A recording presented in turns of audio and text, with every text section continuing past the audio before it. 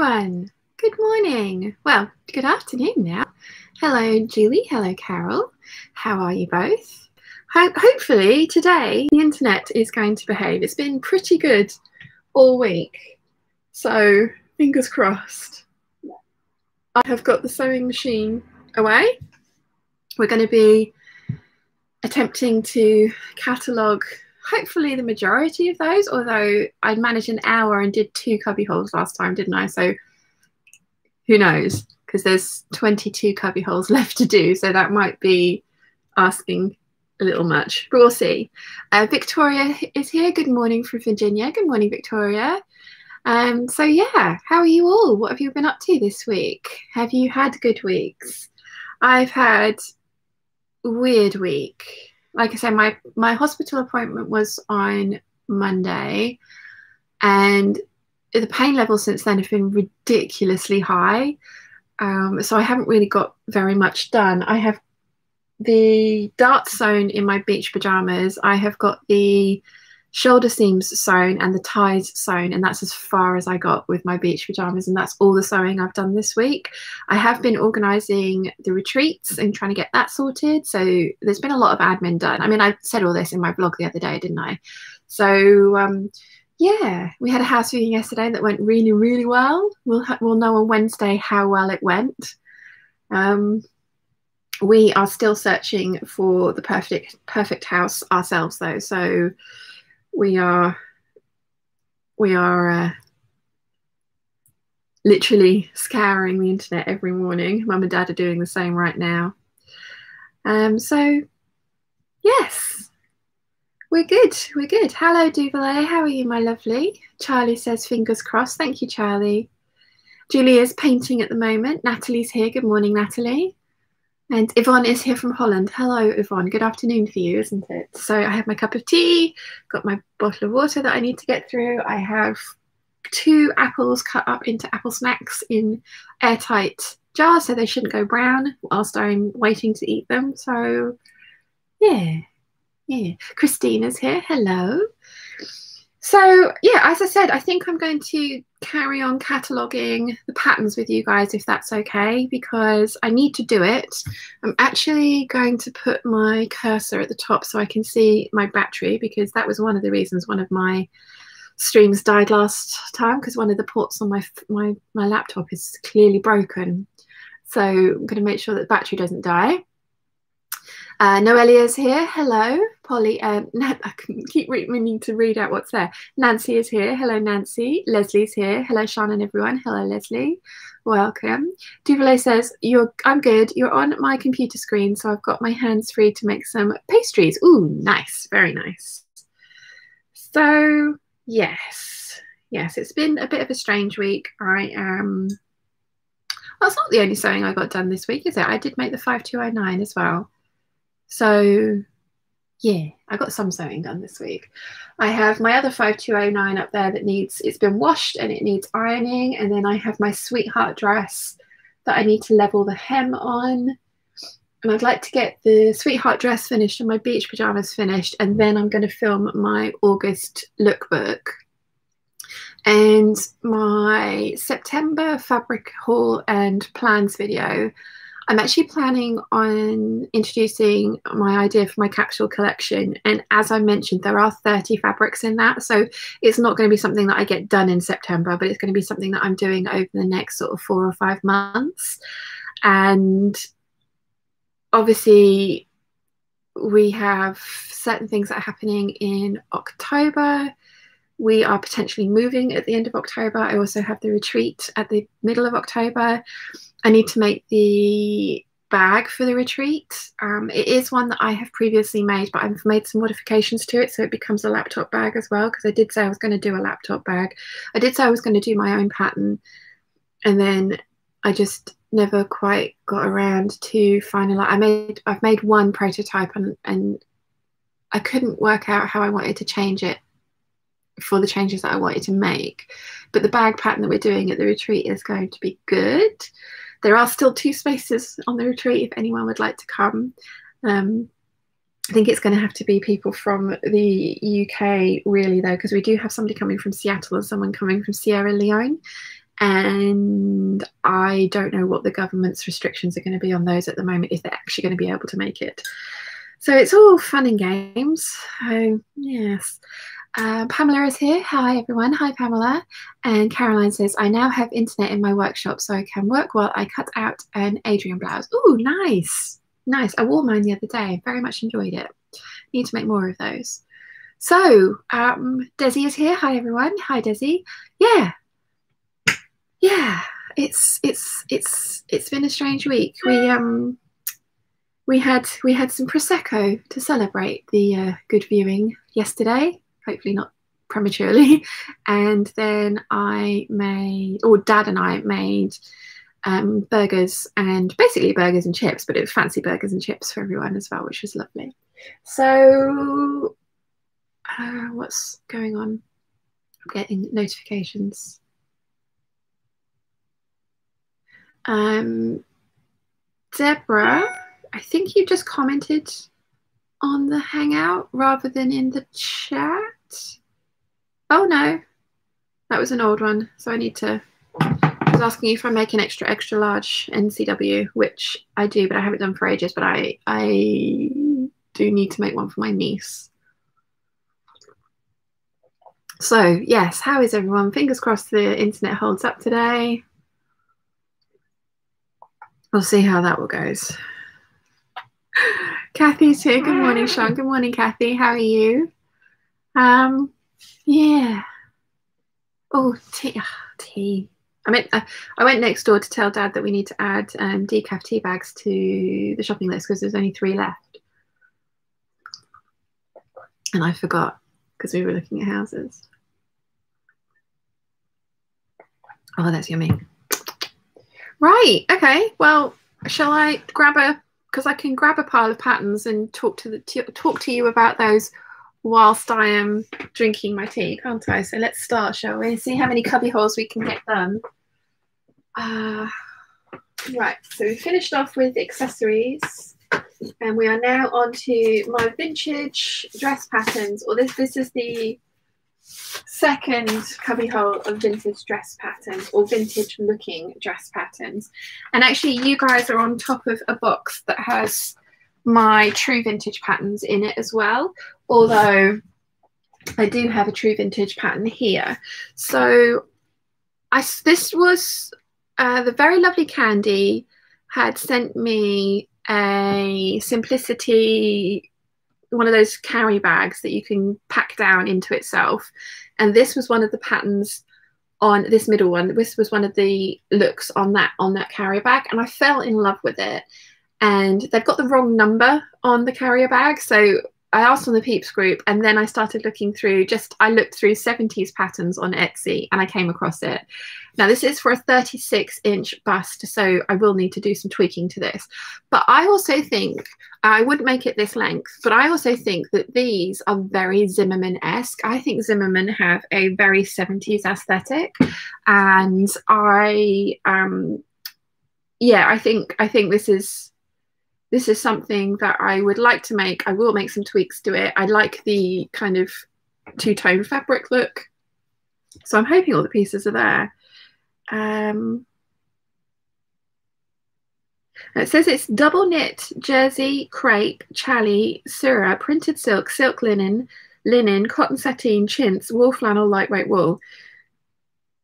So it's for everything, basically. But I'm going to just tuck that in because I want to take a photo of the back, because I wasn't doing that to start with. And I suppose at some point I need to go through the box that you guys are resting on and catalogue those patterns as well. Hi, Cecilia. Where did I get to with the chat? Julie says, I think my froggo needs a lunch break. Enjoy. And then Lynn says, hello, Sean and everyone. Hi, Lynn. And then Louise says, hi to all. And Cecilia's here as well. So hello. Oh, this is the perfect drinking temperature. Dublet says, I have a question for the peeps. Has anyone been to Disneyland in Paris? I want to get some opinions on it. Is it worth the money, or is it a better park? Is there a better park in Germany? I was meant to go to Disneyland, and then the Eurotunnel set on fire, and my trip got cancelled, and I'd never rebooked. Well, that was a work trip, so we never got rebooked onto it.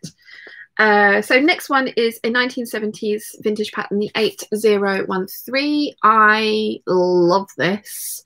I want to make this version. The lovely Alexandra has sent me some amazing fabric from Spotlight, a beautiful rayon to recreate a dress that I found on Pinterest. And I want to make the shorter version as well, because I think this dress is gorgeous. It is a fabric hungry beast. So D needs, of 150 wide, it needs 7.5 meters, and from 115 it needs 9.4 meters. I have 10 meters of the fabric, which is great because Alex was amazing and sent me the whole 10 meters. But yeah, this is a fabric hungry beast. Rachel's made this and it's beautiful, so I really, really want to make it. I was hoping that I could possibly have it done for the retreat as one of my evening dinner options to wear, obviously, so we'll see. Next we've got Simplicity 8051. This came with Sew Magazine. I really like this, but it is a backless dress, and I'm not sure that I would need to get some smart underwear solutions, because as you can see in that little circle, it's a backless dress or a strappy dress, so I'd need like a strapless bra or a backless bra or a low back bra, which you can get. But I haven't made that one as yet. This one came with a magazine as well, I believe. It's Simplicity 10152H5. It's a very long number. It is a 1950s vintage pattern for the dress and the coat. Very Mrs. Maisel. Very Mrs. Maisel. I like that a lot. I like those kind of coats, and I think it's really pretty. I don't know if it would suit me. I don't know if I'd feel big in it because it's got no definition at the waist. But it's very Mrs. Maisel. Anyone's looking for a pattern idea for making one of those. Sal's arrived. Good day, Shine and Raw peeps. Hello, Sal. How are you?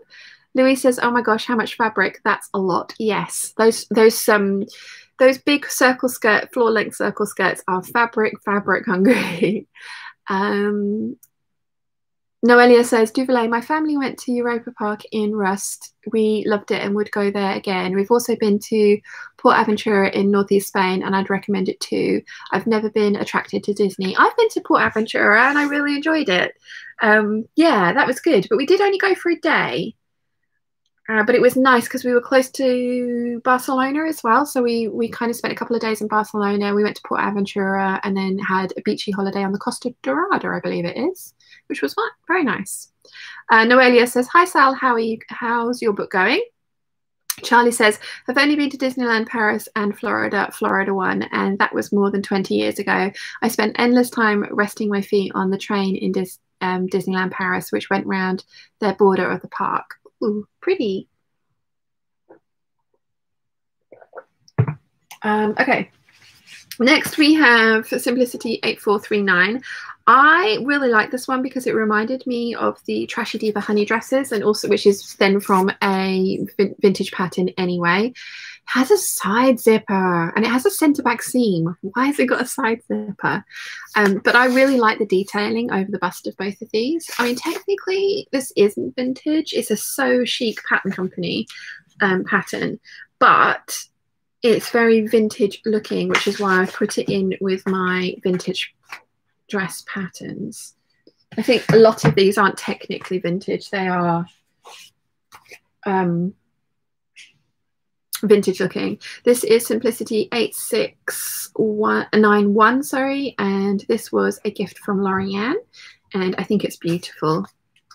And it has bishop sleeves. I really like this one. It's higher cut than I probably would personally like, but not badly so. Not like, you know, I wouldn't wear it, but I would probably prefer it to be lower cut, and I would probably try and finagle it so it was. but it is a very pretty dress. And again, it's So Chic patterns. I have quite a few So Chic patterns. I clearly favour their aesthetic. This is another So Chic, and it is 8167. So it's a dress with a lace overlay. I think it's absolutely stunning. It's really, really pretty. Again, it's very high cut, but that's not necessarily a bad thing, as I've said.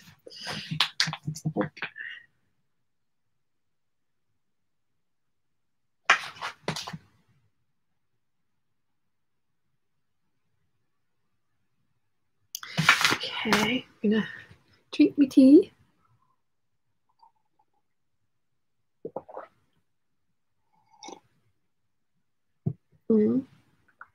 Duvalier says to Noelia, hi, I'm starting to look into possible park visit at the end of next summer, and I want to take my niece. She's 2.5 years old now. The dilemma is to choose which park in Europe would be best. Cecilia says, I worry that looking through all your patterns, I'm going to end up with a list and an unhappy wallet. I know what you're talking about. This is another So Chic. It is 8534. This is a beautiful dress, and it's also very reminiscent of some of the Vivienne of Holloway dresses. And again, it's probably a little high cut for me, which I would probably try and finagle. It's got a really cute little detail of an open back part, but so that you can still wear a bra. And I love this waterfall detail, and I've seen somebody made one in a brocade, and it was beautiful because you could see both sides of the brocade. I don't know if I'd wear a slim skirt like that, but I do like it a lot. Okay, next up we have a reproduction vintage from the 50s. It's Simplicity 8252. And it's just really, really pretty. So it's a very simple strappy summer dress with then like a sheer overdress that you can make. So I just thought that was really pretty. Very pretty indeed.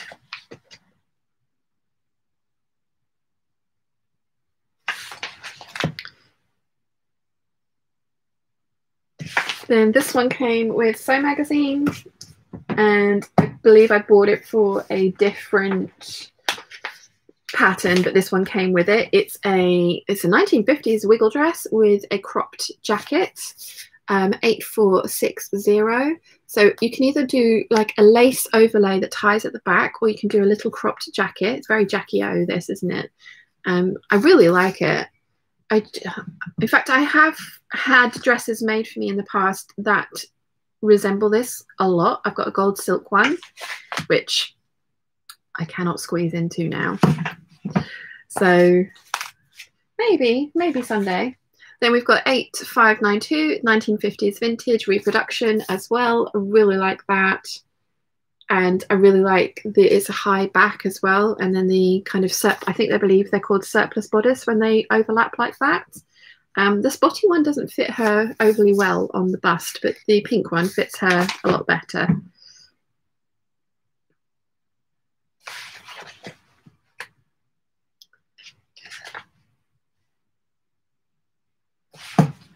This next one I'm really keen to make, and I may actually add it to my plans for the next sort of 3 or 4 months, depending on the fabric that it has to be made with. So it's a 1930s pattern, 8504, and I just think it's beautiful, absolutely beautiful. So it's designed for challis, crepe de chine, linen types, satin, velvet, wool types, extra fabric needed to match plaid stripes or one-way design fabrics. I think it's really, really pretty. The velvet gives these way more poof than I probably would be comfortable with, but I really like the overall look of that. And yeah. Given how successful some of my other vintagey looking kind of 40s patterns have been, I really, really want to try this one.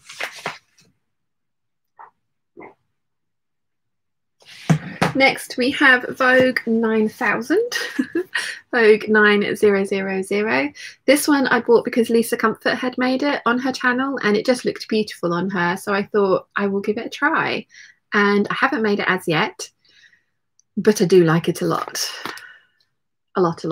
I think if I remember rightly, Lisa said that the collar was giant, so that might be something to bear in mind. But I like that one a lot. This one was a present from Joe. I believe it was from a magazine, Make It Today. It's McCall's 7086, and it's one of those dresses that then has kind of the tie, integrated tie that goes over the waist, which I really like, and you can have some fun with colour blocking on that.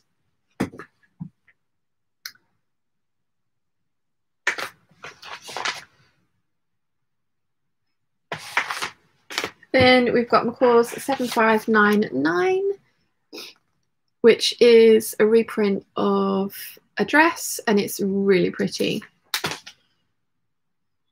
Really like that one. 1953 was originally released. Now this one again is 1930s, McCall's 7154. Sarah from Like So Amazing has made this, and she wore it to the dressmaker's ball and she cursed it. She said, don't do it. It was awful.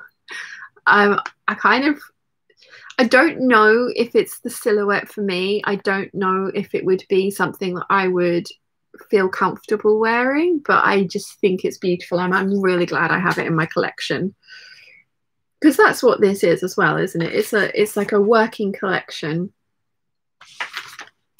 Then we've got Butterick 5748. Again, lots of people have made this. I haven't made it as yet. It's a really simple bodice, but it's very, very pretty. Very pretty.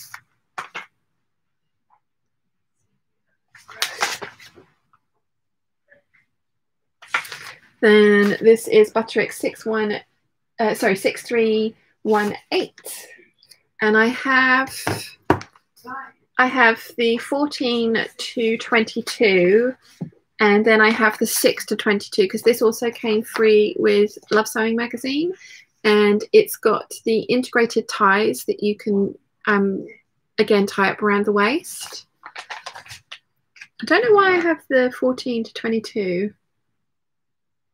I think it was a gift. I think somebody had sent it to me, but there's no name written on it. I now write people's names on them when they send me things, so that I can try and have a hope of remembering who sent me what. Must finish my tea before it gets cold. Where did I get to with the chat? Sal says to Noelia, slowly writing but getting new ideas for it always. Natalie says, what method are you using to organize? I'm going to be putting these up on my website, and I'm going to be organizing them by company and then by pattern type. And then there will be anything that I've made and there is a sew along or a lookbook for, I will put a link to that video so it can be seen in person. And it's for a personal inventory for myself, and it's also hopefully going to be a resource for you guys as well. So yeah. Julie says to Duvalet, I was in Der Sommerland recently. It was beautiful, full of playgrounds and rides for big and small. Ooh, nice. Lynn says, why are you taking pictures of the patterns? Because I'm going to be cataloguing them onto my website, and I genuinely don't remember all of my patterns anymore, and I don't want to duplicate any of them because I have done that once.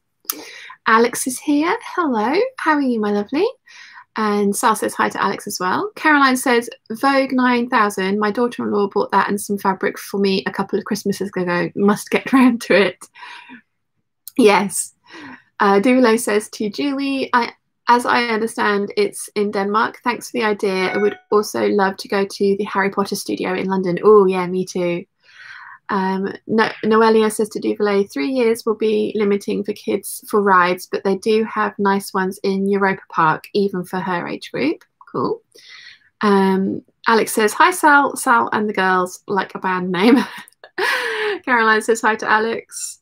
And Alex says hi to Caroline. Caroline says, and I have the one in a rosy fabric that was a birthday present all made up. Ooh, nice. Julie says, Duvalo, the Legoland Park is in Billund, also in Denmark. It's also worth a visit, and it's the original Legoland. Alex says, I have no sewing room. Oh no, what's happened?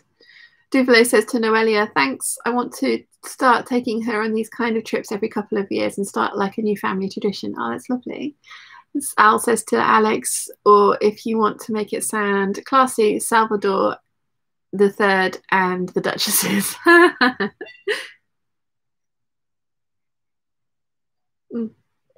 Okay, done with my tea.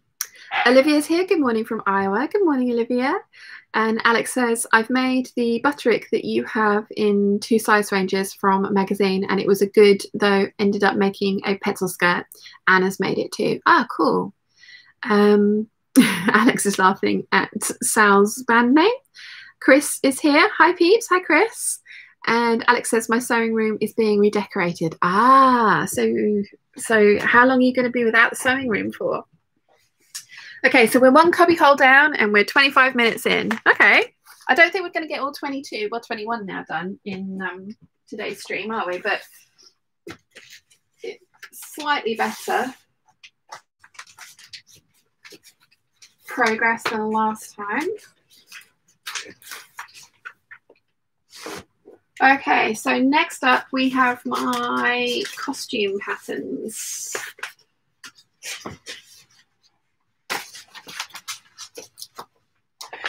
Because every adult needs this many costume patterns, right?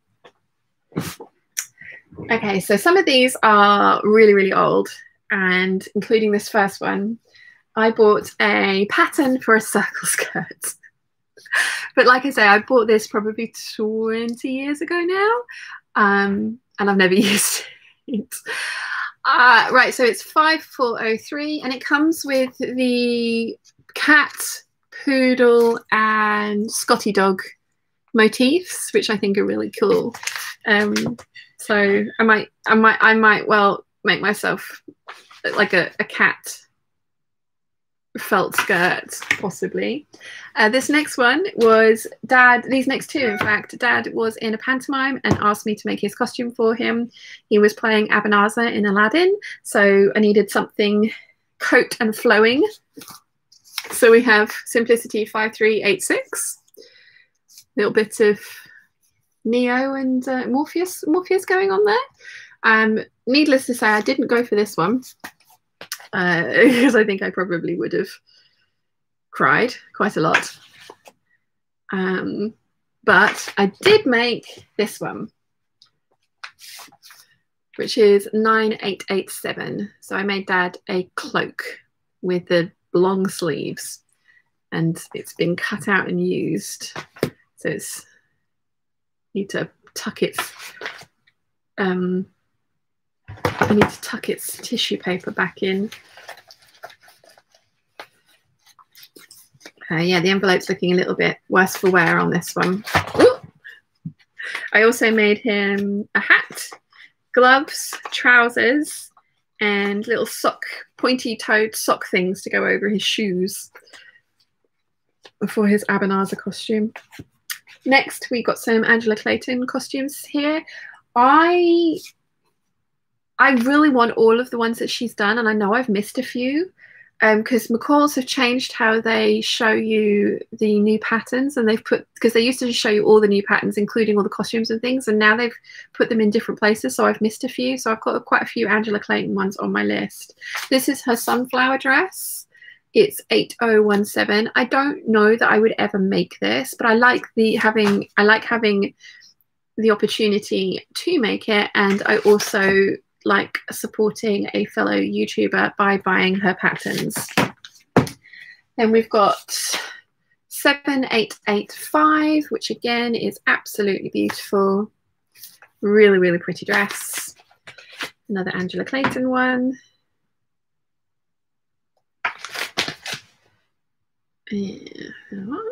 Then we've got 7886, which is for the cloak, and I know Big Bird plans on making one of these.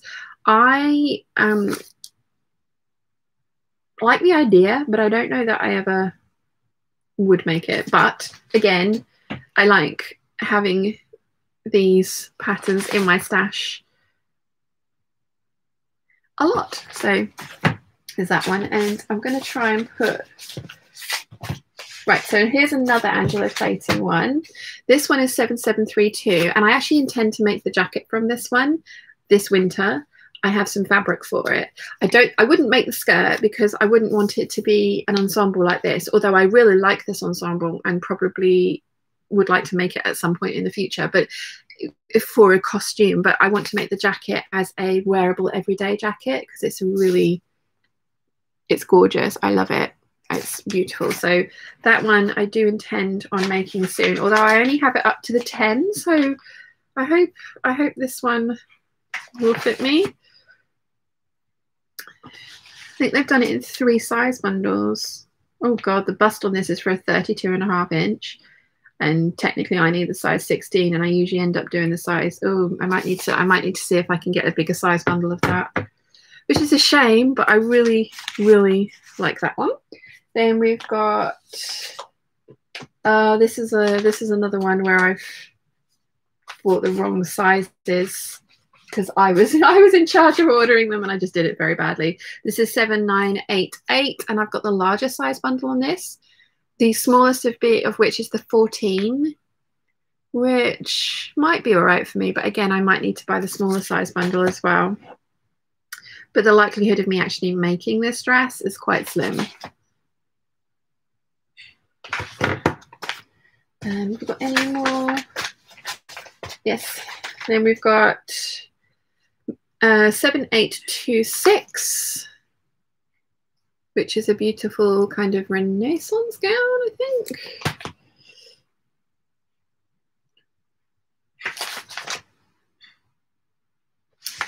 Then we've got 7941, which is a 1910s, I believe, gown and overgown. This one is more likely that I would make it.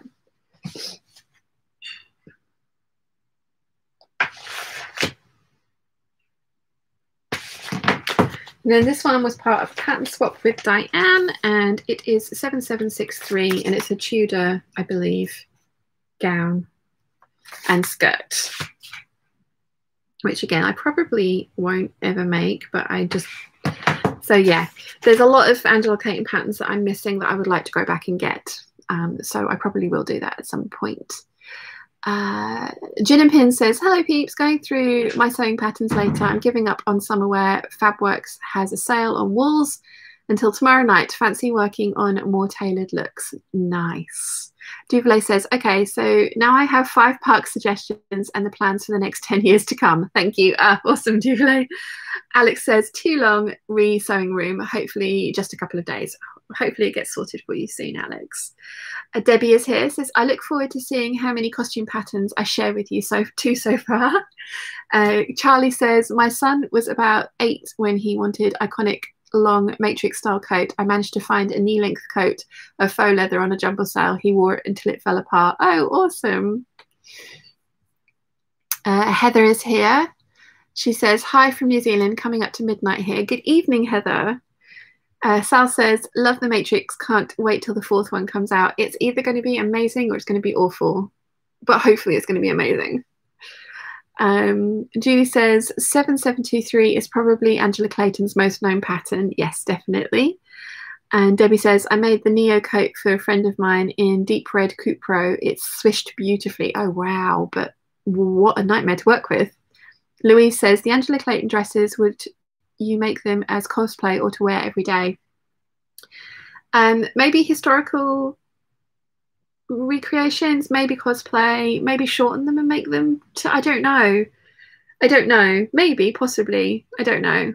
I like the idea of getting into cosplay because I think those kind of things are beautiful, and when I was drawing dresses as a kid they were always big pannier dresses, which I have a pattern for in here as well.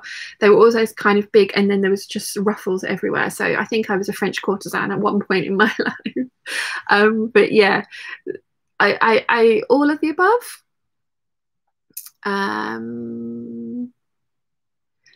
Let's see.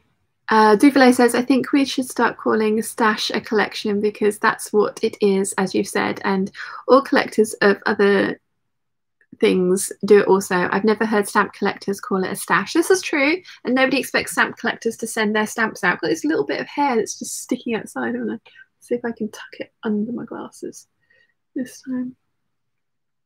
Cecilia says, I've tried to get all the Angela Clayton patterns just because they're pretty and I love her videos. Might make some of them. Jen and Pin says, did you photo by size of the tutor patterns? Yes. Una's here. Wonderful. That's a great resource for us all. Thank you. Right, so we've got some Yaya Han, American Duchess. And so this one is an underbust corset, 7555.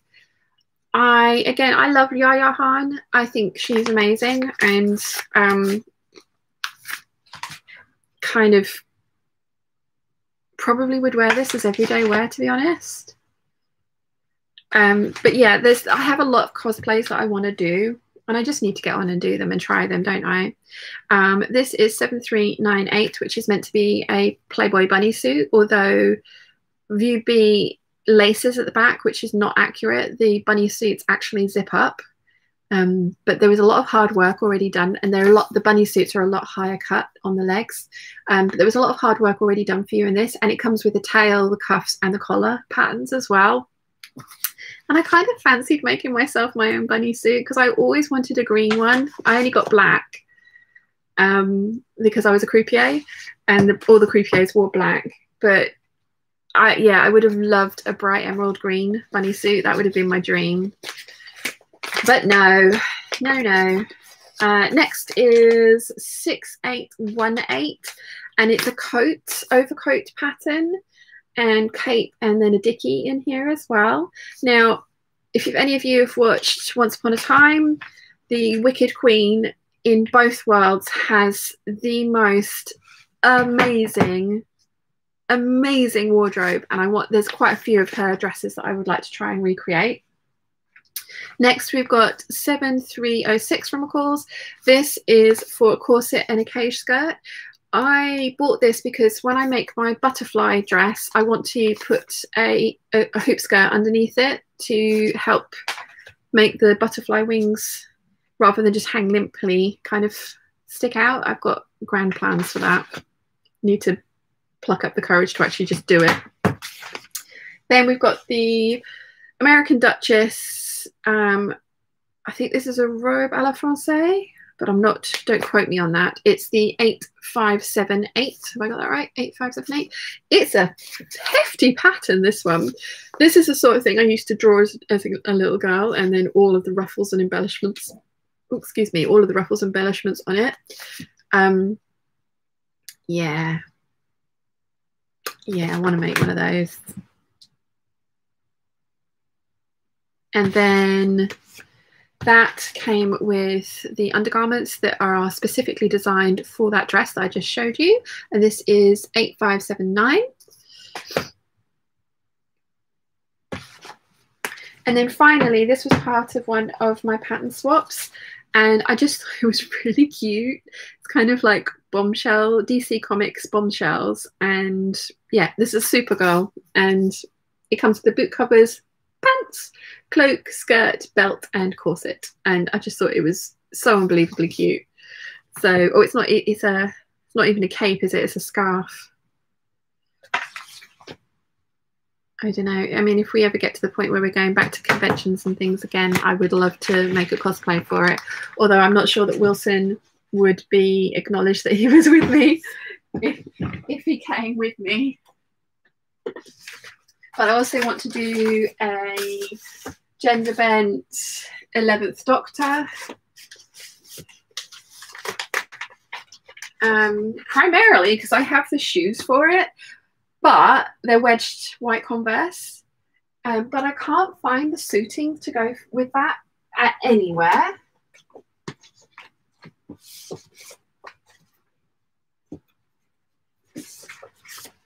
Okay. So this is my, what I think is of as traditional shirt pattern collection. It's not very large, and there are other tops and shirts in this section, in these sections somewhere else as well. Let's just catch up with the chat. Let's see. Julie says, when Angela Clayton had a video of how I made on what later became the 7723, I was so inspired that I had to make something like it. So that's hanging in my special closet. Oh, wow. Yeah, I really enjoy seeing that one. I'm a bit worried that I don't have the right size pattern. I think I'm going to have to get a new one. And like I say, I would like to fill the gaps in my Angela Clayton pattern collection. Satel says, I'm going to finish my Castlevania Dracula cosplay that I didn't finish last year. Nice. Nancy says, what fabric is the authentic bunny suit made from? It's a silky satin. It is a silk fabric. They said it was like parachute silk, but it wasn't that thin and flimsy. But it was obviously interlined and then lining and then another lining.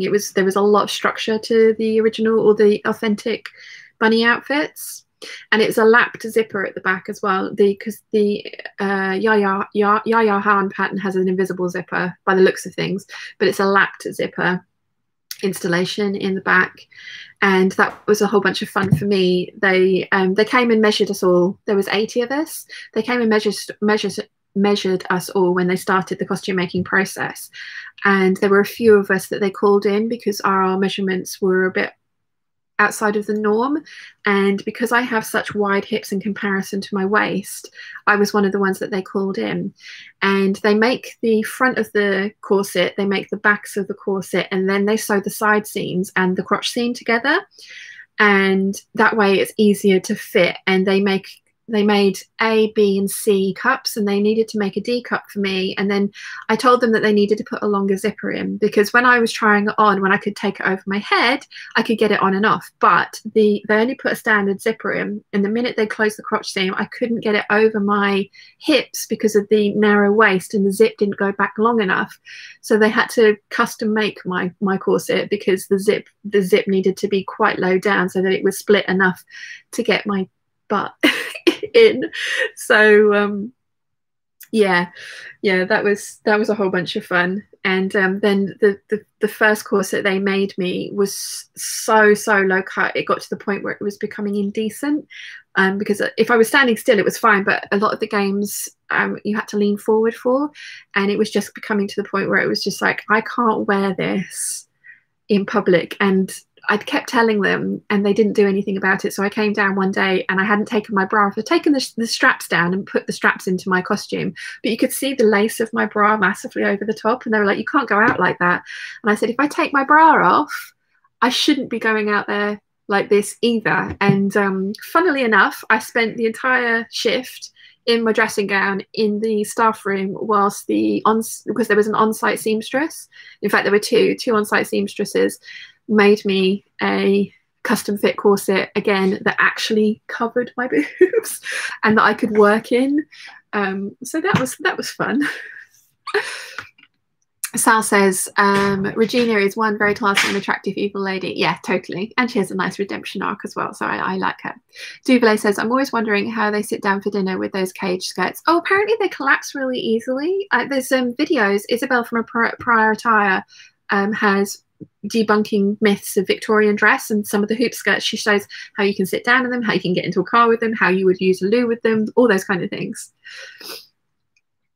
Debbie says, is that the lovely Abby Cox modelling that American Duchess pattern? Yes, it was. Duvalier says to Debbie, yes, it was. And Julie says to Duvalier that the hoop skirts collapse. Learning Stitches is here. Hey peeps, hi, how are you? Julie says, Findus is snoring loudly. Oh, bless. Christine says, bonjour peeps, how is everyone today? Bonjour Christine, we're good, thank you very much. How are you? Duvalier says to Julie, does it collapse from the sides? Because I see it collapses top to bottom, or you could sit down like that on a chair, or do you have to learn to sit down properly with it? Duvalier, seriously, go and check out Prior Attire on YouTube. She does, I think, from medieval through to the 19 teens of getting dressed in different costumes and what layers it takes, and when you put shoes on, when you put your hair up, and corsets and those kind of things. But she also, like I say, shows you how you can do all these things in those. But the hoops themselves are actually fairly bendy and compressible, so you can walk through narrow doors by just pressing the side of your hoop skirt towards you. So it's really interesting. I love that channel. You should highly recommend. Her Instagram is amazing as well.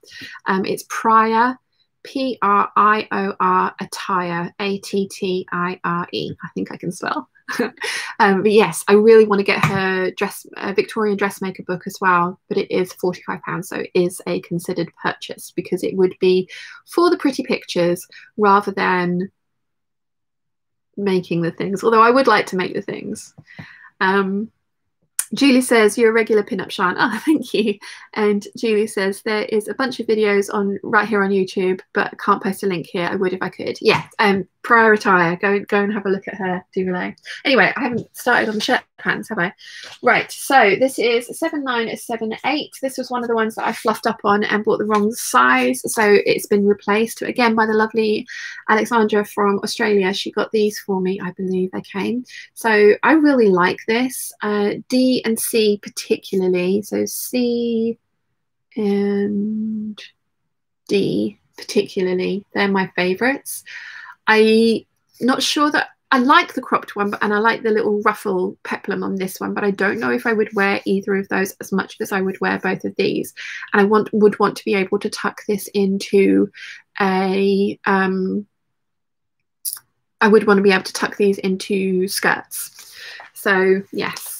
Caroline says, Isabella is working on a new book at the moment. Definitely a Christmas list item. Absolutely, Caroline. Completely agree.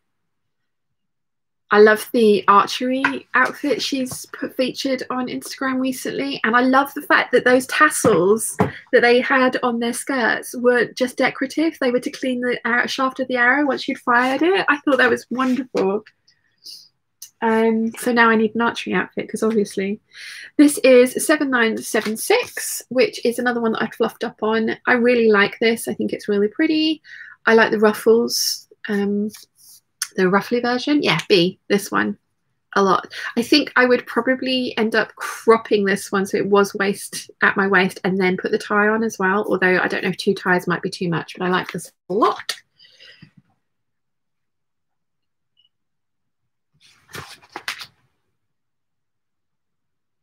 This one was part of my pattern swap at Christmas with Elizabeth. It is Butterick 6710, and I just really liked all the options. I thought it was different, very different. And again, this would be something that I would always wear tucked in, like this lady here, but how nice is that?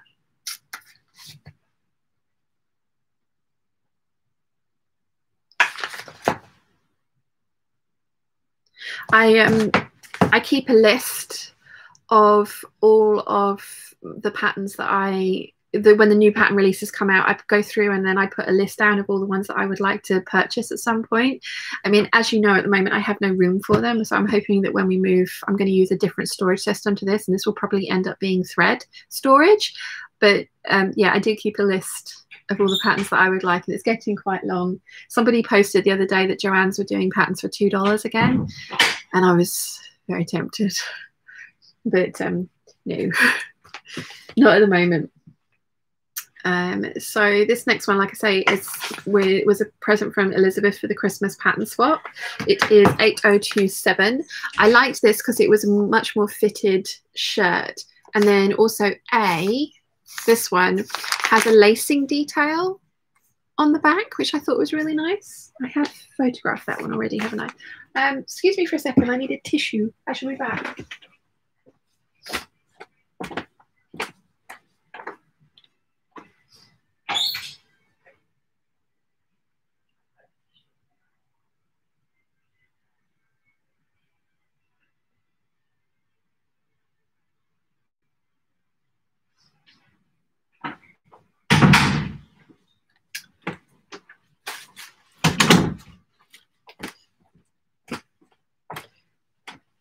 Okay, I have tissue. I've also, my screen has gone funny again. Let's get rid of that. There we go. Duvalet says, Prior Attire, got it. Strange ways where my mind goes from theme parks to hoop skirts. I mean, you did have a prompt. I showed you a hoop skirt, but yeah, I like how your mind jumps around. Nimue is here. Hello, everyone. Hi, Nimue. I still haven't emailed you, have I? I'm so sorry. I will do that this evening. If I don't, poke me on Facebook so that I remember. Sorry. Julie is going for coffee. Caroline says, I have done an archery since I was 8 and had such fun. Oh, cool. Done archery since I was 8, had such a fun dad. Very cool. I have tried archery a couple of times, but yes. Nia says, I'm here but watching on the TV. Hello, Big Bird. Big Bird's coming on Thursday with Baby Bother. We are making another bubble for 2 weeks, and Big Bird's bringing her sewing machine. It's going to be awesome. So, yay. Sal says, actress Gina Davis is an archery pro. Yeah, didn't she compete for America in the Olympics? Right, so we've got New Look 6315. I think this was a gift from Kay from Sunny Nunny. I really like this. I think they're quite interesting. It would be interesting to see how 80s the sleeves do actually come across, because I think this is a fairly 80s pattern, but I do like it.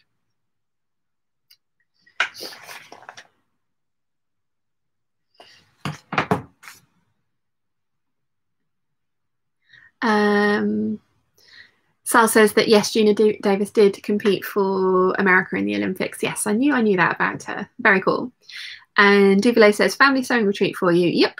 Nimue says, don't worry about it. I thought about poking you and decided you sounded busy enough. Sorry, I'm so sorry, Nimue. Do poke me. I'm terrible. Right, so we've got McCall's 7900, which is another shirt pattern. It was kind of this version that I particularly liked. I do like the cropped versions, and I think if worn with the right garments, they could be quite fun, but it was particularly view C and D. I like the little shoulder cap ruffle things.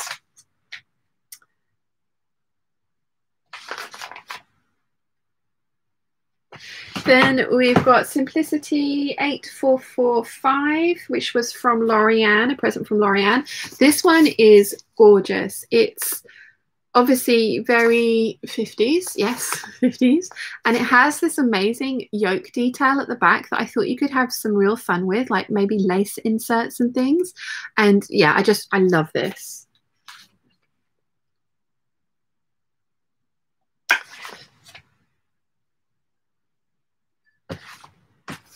Then we've got New Look 6107, which is kind of a wardrobe pattern. It's shirts and skirts. I really like this version.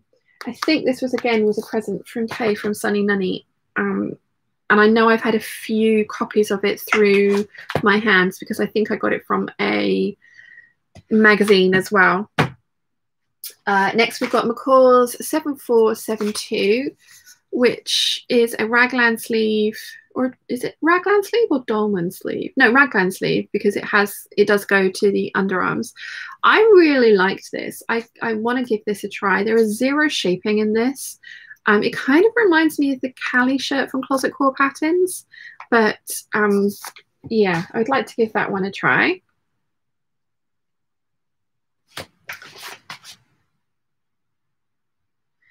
Then we have McCall's 7724, and this one was totally influenced by Lydia Elise Millen on YouTube. She had something very similar to this ruffly version from Zimmerman, and I really liked how it looked, and I wanted to try and recreate it. I also love this one. I have made a Butterick shirt that was very similar, which will probably be coming up soon, and I've done a sew along for that, but I haven't got around to making it as yet. I need to pull my finger out. Then this was a very old one. Like I say, probably bought this about 20 years ago. It's McCall's 4257, so very 90s pattern here. It reminded me of an All Saints shirt that I had in white and black silk, and it had these big kind of the ones that I had, the sleeves were doubled over and then had like padding, like fluff in them, so that they were very poofy. I think I bought this so that I could try and recreate my own. And I think if done in the right fabrics, it is, and I used to wear it with skin tight jeans over the knee boots and a waistcoat. So I was very pirate, very pirate. But I think if made in the right fabrics and styled the right way, I think it's, you know, a really nice shirt. And thankfully, this is one of the ones that I didn't cut into, so it's still intact. Next, we have Butterick 5895. I've made 2 of these. I kind of want to make the jeans as well, but I don't think this size bundle is going to work for me. I have made 2 of these, and I need to lengthen everything, but I was like, no, I want a cropped shirt. So I made 2 of these, and they were beautiful, but they came up to kind of here, and they just were revealing too much of my tummy, and I wasn't comfortable in them.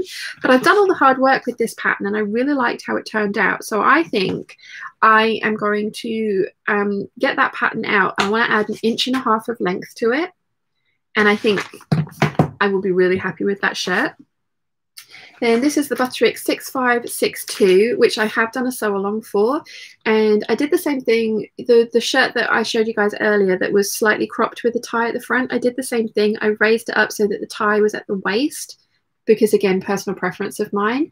And I didn't, too much on the side of caution for this one, and it's still slightly too long. So that one did get donated. Although the sew along is, you know, it shows you how to put this together. I really liked it. However, I did make it in a quilting cotton and it was really stiff. I want to go back and make view B, this one, with a much lighter weight like rayon that is floaty, because these are bishop sleeves, and then tuck it in. I think that would be beautiful, although the band around the shoulders does mean that you are restricted in movement. So there is that. Have I taken a photo of that one yet? No, I haven't. Why has my screen gone darker? Hopefully it's not too bad quality today. Next we have the cheese shirt, as my niece has christened it, the Bruyere from Deer and Doe. I have made this once. I did a full bust adjustment and I think I went too far, but I think actually now that might fit me. So I'm tempted to make it up again. However, this is a collar without a collar stand, and I'm not a fan of that. So I kind of want to, I don't know, I very much like this shirt, and I like all this part, and this would be the sort of thing that I would want to wear with skinny jeans or leggings and boots. And as long as I made this long enough to cover my butt, I would be happy with that.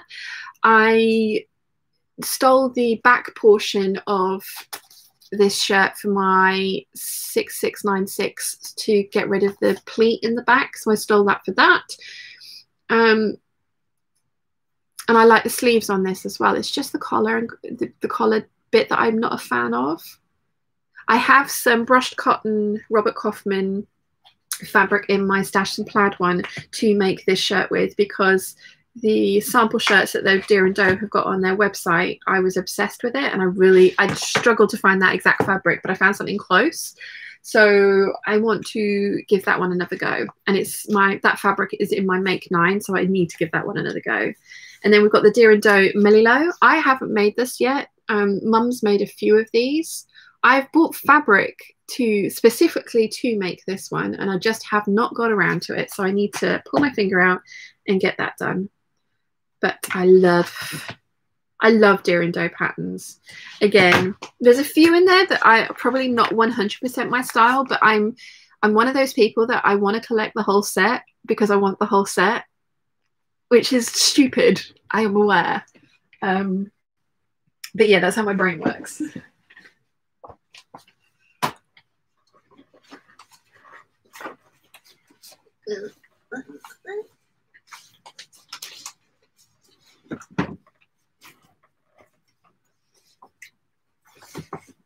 Okay, so that was my traditional button-up shirt pattern collection. Now, this is what I have classed as strappy tops.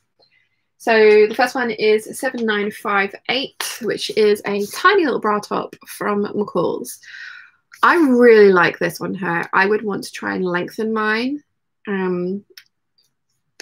so that it was, because I don't like the Empire line from this wouldn't suit me, I don't think, but I loved this. And they've done the full bust adjustments and stuff for you. So I think I bought this with the idea of kind of maybe lengthening it a little bit.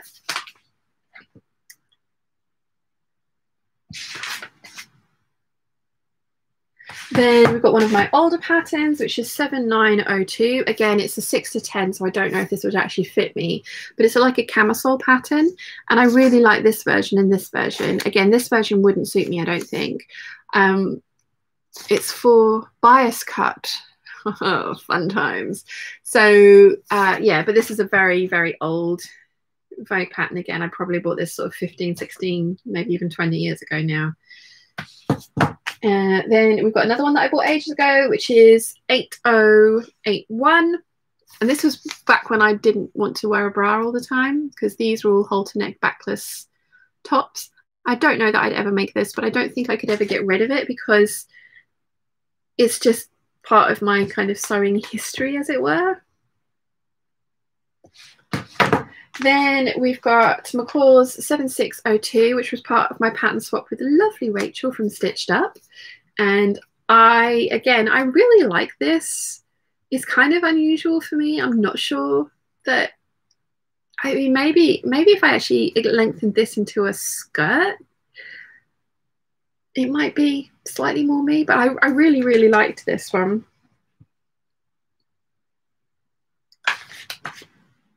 Okay. Then we've got the last older version. It's the 8155.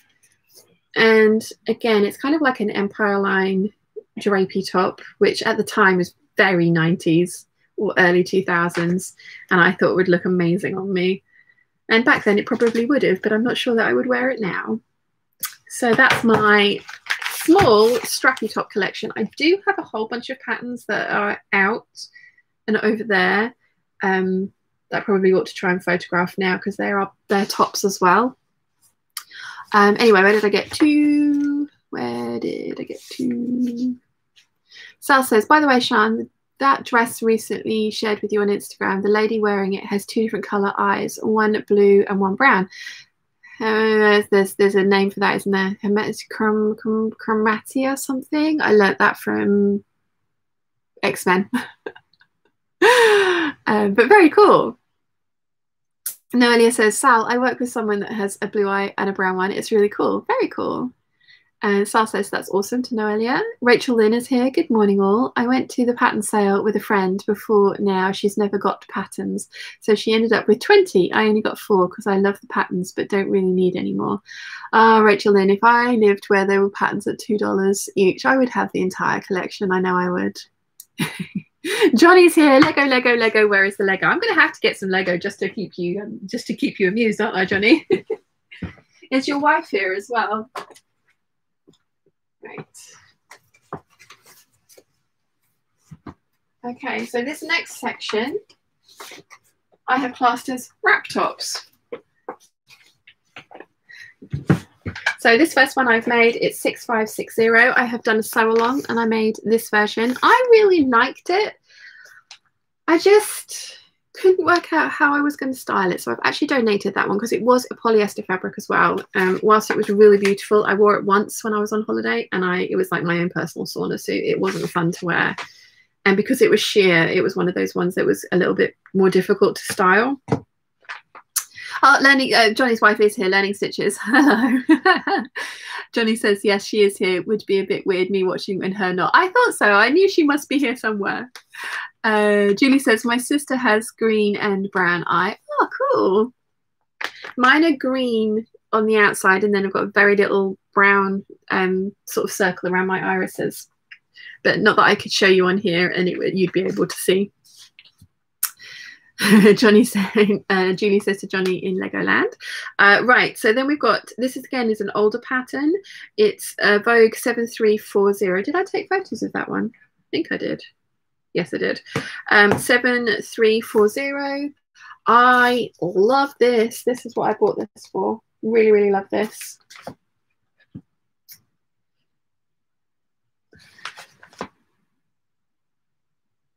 Again, I don't know how practical it would be, but I do love it. And then we've got Vogue 9315, which is a much more recent but very similar one to that. And it's got a cape at the back. I mean, how awesome is that? Yeah, I love this. I really want to make that. Probably wouldn't make the version with the sleeves. This one. I like these two. Then we've got Simplicity 8791, which came with Sew magazine. I genuinely don't remember this one. So like I say, it was probably one that I bought the magazine for a different pattern. I like it. It's very simple. It's got a little Nero collar on it. See, I'd want to tuck the peplum bits of these in. There we go. That's my wrap top collection. I think I'm going to go through the patterns that I've got in my basket here as well, because a lot of these are tops too.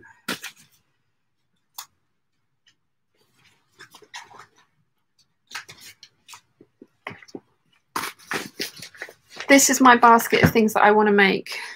These have been in here since I think April. There is my sew along patterns are in here. So, right, first up we've got the Mimi G 8927. I bought this for the top. The skirt's lovely, but I just wouldn't make the skirt, but this little tie-fronted top, which hopefully won't take too much fabric. I know it's fully lined, which I also like. Then we've got the Sewaholic Belcara, which is a woven t-shirt. I know Eileen's made this, and I think I'm going to have problems having it fit me over my waist and then be able to get it on over my boobs. So I think I'm going to have to make this slightly more slouchy than I possibly would like, but I want to give it a go. And I'm thinking I might cut the body. I would cut the sleeves on the straighter grain, but I think I would cut the body on the bias if it's not already cut on the bias, just to try and help get it on and off. So this is one I've had for ages. I've actually traced it out, but I traced it out in a size that I don't think would fit me anymore. So I think I'm going to have to go back and trace it again. Then we've got the Charm Patterns Rita blouse, which is beautiful. And I have I'm a patron of Gertie's, so I have the Bishop sleeve extension for that. Una, you've made that recently, haven't you? I think. Did I get that right? Let's see.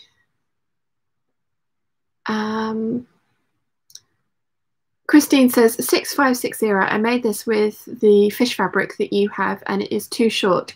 The body of the shirt is very short. I am so sorry that I cannot wear it. I love that fabric, but no more. Oh no, Christine, that's no good. Johnny says to Julie, but nobody will take me to Legoland. Sal says, my eyes go darker when I get angry. Not cool as going green as the hog. Very true. My dad's got blue eyes, but they go very steely grey when he's not happy. Oh, yes. Lynn is here. Hi, everyone. I think my internet hamsters have swum across Sean's house. Mine is very patchy this weekend. Oh, no. Sorry, Lynn. But lovely to see you. Julie says to Johnny she will take him to Legoland. Alex says to Sal, still cooler than a nosebleed I get when I'm angry. Oh, wow. Yeah, that's not good. Johnny says, yay, Julie, thank you. I'll get my shoes on. Cecilia says to Johnny, my wonderful husband actually bought me a big tub of Lego for our 11th anniversary this month. I think I've almost convinced him we need a bigger house so we can have a Lego room. You guys are awesome. Julie says to Johnny, see you when you reach Denmark. Sal says to Alex, your nose is just trying to match your hair colour. Johnny says to Cecilia, can I have your husband? Not in a weird way. Alex says to Sal, still not cool. I look like a twat instead of looking scary. Duvalier says to Cecilia, one of my co-workers actually has a separate Lego room. Nice. Dagmar is here. Hello from the New York area. Hello, good morning. Johnny says, oh my gosh, you're in Denmark. I wish I could get there. Caroline says, Hub's eyes are blue and get lighter when he's angry, but darker when he's in pain. Oh, wow. Aren't human bodies interesting? So next we've got the Experimental Space Evelyn. Totally going to make this year. I'm convinced this is going to be one of the fabrics I've got in my Make 9. I think it's going to be this top, but I need to make it up first. If it isn't going to be that one, it's going to be this one, which is an Experimental Space Josie blouse, which is beautiful. Definitely need to make those, both of those, up soon. And then we have the Deer and Doe Ariel blouse, which was my Christmas present from Wilson. So I would like to try and get that made up.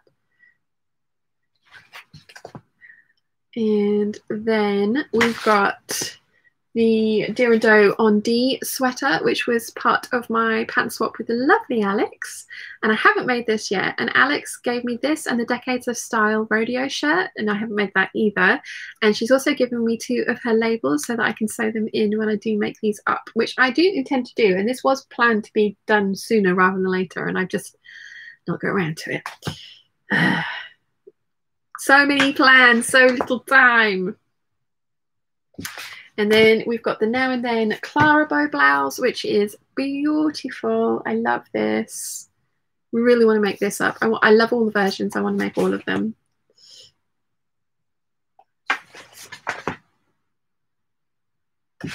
And then we've got Simplicity 8377. Which is a pattern that I recommended in one of my Get the Look for Less. And I know Debbie has bought some beautiful silk from the Goldhawk Road with giant circular and crystal designs all over it, which I think would be really cool in something like this. This was something that I was considering for the parrot fabric as well. Then we've got McCall's 7810, which I have promised to do a sew along for. And then I got kind of stumped because to me, these all look like this is a waistband. And then on this lady, it looks like it's an Empire Line top. And then I got the fear. So I just need to pull my finger out and actually just get on with this one. Because like I say, it's a sew along that the Patreon peeps have voted for. So it's long overdue. It's over a year overdue. Then we've got the Now and Then Evelyn blouse, which I have made once so far, and I'm going to make again because I plan on making a version of this with some really expensive silk that I got from M. Rosenberg.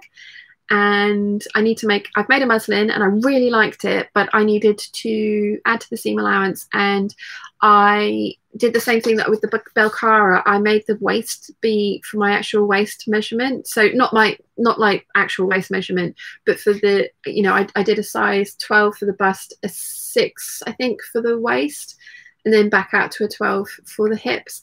And I really struggled to get this on and off over my boobs. So what I'm going to do is make a straight size 12 and then put some elastic in the waist so that it sits the way I would want it to.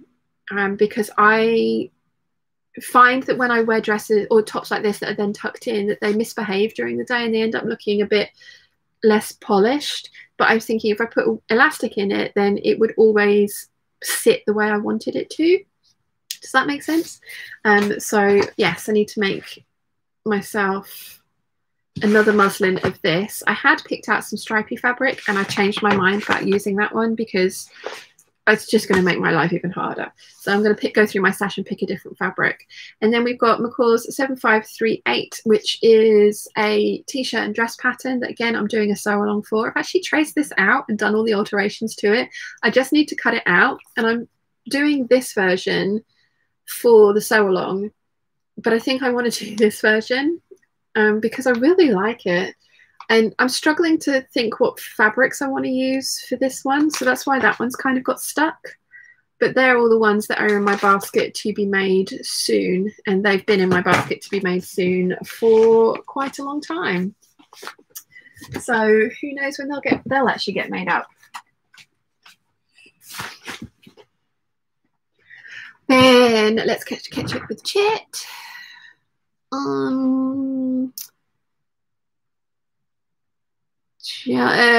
Julie says to Johnny, yes, she's lived in Denmark for more than 37 years now. Dagmar says, I think often grey eyes seem to change colour. Mine look anything from grey to blue and green, depending on the mood and what I'm wearing. Also the environment you're in as well, isn't it? Nimoy says, if I'm very lucky, sorting my sewing living room this week will give me some space to get at least a little of my Lego out, but might be overly optimistic. Duvalier says, well, we should stop teasing Johnny with talk of Lego. Duvalier says to Dagmar, same with me and all the ladies in my family. Julie says, Johnny, we'll go to Lego House too. And Johnny says to Julie, Lego House is the ultimate dream of mine. Alex says, this was my first KB pattern swap too. Scary, you had all the patterns already. I know, I always feel really sorry for anyone who ends up getting stuck with me, because it's like, but then I do always provide a really long list of things that I would like, so hopefully I wasn't too bad. But it was an amazing swap. You spoiled me rotten, Alex. It was lovely. Cecilia says, Julie, I want to visit Denmark so very bad. My father's family is Danish and Dutch. Oh, cool. Sal says, it's crazy to know that Lego Company is now worth over $1 trillion. Oh, wow. Nia says, I'm batch sewing the Insouciant Tati t-shirts for autumn. Nice. Actually, Nia, I think there's a pattern that I gave you. It came with the Love Sewing magazine that we all got from the Dressmakers Ball, and I ended up with 4 copies of it, and I've given them all away. And I was hoping, because somebody recommended it for my glittery fabric, and I think it would be perfect. Yeah, I'll have to see if I can get you to bring a copy down, but I can't. It's a slouchy t-shirt, and I know it's got an orange, solid orange, and a solid green one on the envelope, but I can't remember if they're just drawings, or I think the solid orange one is made up on a model. Julie says, Sal, it started in a garage in Billund, and it's still in Billund. Name Lego is an abbreviation of Legout, which means play well. Oh, cool. Alex says, translate for poor Alex, please. What's Insouciant Tati? Alex, my best friend is called Natasha, and she was down here at one point when Nia and James were here as well. And Nia was wearing a very oversized, slouchy t-shirt, and Natasha, being Natasha, said, oh, it's a very insouciant. And I can't remember what so I'm going to have to look up the definition of insouciant. But Nia found a t-shirt pattern that showing a casual lack of concern, insouciance, yes. Nia found a pattern that if you make it up in the larger size, it becomes or was it Natasha that was wearing the t-shirt, Nia? Was it you or Natasha that was wearing it? But yes, so Nia found a pattern that will create the perfect Tati insouciant t-shirt. Alex says the swap was brilliant and you are easy to buy for. Oh, thank you, Alex. Alison says, hello, Sian, all the peeps. Hope you're all well and keeping safe, Sian. I got the 2 Gertie patterns from Simplicity. I'm waiting for them to be delivered with the rest of my order. Oh, exciting. Exciting. We've got little alfalfa sprouts going on. Tuck those back there. Nia says, Alex, it means casual and lacking in care, but I don't think that's what she meant. Christine says, lol, insouciant. I'm sorry if I'm saying that completely incorrectly. And Nia says, I'll have a look at the pattern. Thank you, Nia. So, yeah, that's where that came from. Was it, Nia, was it you that was wearing it, or was it the hair that was wearing it? And to be fair, that's probably exactly what she meant. Knowing Natasha. Right, next up, we have the shirt dress section, which has an entire section to itself. An entire section to itself. Ha ha! Okay. So, first up, we have 7805 from McCall's, and this was a present from Lorianne. I love this. I think it's really, really pretty. I mean, I really like this one, but I don't think it would suit me. But I love this one. Really love this one. It will be really irritating to wear because it will be really restrictive. So I'm not sure that I would. I'm not sure I would enjoy wearing it, but I think I'd enjoy making it, and I enjoy looking at it on me. And then the minute I have to do anything in it, it'd be like, oh, can't move my arms. I've got the Sew Over Eve dress on today, by the way. I'm sure you've probably worked that out, but I love, again, I've got the fluttery sleeve version, which I have carefully, sort of carefully, that one's not so carefully, the other one's much more carefully, but I've carefully placed the fluttery sleeves in here, so that hopefully they don't crease too much. Did I take a photo of the back of that? I did. Got to stop talking mid-thing because I'm getting confused. Christine says, no, it's perfect, Sean. Oh, thank you. And Nia says, it was me. It was easy. It was to try and copy my favorite t-shirts, and it worked. Awesome. Right, we've got 7084, which is another shirt dress. I love shirt dresses, as you guys know. So this one has like the collar stand, and then you can put a collar on or not. And it also has godets, which you can place into the skirt. So you would trace this skirt, which is an A-line skirt, and then it has godets that go into each seam to make it much fuller like this. And obviously this would probably be the one that I'd want to make. And then you can also put a lace panel over the front, which I really liked. So yeah, and it's got the turn backs on the sleeves. So this is just, I need to make this. I definitely need to make this one. Okay, then we've got, this is McCall's 0469. It's a Mary Fonz. This was part of a set that somebody sent me, and I haven't written a name on it, so I'm really sorry. This is a princess themed shirt dress, and again, you can either have just the collar stand or you can put the collar on as well. It's not got a waist seam, but I really like this. I haven't made it as yet, and it's kind of packaging that I've never seen before.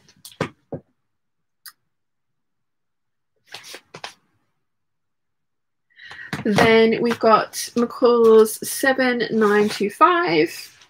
Of course, they're going to collapse. There we go. This was another one that I fluffed up on and bought the wrong size bundle. So Alexander sent me this from Australia, and it was this one that I loved. It doesn't have a collar on it. It's got quite a wide neckline with a bias bound finish, I think. But this is beautiful. I've kind of never been a fan of these tiered skirts, but I'm kind of coming around to it.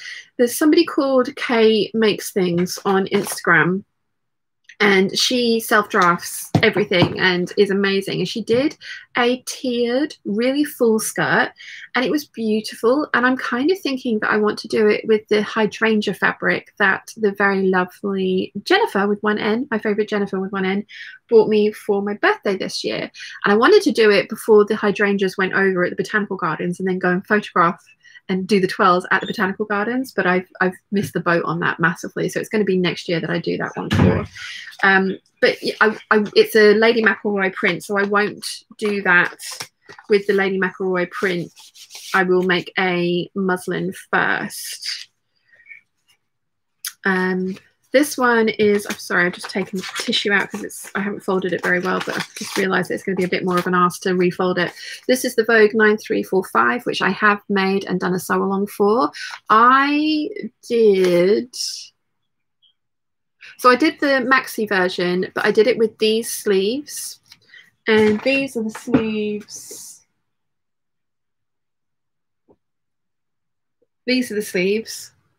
So I actually ended up putting in a continuous lap and then putting on a cuff, and I put these on the maxi dress, and whilst it looked amazing, it took it from everyday dress to evening shirt dress, and it's not the kind of dress that I would pick to wear to an evening event. So I left the sleeves off, made that one sleeveless, and again, there's a sew along for that dress. And I've still got the sleeves, and now I have more of the fabric because the very lovely Rachel bought me some more fabric. And then Judy really kindly messaged me the other day and said, look, I found more of this in boys. Do you want more? And it's like, I do, but I think if I had 3 garments in the same print, that might be a bit excessive. But yeah, it's a viscose Marrakein, and it's beautiful, and I now have enough to make a dress using the sleeves from this pattern. I highly recommend this pattern. I really, really like it. Really like it. I'm going to make more of these. This is going to be featured in my autumn plans for sure.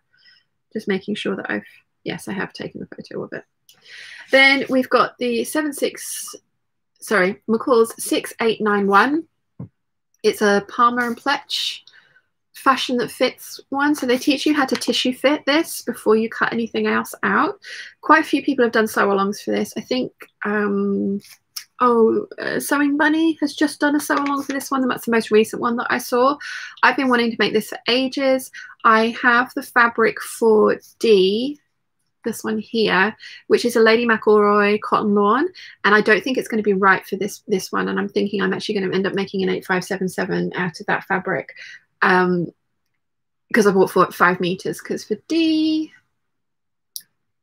yeah, you do need a lot of fabric, 4 3/4 yards at 60 inches wide.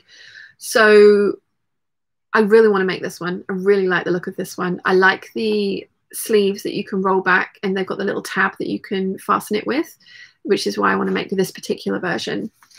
And I have plans to make this coming autumn winter as well, probably out of something a bit drapier than the cotton lawn, because I'm a bit worried that the cotton lawn, I won't like the sleeves in it. I'll like everything else, but I wouldn't like the sleeves. So I think I would want to make it in a rayon so that the sleeves were then drapey. I think that's my issue with long sleeved dresses, that if the sleeves are even slightly stiff, for some reason I don't like it. Next we've got Butterick 6702. Maria has made this one. I actually sent her the buttons for it. And I love this. And again, this was featured in my Get the Look for Less video. It was like a dupe of a Carolina Herrera dress that was £5,000. And it was just like, you can totally, no. And again, I'm not sure that I would want to wear a shirt dress as an evening dress. I think the Carolina Herrera dresses are beautiful, but I do think that I would want it to be, I mean, I have 0 problems with making a silk shirt dress. I would do that, but it wouldn't be maxi floor length, because to me then it becomes completely evening dress and can only be worn for that. So yeah. Where do we get to? Alex is saying, haha, thank you to Nia for the explanation. Alison says, Sean, do you have the penny shirt dress from Seam Work? I know.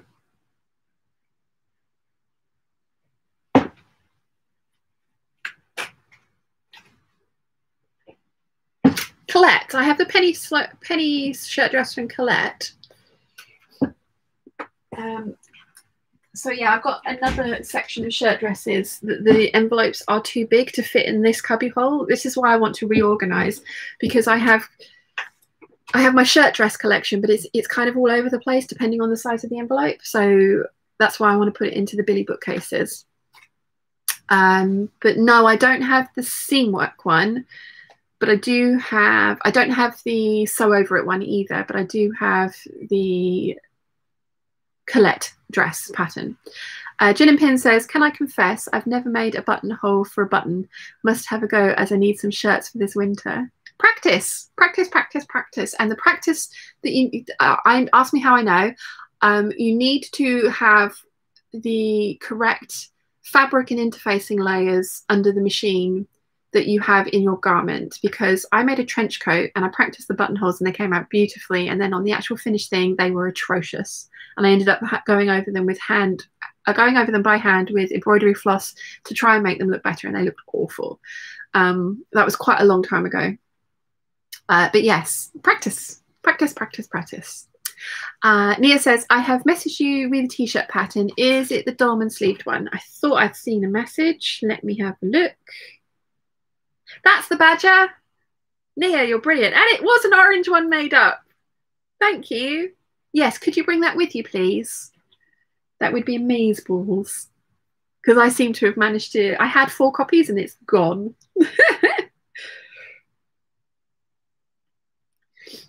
Right. Back to photos. So the next one is the McCall 7996. I love this.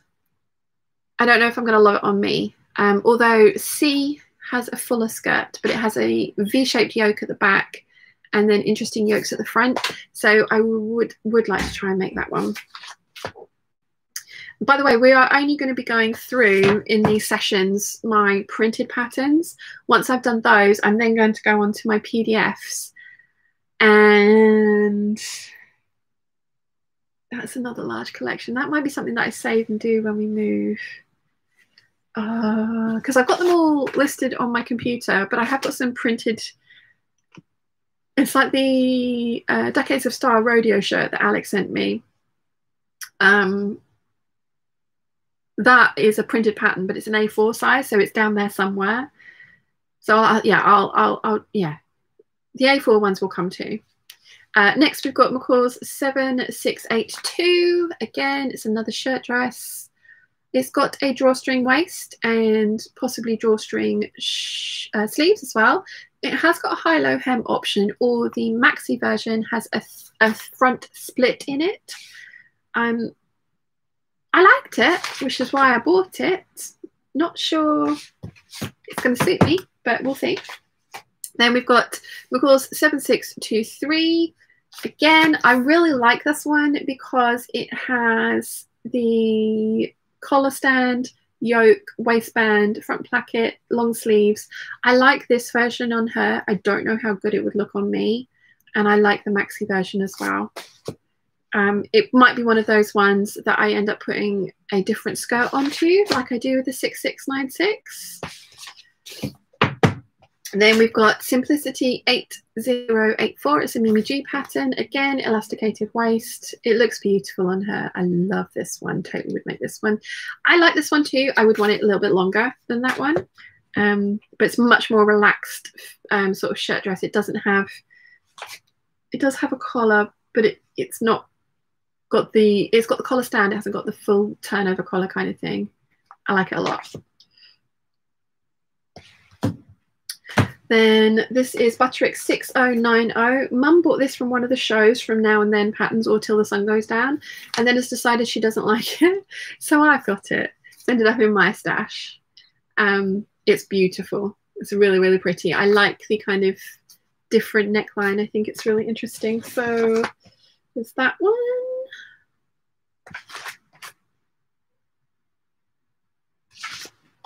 Then we've got Butterick 6091.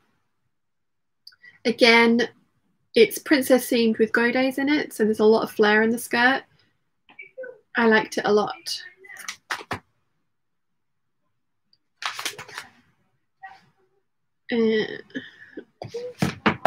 Then we have Simplicity 8384. This came with Sew Magazine. It's American Sewing Guild. This wouldn't have been something that I would have bought for myself because I just have so many patterns, as you've seen. Again, it's got an elasticated waist at the back and darts and the kind of just collar stand on it and different sleeve options and skirt options. I like it a lot, but it just wouldn't have been one of those ones that I'd have gone, oh yeah, I need that. But it came free with the magazine with probably a different sewing pattern that I bought the magazine for. Then we've got Simplicity 9040. This was one of the ones that the very lovely Nancy and her lovely fella went and got for me whilst Nancy was visiting her lovely fella, and it is gorgeous. I love that. It's definitely going to be something that I make this autumn winter. Probably won't put the pockets on because I probably want to make it in a slouchier, like because it says chambray cotton types, gingham linen, poplin, sateen shirtings, and I'm probably going to ignore that and try and make it in a rayon or something like that. But it's beautiful. I really like that. And thank you very much, Nancy, for you being my pattern mule. That was very kind of you. Alex says, some 10 years ago, I misheard that Byron's grandfather had been stuck with a halibut and will forever be true for me. It was a halberd, like the axe weapon. Yeah. And Alex says, so I'm stealing the insouciant tatty. Totally. She'll be over the moon to think that it's becoming a trend. Alison says, McCall 6891, the collar construction is tricky. Yep. That's the one. It would be great if you could do a sew along to do that pattern. Like I say, Sewing Bunny's just done a sew along for that, and I know that the getting the collar set in is interesting. Nimue says, remember to like the stream, peeps. Yes, please. And Nia says, I have 2 copies, so absolutely. Oh, thank you, Nia. Eli Wolf says, good morning, Sean. Liz from South Florida. Good morning, Liz. Welcome. Gin and Pin says, I've made some beach pajamas and off-the-shoulder dress, a wrap top and a vest top, all in the same fabric to go with a trouser suit and with a skirt. To go with a trouser suit with a skirt. Unmade and as an easy capsule holiday wardrobe. That sounds like a very good idea. We're both out for a few minutes. Won't be long. Okay. Duvalier says, all week long I was going on in my head that I was going to try and sew up a cape and need to get my pattern to actually sing into my Seamwork log into my Seamwork account and see that I've purchased it almost a year ago. And Alison says, I mean the Seamwork Colette penny dress. Sorry. Oh no, I keep forgetting that Seamwork is part of Colette. So yes, I do have that one. Next, we've got McCall's 7950. The lovely Jane from Essex has made this one. It's a really, really pretty dress. I like the open front bodice, but I'm not sure that I would be able to wear underwear with this, and I would want to. So it would probably be the this bodice that I would make, but I really liked that one.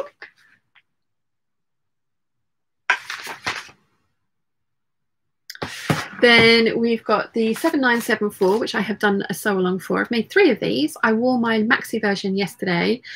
It's still a little bit low cut. The video that I show you how to raise up the neckline, I've actually raised it up by 2 inches, which isn't half an inch more than the maxi version that I'd sewn.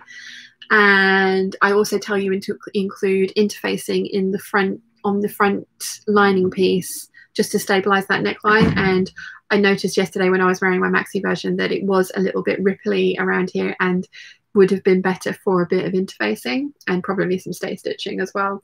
So I love this dress.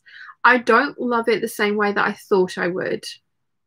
I will wear the ones that I've made. Either the mustard coloured one that I made, I'm planning on making a pink shirt to wear underneath it and wear it as an autumn piece. And then the one that I've made from the Lisa Comfort fabric, I'm thinking I might actually donate, but I'm not sure yet. And I'm not going to make that decision till next year, I don't think. But I do really like this dress, and I very much enjoyed wearing the one that I made yesterday.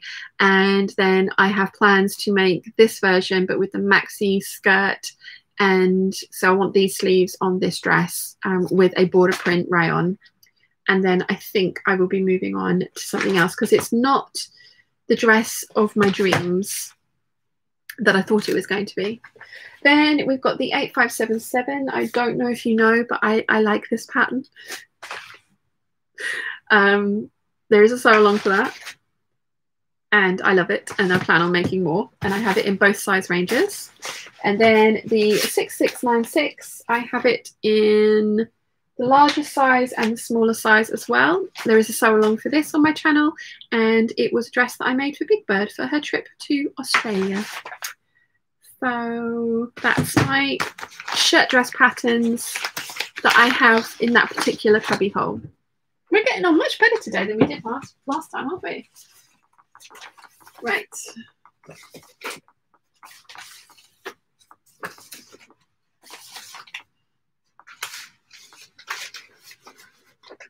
Okay, I'm getting quite hungry, so I am going to eat some apple slices. And please don't laugh at me. I have to cut my apples into slices because I cannot eat them with my bite the way it is at the moment. And I bought myself some, these are Pink Lady apples, which are slightly fluffier and I really very much enjoy. And I also bought myself some Granny Smith apples, and even cutting them up like this, I actually physically couldn't eat them because they hurt my mouth that much. So I've given my Granny Smith apples to my dad. That is very sad, isn't it? But trying to be healthy. And again, I'm struggling to eat these. Ow. But my tummy is rumbling. Julie says, I need to go and pick up the kids. See you later, peeps. See you later, Julie. Duvalier says, sorry, my spelling is atrocious today. Don't worry, Duvalier. I got the gist. Alison says, because I'm currently on the cuddly side of sizes, thanks to type 1 diabetes, I'm planning to make the cashmerette shirt dress. I think the cashmerette patterns are beautiful.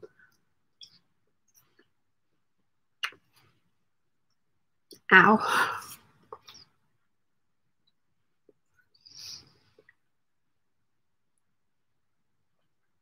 Ow.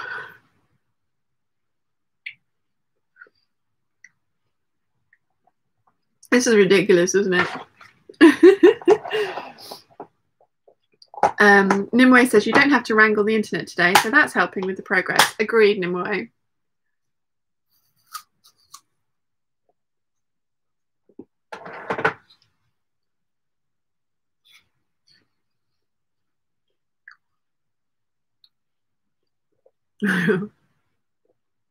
Sorry. Sal says, in Doctor Who, the 5th Doctor said, an apple a day keeps the... Oh, wait, never mind. Yeah. Alison says, you know, you're costing me money going through your patterns. I'm sorry. Christine says, Sian, you never get told by a dentist to get braces when you were younger. I asked for them. And they said that this was too minor because this side's really good and that side's not. And they said the crowding here and this was too minor for me to have braces. Because I asked for them. I wanted straight teeth. And they said no. So now when I'm going to be 42 because I'm going back to get my braces fitted. Well, I'm going to get back to go back to start the process of getting my braces fitted in 9 months. If I have my gum disease under control by then. So yeah, at the age of 42, I shall be having the braces that I asked for when I was 14. Okay, more patterns.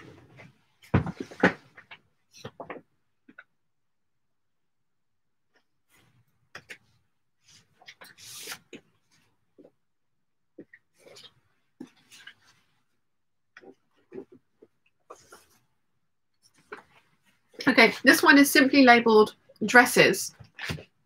This is actually predominantly my indie pattern company dresses. So first up we have the Sewaholic Camby dress. Have I got that? Yes, Camby dress. I have made this, I've made a muslin for this. And it's these Sewaholic patterns are specifically drafted for pear shapes and a B cup. So I needed to do a full bust adjustment for this one, and I ended up with 3 darts at the bodice each side, so 6 darts in total, and it looked really pretty, but I never progressed with making it into a dress, although the sew along for this taught me how to finish the inside zip of a lined dress by machine rather than having to slip stitch it, which most people tell you to do. The Sewaholic blog is a wealth of information. I highly recommend that you guys go and have a look at it if you haven't. One of the books that I recommend is called Sewtionary, and it was written by Tasia, and it's brilliant. I love it. So whilst I really like this dress, I haven't made it as yet. Then we've got the Simple Sew Annabelle dress, which is a really pretty dress. It does say it's a relaxed fit, but obviously you can, because you're making it for yourself, you can tweak this to fit you the way you want it to. Although it says that I'm probably going to need a size 8 to make it fit my waist the way I'd want it to. And then I will need, oh, I can get away with the 8 for my hips, and I'll need a 12 for my boobs. But yeah, I like that. I think that came with a magazine. Correct me if I'm wrong, please, peeps. Then I've also got the Grace dress from Simple Sew, which again is really pretty. And you can have it as a sleeved, sleeveless or skirt version. Did I take a photo of the back of that? I did. I'm into the habit. I'm just doubting myself now. Then we've got the Simple Sew skater dress, which is a very low back dress. So I'd need to make a muslin of this just to find out how low in the back the V went. But I really like this, and it's a very basic bodice, but it's a really pretty one. Adventurous beginner, they say. Then we've got thread count patterns, and it's 1631. I believe this is called a surplus bodice, where it crosses over at the front like that. And then different skirt options. I like that they've put a peplum option on the hips of this one, although I don't think I need to accentuate my hips anymore than they already do by themselves. Let's catch up with the chat.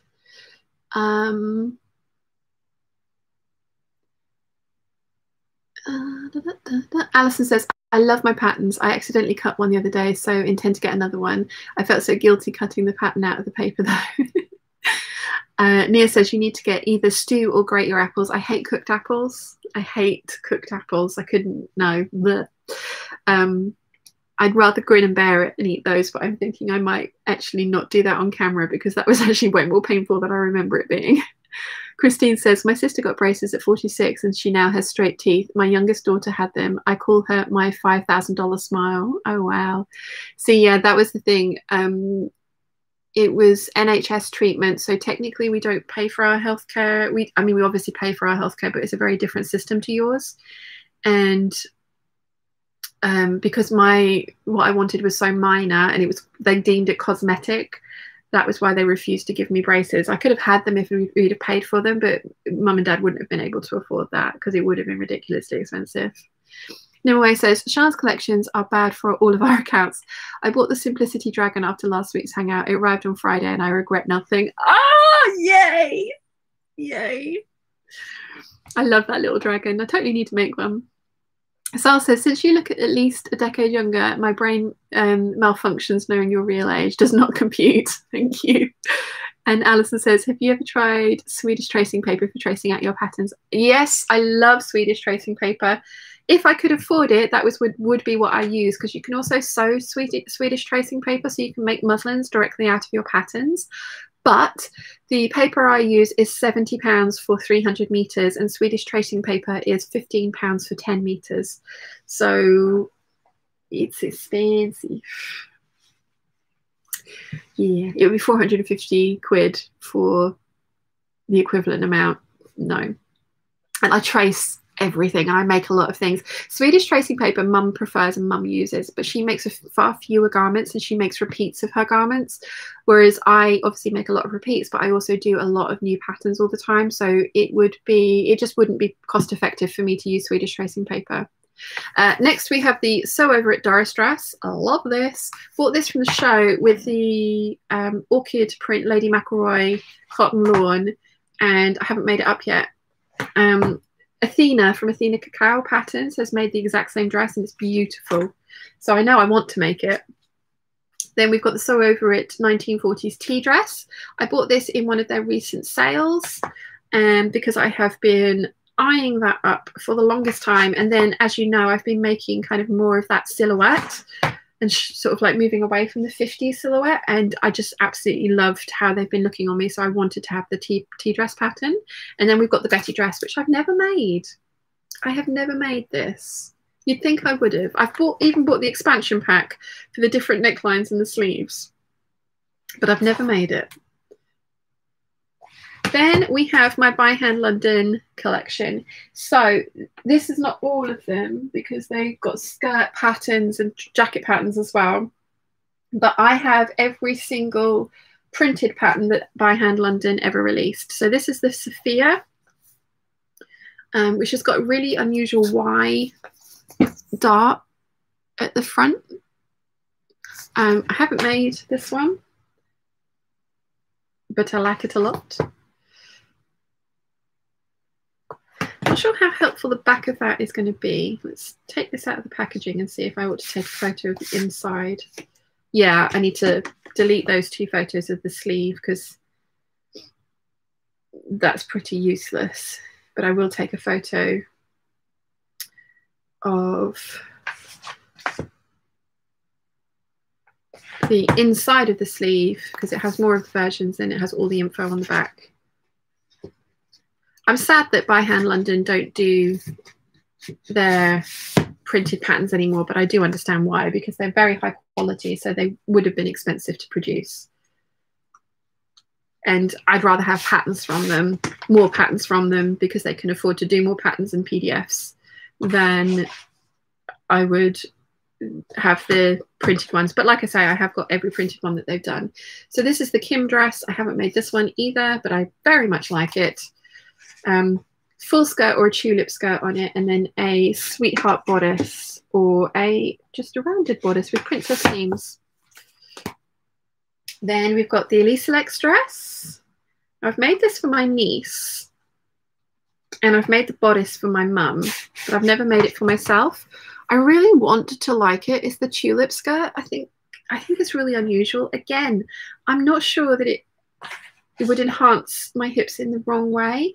I'm not sure Ree wears hers either. I made it for her out of some silk Dupioni that mum gave me, and I made the longer version, and it ended up being like a hobble skirt, so I had to shorten it, but I don't know if she's ever worn it. It was one of those ones that she'd given me the fabric and I kind of made a dress, and it was beautiful. The patterns really goes together really well, but I just yeah, I'm not sure that it's flattering on me. But again, flattering, we were talking about this last week, is maybe the wrong word to use. It's not so much that it, because anything that you wear that makes you feel confident is, in my opinion, flattering. It doesn't matter what other people think about it. But yeah, I don't know. Next, we've got the By Hand London Flora dress, which I have made both the wrap and the non-wrap bodice, although I did have to do a full bust adjustment with this, and I ended up with really pointy darts again. So I need to come back to this and have a look at this one. I've made a few different versions of this, and I've got the wrapped top on quite a few things, and I like it, but I would like to make the other version as well. I've seen some amazing ones. And then we've got By Hand London Anna dress. Now, I don't know if you know that I like this, but I have 33 of the bodices on with different skirts on the bottom of them. And this is what started it all, the Anna dress.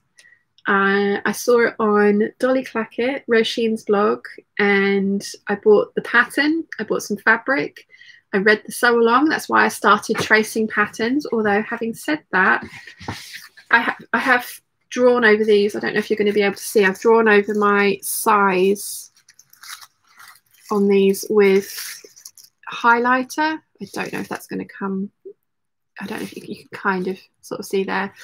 But yeah, this is why I trace my patterns. This is where this whole obsession started from this time around. I've been sewing, like I say, if you watch my How I Got Into Sewing video, I've been sewing since I was a little girl, but not for more than like a day every couple of years or so, here and there. And it was 7 years ago that I discovered Roisin's blog through Superwoman, because there was a shoe challenge that I was taking part in, and Roisin was on there. She made her own dresses. She introduced me to this company, and that was how everything started. So this is always going, and that's why I'm so pleased that I have a physical copy of this one, that I haven't cut into the tissue of it. And yeah, this is so special to me, this pattern. This was where it all started, and just, yeah. This is the reason that I'm in your lives. This is what you've got to blame. Then we've got the L'Amour dress from Charm Patterns, which is beautiful. Really want to make that. Terrified of it because I need to have a strapless bra. Then we've got the Night and Day pattern, which comes in its own box. There are 72 variations that you can make from all the different elements of this. I used this bodice for my dressmaker's ball dress. I will say that the straps are very long. Make a muslin first. I didn't, and I had to do a lot of altering on the fly with this one. But I was also making my dress at the very last minute, so because, you know, this is me we're talking about. But I love this. However, I'm going to put this up with the rest of my Gertie patterns that are in the big boxes, because that cubbyhole was very, very tightly packed. So that's going to go up there. And then when we move, I have some acrylic book displays, and I'm going to put out certain patterns that have beautiful artwork on them on the outside. I'm going to put those on the book displays to show them off.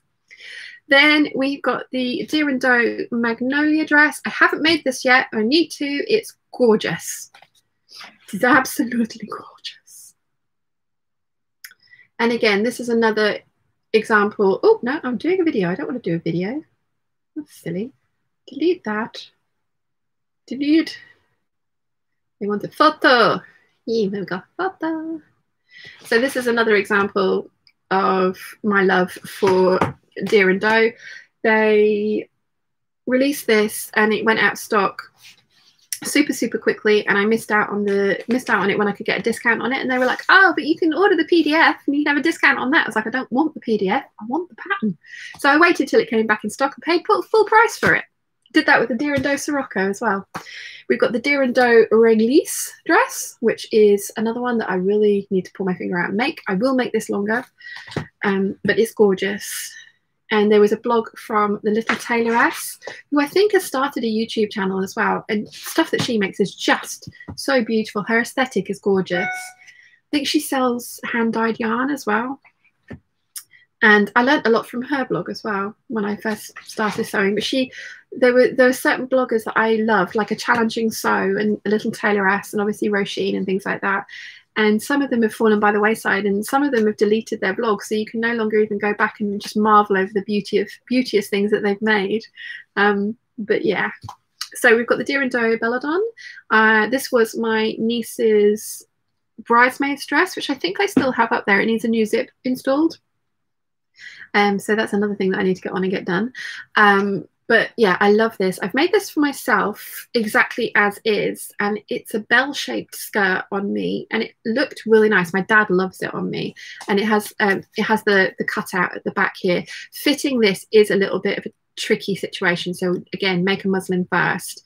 There were bits that I needed to pinch out because it was gaping, but you can use bias binding on this dress and great effect.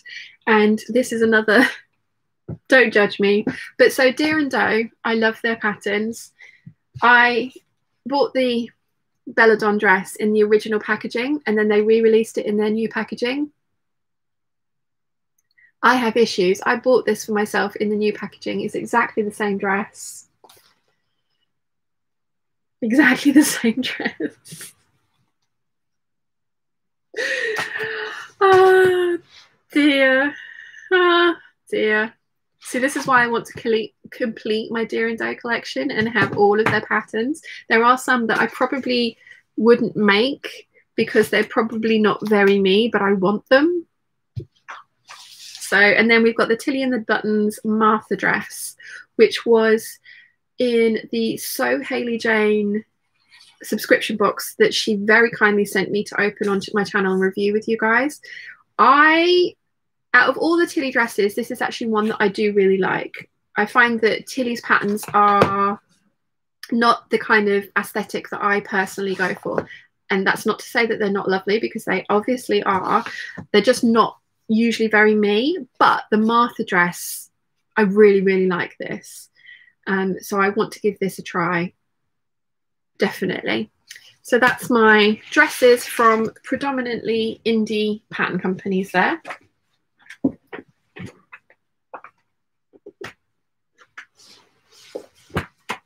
And then we've got men's patterns. The one, this is the 9290 Ron Collins. It is a zip up hoodie. I am going to be making this for Wilson for his birthday. I asked him last night if he could give me a list of things that he would like for his birthday, and he was like, I can't even think of one thing that I would like for my birthday. You want a list? And it's like, okay, if you don't give me a list, I will make you something, and it will be loud and Larry. And he was like, okay, I'll make you a list. I mean, I'm going to actually completely copy the envelope on this, because he picked this out himself last Christmas, and he really liked this look as is. So this is technically what I'm going to be making for Wilson for his birthday. His birthday is at the beginning of October. So I need to pull my finger out and get on with that, really, don't I? Next we have, again, this is labelled dresses. I have lots of fans. Let's catch up with the chat a little bit then. Where did we get to? Rachel Lynn says, I got them at 38. I did Invisalign and loved it. I was tempted by Invisalign, but again, it's an expense that I couldn't commit to for the long term because of the way that my income fluctuates. And then obviously also now because of what's going on, I'm going to be able to get my braces and stuff through the NHS. So I have no idea what kind I'm going to end up with, probably a mouthful of metal, but we shall see.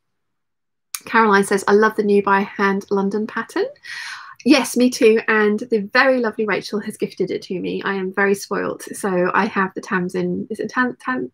Tasmin? I can't remember which way around it is, but I have that pattern and I agree. I love that one. I would make it so it was again more fitted, and I know there's a tie for the waist, so I would emphasize my waist, but I love the pin tuck details that they've got on the skirt and the sleeves of that one. Nimue says, Doris was on my sewing list for summer and in either elderflower navy print, but I didn't get around to it. But last year's Betty only needs a hem and hand finish as of last night. Oh, that's exciting. Nia says, the Eli Selects dress looks much better on people with less curves, in my opinion. If you're even remotely sensitive about the size of your lower half, it's a no-go. Yeah, I think that was why Ree never wore the one that I made. It looked beautiful on her, but I completely understand. It's not, it's, yeah, I think you maybe need to have Elisa Lex's figure to get away with it. Eileen is here from Chicago. Good morning, Eileen. Christine says, Sean, you should frame your pattern in your new sewing room. Well, it's going to be one of the ones that I put on display. Like I say, I have these little acrylic book stands. So it's going to be one of the ones that's on display. Una says, who is Roisin? Roisin is Dolly Clackett. I don't know if she's still blogging, but I think her blog is available for you to look at. She uses a lot of quilting cottons, a lot of bright prints. She has a Swedish has-been and irregular choice shoe addiction. She's lovely. She's really, really lovely. I'm total Roisin fangirl. Yeah, completely. She commented on one of my Instagram posts early on saying that she liked something, and I think I really freaked her out because I was just like, oh my god, you've made my day.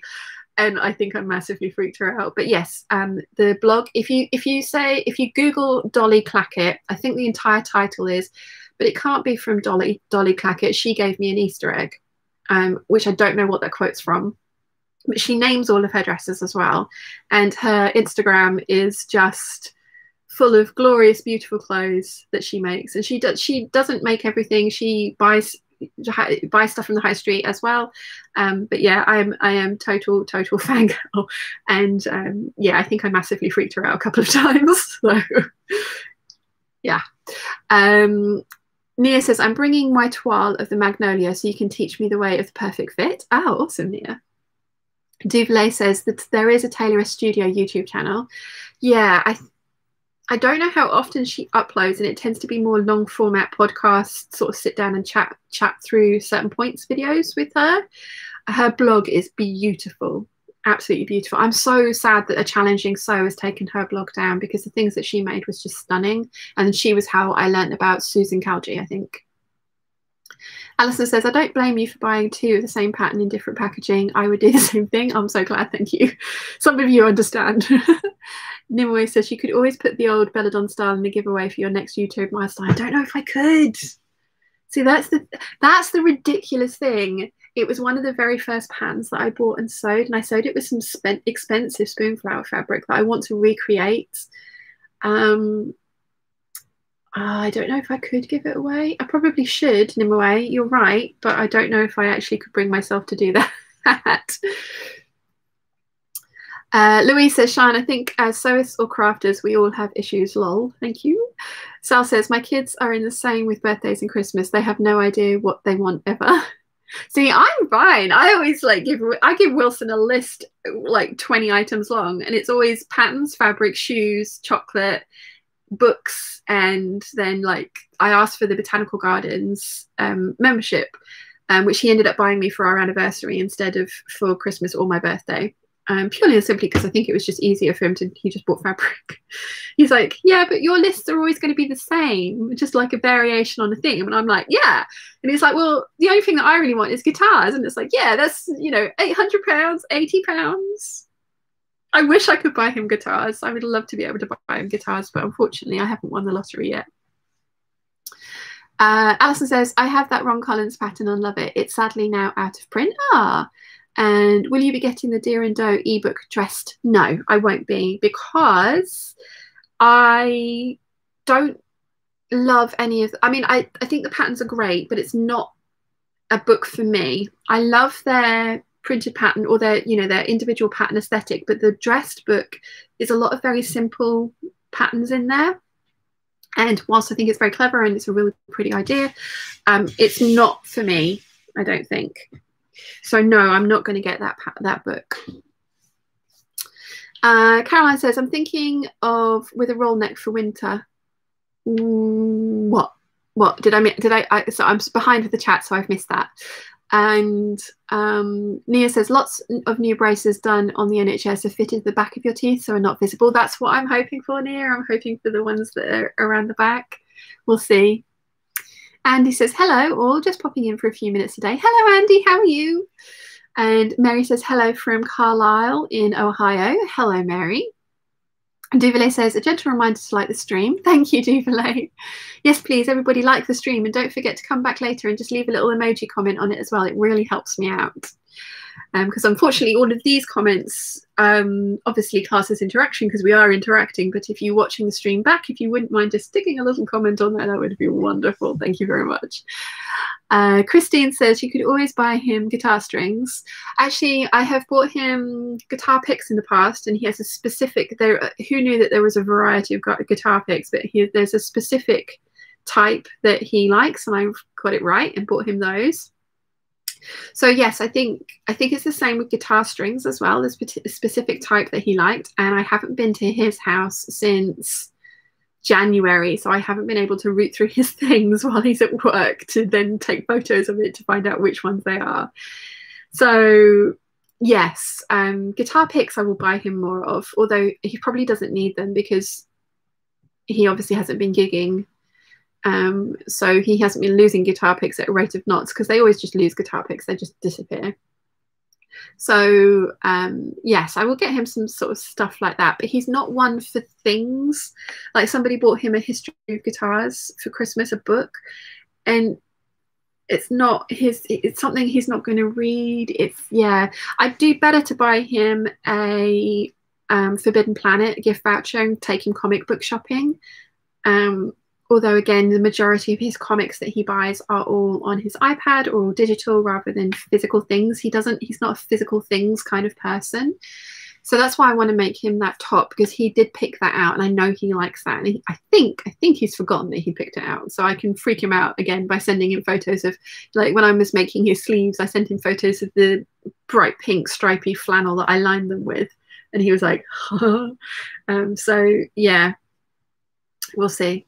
Duvallay says, my co-worker asked me how much it would cost me to sew the green dress from Atonement, and I said, I just buy similar or learn to sew yourself. Yeah.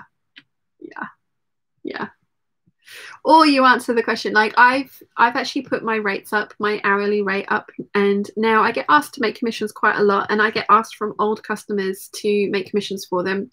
And somebody asked me to make them a cosplay for their daughter with 2 weeks notice. No.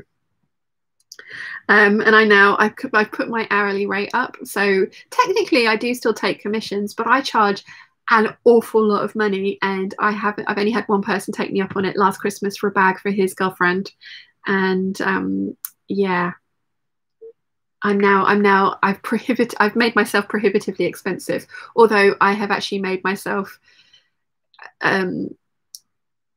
what I would consider a skilled worker should be paid per hour. So yes. Alison says, how is Gianna today? She is fine. Caroline says the Tamsin. Ah, yes, Tamsin. Thinking of the roll neck for winter. That would be awesome, Caroline. Totally can see that. Duvallay says the comment about ebook reminded me of that interaction. Yes. Nimue says, could you sew him pretty shoulder straps for his guitar? Do they sell hardware for those? I could. He wouldn't use them. He wouldn't use them. He likes black. He is basically a goth at heart, bless him. Black, grey, bit of white every now and again, and occasionally red plaid, which is always a little bit of a shock to the system when he wears that. And not only does he wear a red plaid shirt, but it's got pin tucks all the way down the front as well. It is the loudest thing ever. So yeah, no, he's a little goth at heart, bless him. Black. If I made it in black, then yes, but he already has a guitar strap in black for every single guitar he owns, so he doesn't need one of those. And again, that would be another thing that he wouldn't use. Like last year, he has a bolster cushion on his bed because his bed's also kind of doubles as a sofa. He has a bolster cushion on it that had a sad purple cotton covering on it. So I made him a reversible one, which I embroidered Alvin Sausage along one side. I've just given his name away, but never mind. Wilson Sausage along one side, and then it was Spider-Man fabric on the inside and then Spider-Man fabric on the outside. So it's a reversible one. And I made him that for his birthday.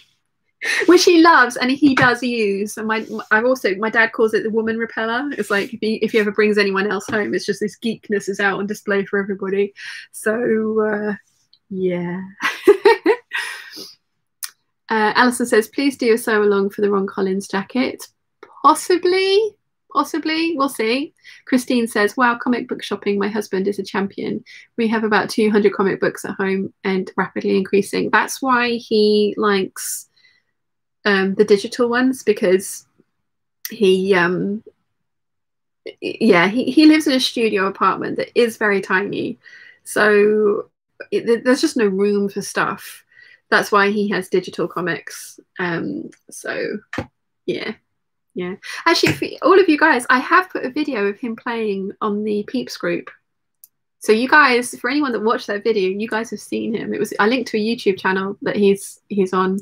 So technically, any of you that watched it, you have seen what Wilson looks like. He is in that video.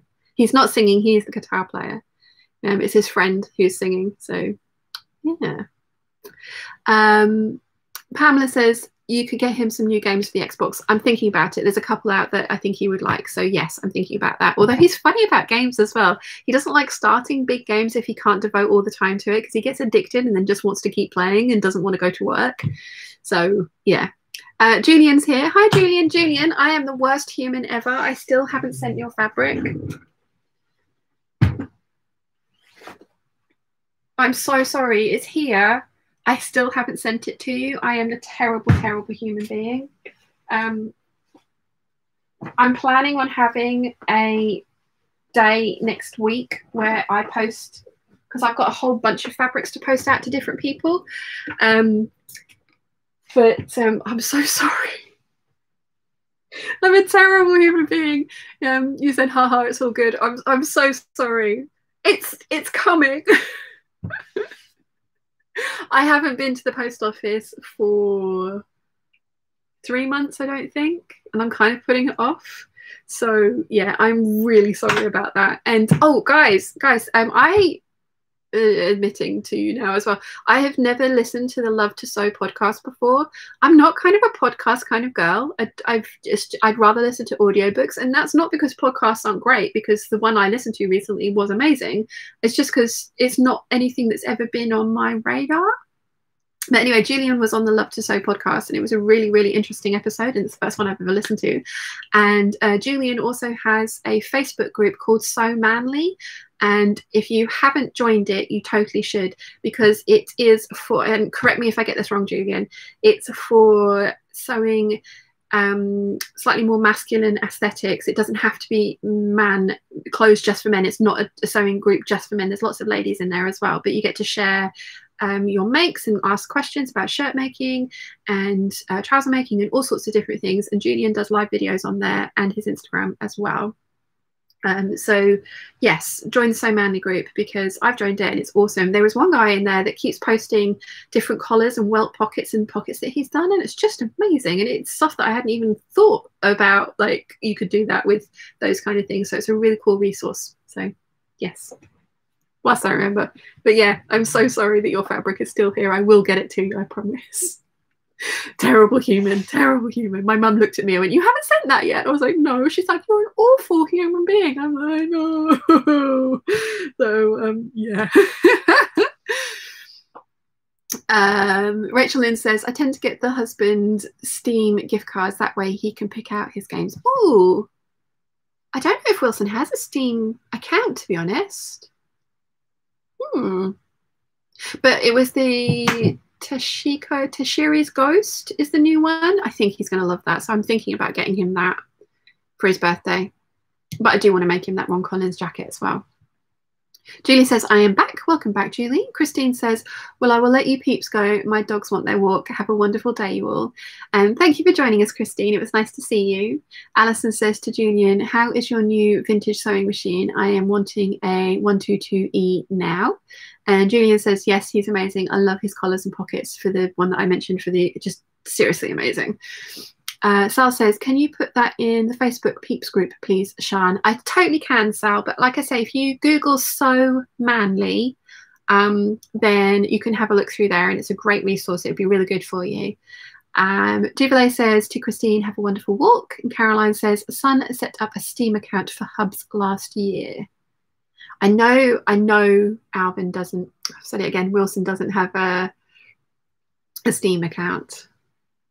There you go, you guys know his name now. That's why I didn't call him the chipmunk. It would have been way too obvious. Yeah, I know he doesn't have a Steam account, but a game, I think a game is a really good idea. So I think I'm going to make the jacket, the Ron Collins jacket. I'm going to buy him a video game. I'll buy him some guitar picks. He doesn't really like chocolate either. He's like, he's so low maintenance. He's like a spider plant. So yeah. Duvalier is laughing. Alison says, I am a member of Sew Manly as I started sewing for the Italian boy, my Wilson. Awesome. Right, more patterns to get through. So this first one, I don't know if you know I like, but it's the Vogue 9357. I have 2 skirts and 3 dresses from this pattern. Highly recommend. There is a sew along if you're interested. I really like it. I have altered it quite a lot, just so you know.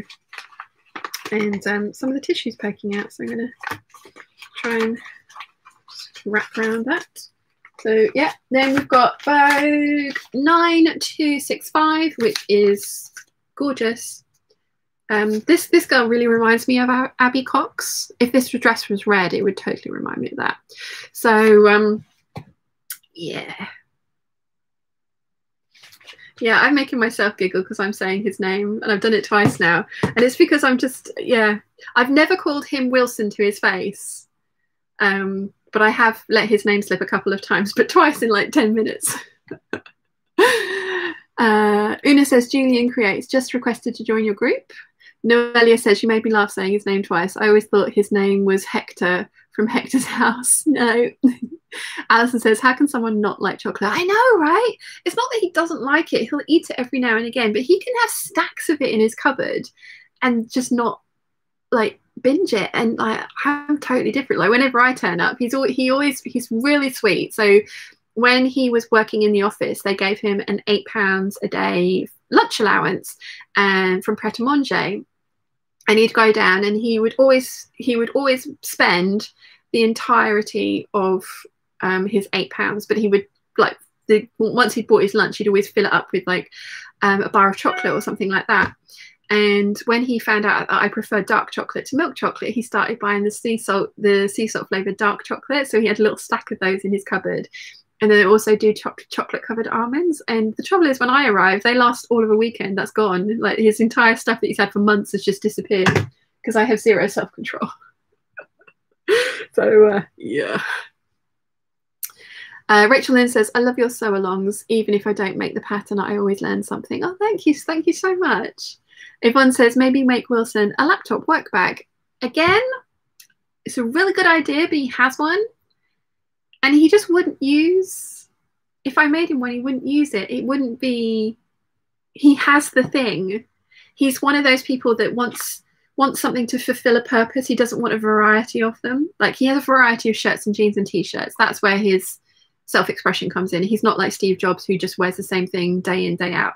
But for practical things like bags, he doesn't want a variety. Like when his breaks, I will totally make him a new one. But it just wouldn't, it would be another thing in his house kind of thing, which is again why I can get away with making clothing. So next we have McCall 7971. I have done a sew along for this. I'm actually thinking, I really like this dress. I do really like it, don't get me wrong, but I'm thinking I might take the skirt portion off and make it into a skirt by itself, because I mean, having said that, I've worn it twice and it was very comfortable to wear out in the heat, because it's not really form-fitting. But because it's not form-fitting, it's not something that was just like, oh my god, I love this, must reach for it. But if it was just in skirt form, I think I might reach for it more often. So yeah, I do like this dress though, and there is a sew along for it, which is, in my opinion, very good. So yes, let's catch up with the chat. Duvalet says, so on the note of sharing, I suggested to check out the Sisters on a Wire band. They are from Lithuania, but majority of songs in English, promoting local, less known artists. Definitely. Can you link them in the Peeps group, Duvalet? That would be really cool. Thank you. Next we have 7972, which again is another one that I fluffed up on and bought the wrong size bundle. So Alexandra has sent this to me from Australia.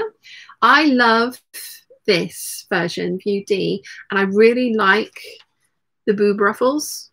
I'm not sure I should put the boob ruffles on mine, and if I did put the ruffles on, I may, because you can put ruffles on the shoulder seams and then the princess seam along the front, and I think I might leave those ruffles out but leave the shoulder ruffles in, and possibly even make them a little bit larger. But I really liked this one, so I really wanted to get the one properly in my size. So there's that one. Then we've got 7954. Again, this is a little keyhole front dress, which I love the idea of. And because it's kind of cupped, I was wondering if I could sort of do an inbuilt bra in this so that I wouldn't need to wear a bra. It's a created pattern, which means that it's designed for pattern hacking. So they talk you through how to pick a different element and put them all together. So is that one. Julian says, now have to go digging in the group for a video to catch a glimpse of Wilson, lol. Okay, do you guys want a glimpse of Wilson? Let me, hang on, Hangout exclusive. I will tell you which video it is. Okay, so if you search,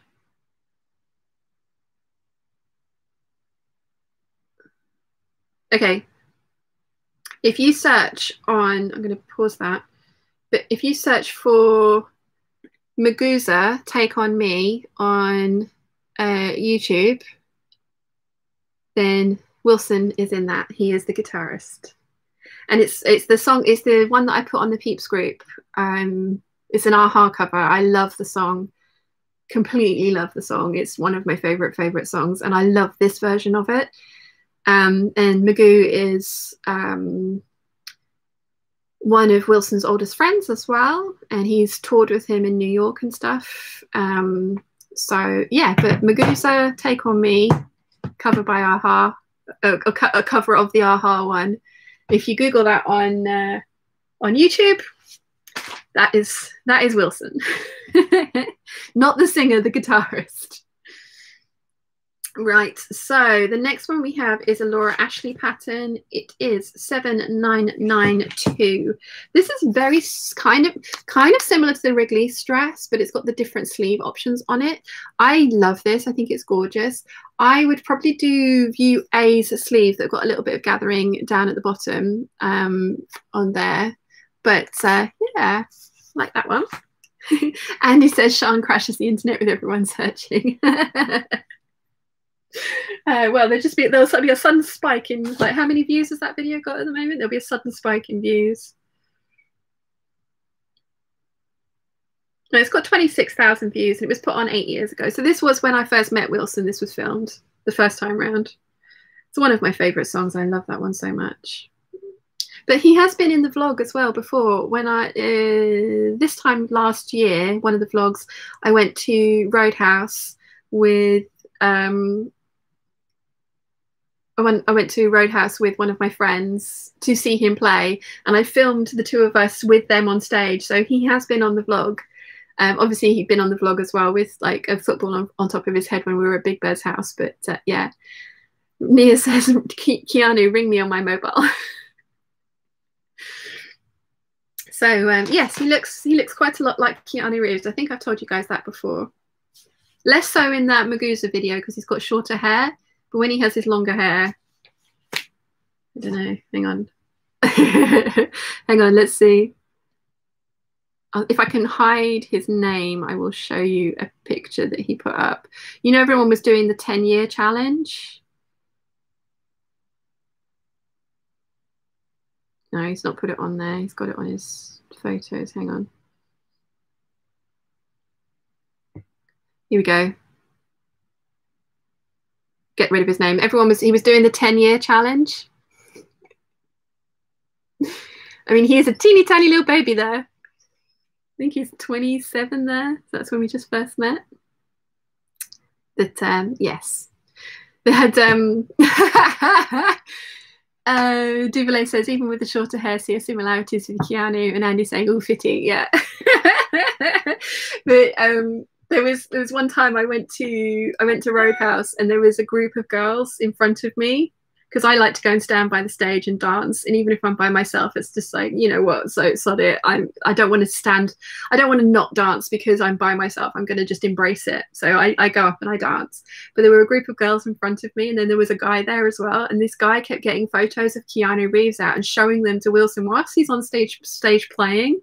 And Wilson's just like, yeah, like this. And eventually this guy gave him a £10 tip because he looked like Keanu Reeves, and he's just like, thanks. But there was this group of girls, and they were taking photos of him right literally in front of me. They were at the stage front, and I was behind them, and they were literally all fangirling over him and taking photos of him and showing each other and just being like, oh my god, he's so gorgeous, and like this in front of me.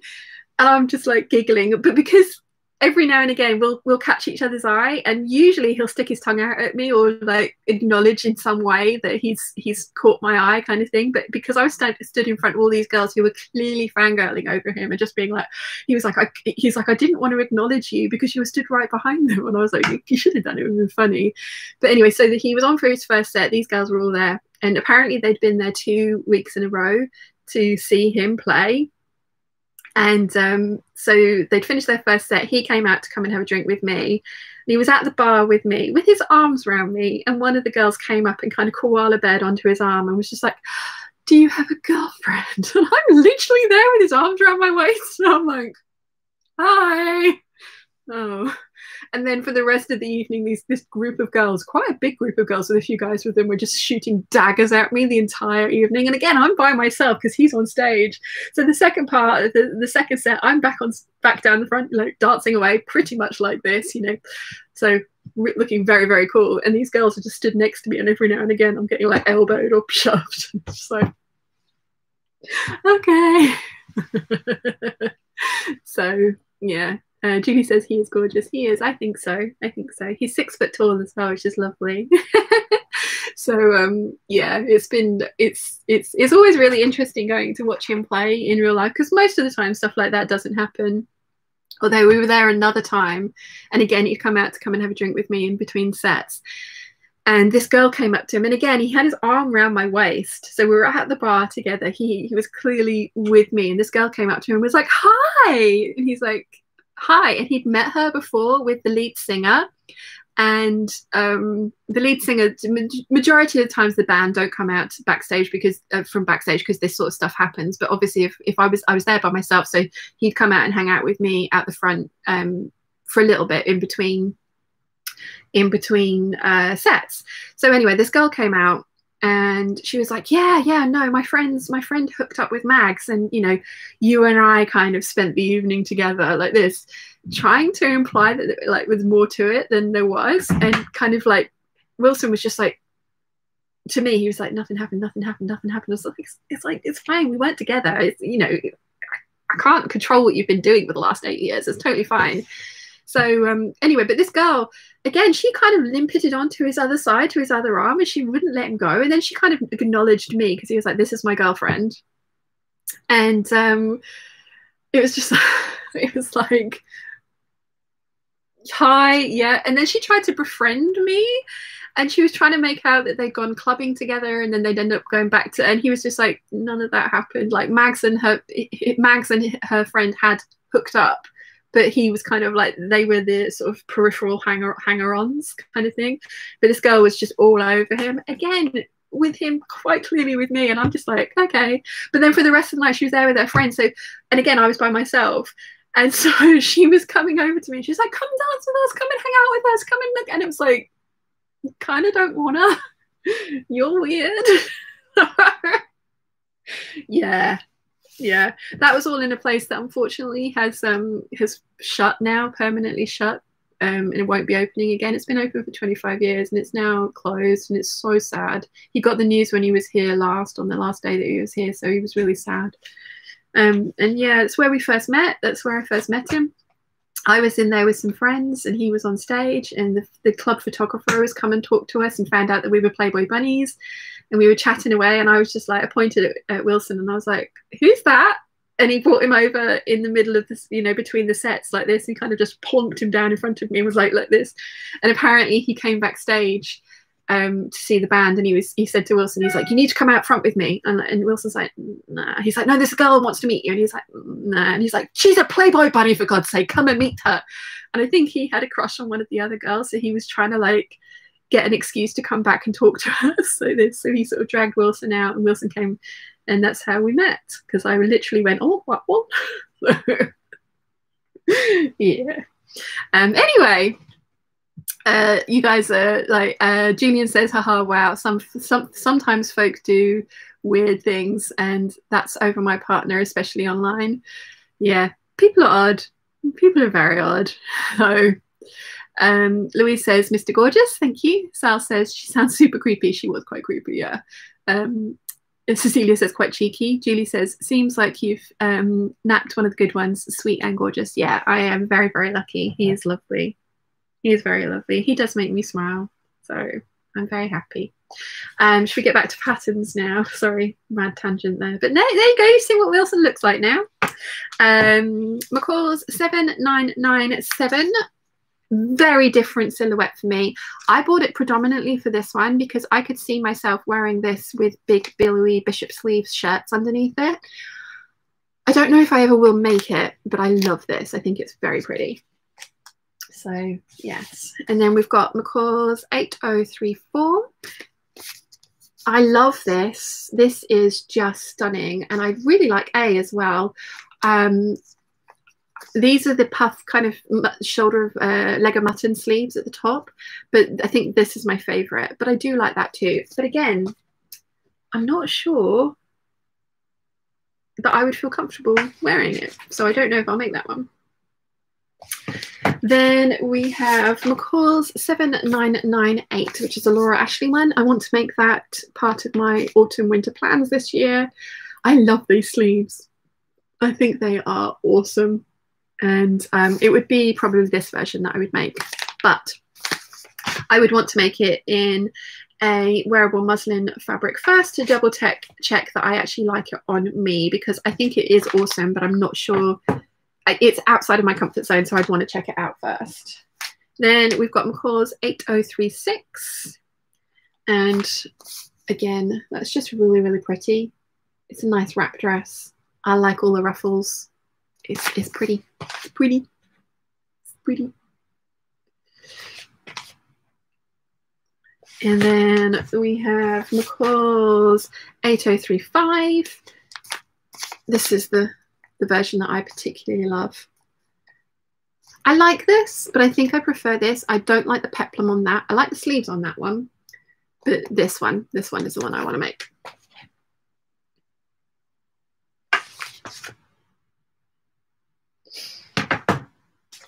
And then we've got the Butterick 6704, which was part of my pattern swap with Elizabeth this last Christmas.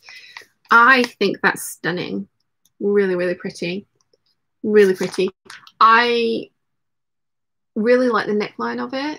I like the asymmetric skirt, but I've got a thing against asymmetry on me. I don't know why, but I love the sleeves on this one, which I think you can all imagine. Where did I get to with the chat? Julie says, seems like you, oh, I read that one, sorry. Louise says, I want that Laura Ashley dress, but can't get it in the UK. I know, that's so weird that you can't get Laura Ashley patterns in the UK. It's odd. Rachel Lynn says, I'm working on 8036 right now. I've misplaced the instructions though. Oh no, 8036.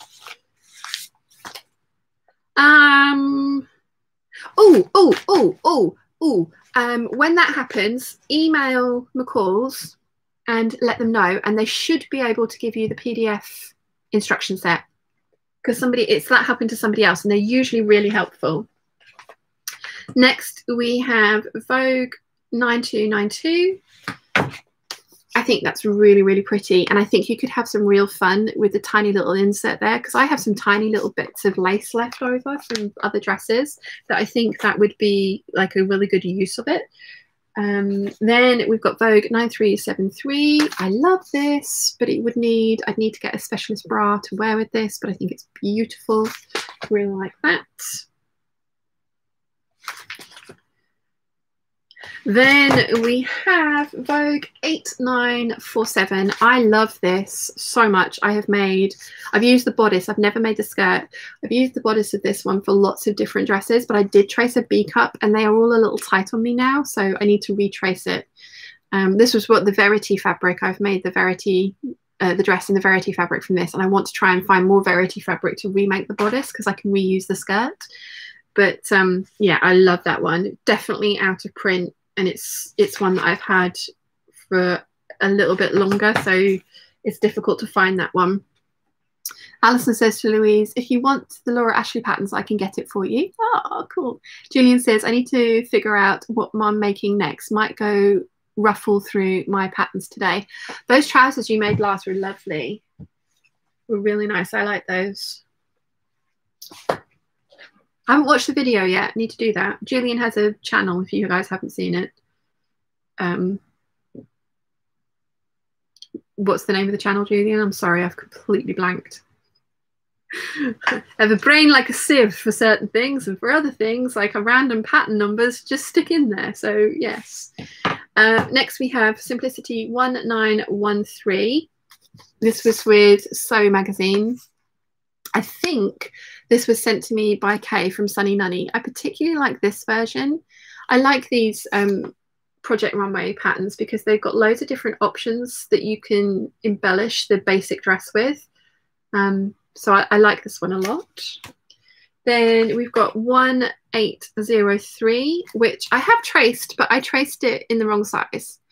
Julian's channel is just Julian Creates. Thank you. Of course it is. It's the name you're talking on now.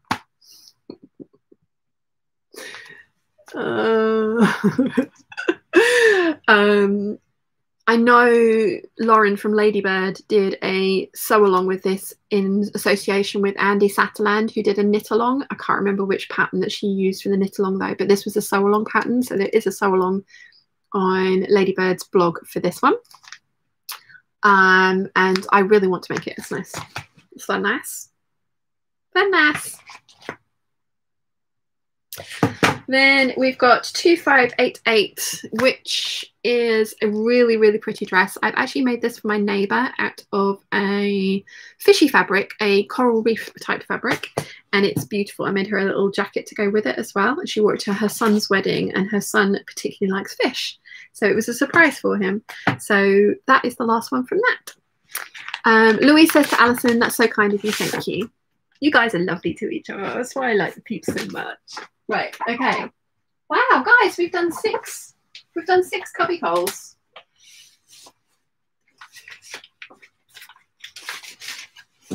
Oh, I don't think you were here for this one, Julian. Have you made this? Would that be something that you would make? Because I need to make one for Wilson. If anyone wants to do a sew along for it. Somebody's asking me to do a sew along for it. And it's like, okay, that's scary. Right. Okay. So I've now got cowl neck tops. of which I have 2. So I've got McCall's 6604, which I haven't made, but Mum has made, but she finds that it comes off of her shoulders a lot. So she's not a fan of that one. And then I've got McCall's 6563, which I have made a few times, but I think I need to retrace a slightly larger size because I get a few drag lines across my bust, and I did trace this out nearly 5 years ago now. So I'm thinking I need to just bite the bullet and trace a size that's a bit more appropriate for my current dimensions.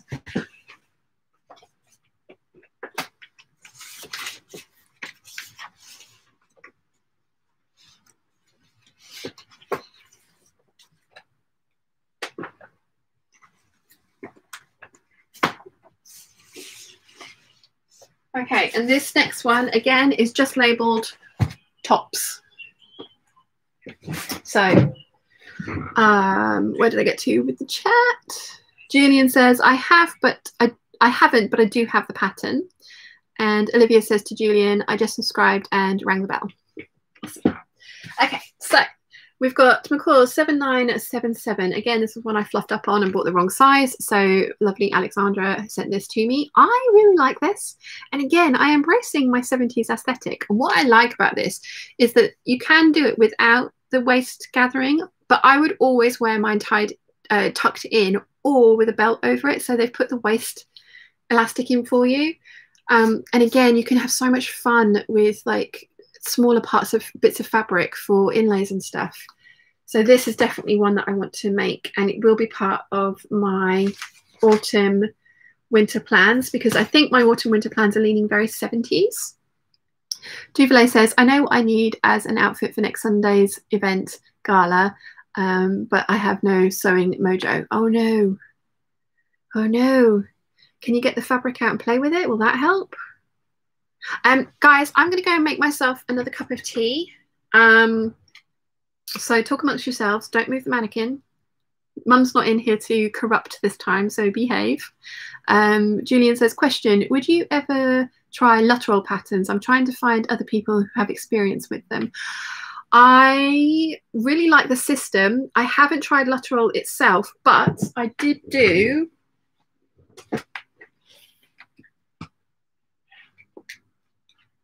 No, it's not in that one. It's in this one. Hang on. Right, here we go. So it's not Luttrell, but there is a Etsy seller called Mrs. Depew, and she does... Have I not got the instructions in here? That's annoying. That's really weird. Oh, it's because I picked out the wrong one. That's my night and day Gertie pattern. Here we go. Get there eventually. So this was going to be my dressmaker's ball dress, or what I wanted to be my dressmaker's ball dress. And it is... So it was going to be this one. And from what I understand, the Luttrell system is similar to this. So you print out a tape measure, and this is slightly different because you have to pick your the correct tape measure for you, but these are the pattern pieces. And so you lie this down, you put a pin through this center point, and you put a pin through a point on the tape measure, and then you mark out with this the points, these different points here. So you kind of move the tape measure around so that it hits those points, and that's how you draft your pattern. And I believe the Luttrell system is the same as that.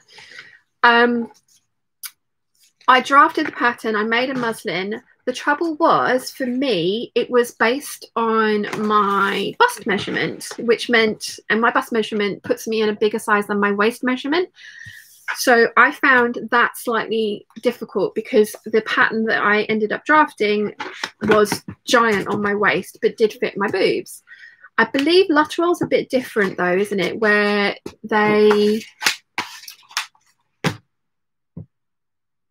it's a slightly different system where it's based on your measurement. So, and it's one set of rulers. But yeah, I haven't ever experienced Luttrell itself, but that is my experience of a similar system. Julian says it uses bust and hip. I mean, I suppose taking it in through the waist is probably the easiest, because the difficult bit to fit is your shoulders and bust area. This part is the difficult part, isn't it? So, yeah. Julian says he might play with the systems today. Do you have the Luttrell system though? That's another reason I haven't bought it, was because it was a really big investment.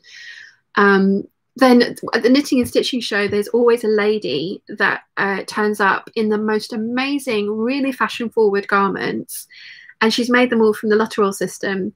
And that was another complaint that I'd heard from people, was it was a little bit too safe. But she'd played with the fabric and then some of the finishes on the garments that she'd made, and she looked amazing every single time I saw her at the knitting and stitching show. She had full like biker jackets, fitted trousers, tops, all made from that system. So that's my only experience on it. Olivia says, I'm heading out back today. We are working on my sewing shed. By we, I mean my husband. Are you just going for moral support, Olivia? Louise says, Alison, size 24 if possible. I can't remember what size it goes up to.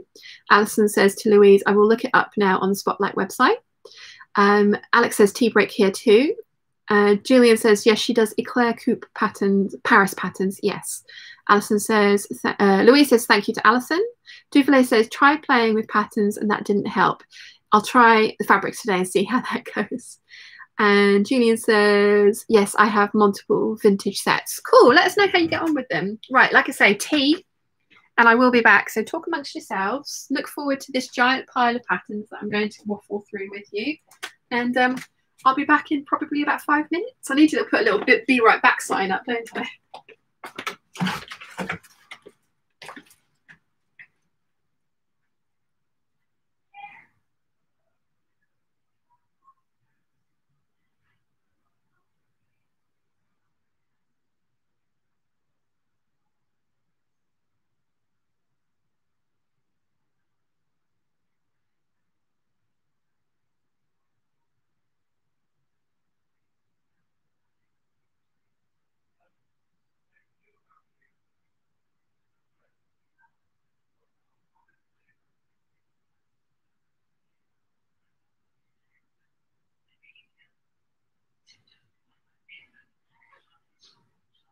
Right?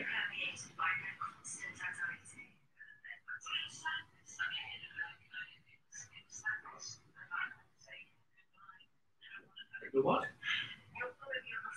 All right, yeah, I'll be there in a minute. Frustration that children feel towards quite dominant parents. Yes. You know, that line, things will get better if you're very good. How much of your experiences in that work? How long did you have to try to very hard. I mean, I'm not very good at it. I'm not very good at knowing how not to upset her, but it wasn't very good for me having to do that all the time. And why? I got depressed. I mean, I think I was depressed. Probably through most of my childhood, I was depressed. I'm back. I'm back. Papa has very kindly said that he's going to make me a cup of tea, which is very sweet of him. So I've got some cheese. I'm going to eat some cheese with my apples. We'll see if I can get through more slices of apples. Oh dear. Rachel Lynn says, Sal, move the mannequin. Alex says, we could actually steal stuff and blame it on Sal. Crafty Magpie says, okay, Sal, what did I miss? Okay, so what did I miss? Nightmare Berg says, one day the mannequin will move and frighten the life out of us. Olivia says, I agree. And Alex is laughing at Nightmare Bugs. Yeah, totally.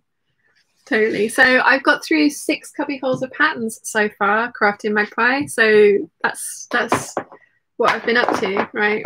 Let's see if I can munch my way through another one of these. Oh, also Sorry, I shouldn't talk with my mouth full, should I?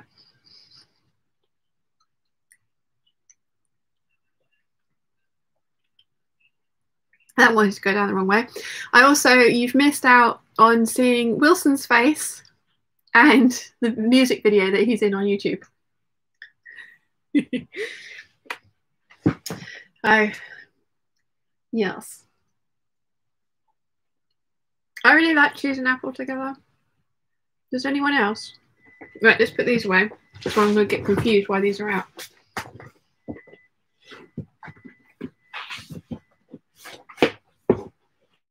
Mm.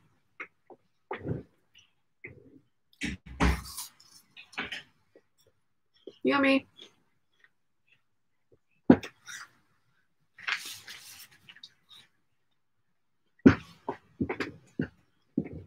No.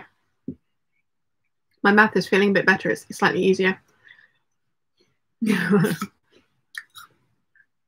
Crafty Magpie says, no, I missed the photo called Wilson.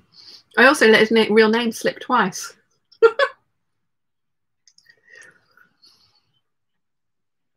But if you want to see what he looks like, search on YouTube for Maguza Take On Me, the AHA cover.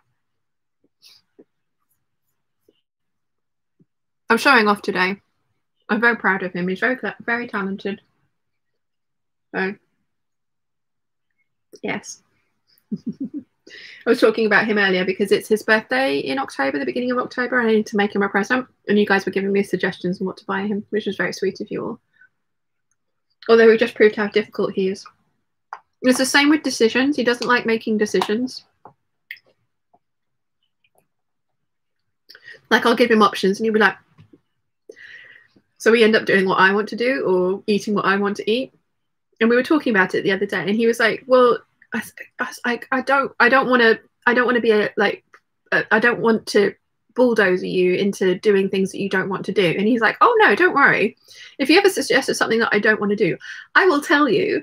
He's like, but everything that you've ever suggested, like eating or entertainment wise and things like that, I've always been very happy to do either of the things that you've suggested. So I don't mind you making the decisions. I'm very happy for that. But if it was ever a time that you were like wanted to do something that I didn't, he's like, I would totally tell you. So that's good. That's good.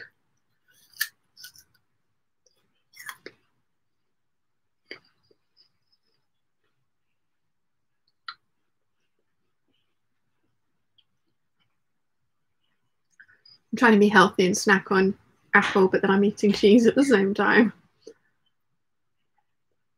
Ruth Ann says, I'm off to meet a friend for some socially distanced fabric shopping. Have a great day. You too, Ruth Ann. Enjoy. Buy all the fabric and come and share it on the Peeps group so we can see what you get.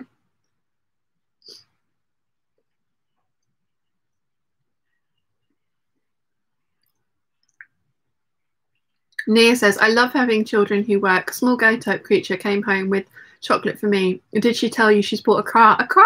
No, that's so exciting. I knew she passed her test. What did she got? Ruth Ann says, US Peeps, in the DMV, G Street reopened about a month ago for the Remnant Room. Is a restock on Friday mornings. Can't beat $3 per yard. Thank you very much, Papa. That's okay. Do you want to say hello to the peeps? Hello.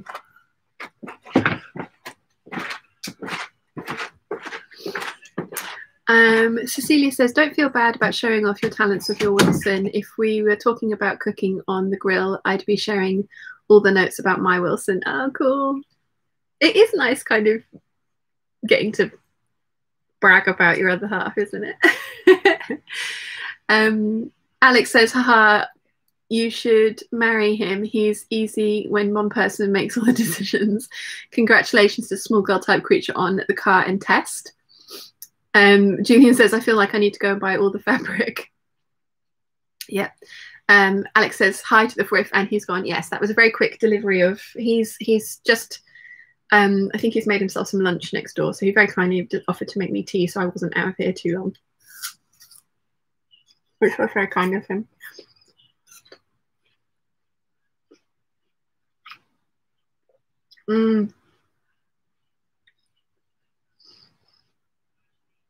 Yummy. It's not hurting as much as well now, which is great.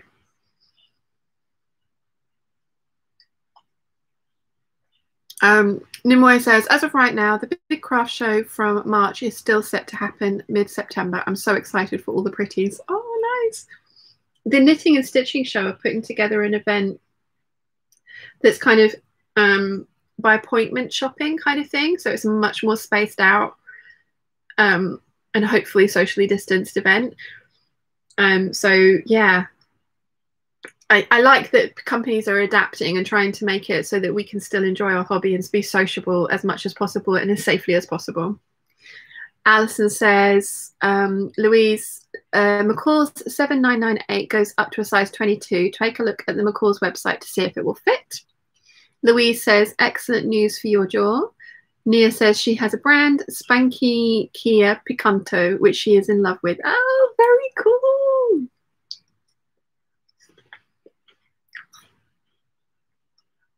I like that she bought you home chocolate as well.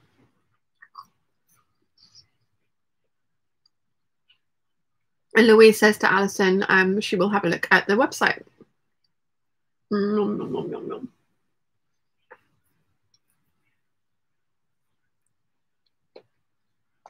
Alison says, Pink Lady apples are delicious, dipped in almond butter. I'm not a huge fan of nut butters, like peanut butter and almond butter. I like them in things. Melanie sent me, I can't remember the name of the company. It's a New Zealand chocolate company. It begins with a W. And she sent me the dark chocolate peanut butter one. And it was, oh, maybe it was milk chocolate, but it was immense. It was so, so good. So good. But usually I'm not a fan of nut butters. Like, I'd never think to dip this in almond butter, but I might have to try it. Not that I have any almond butter.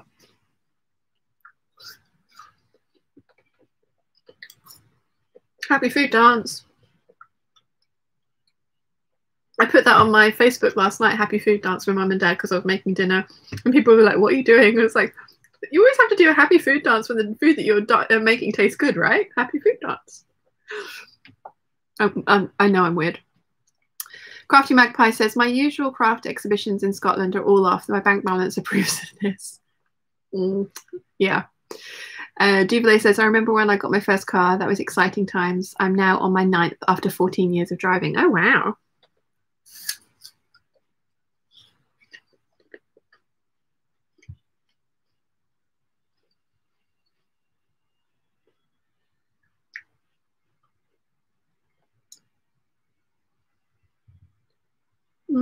No, goodness.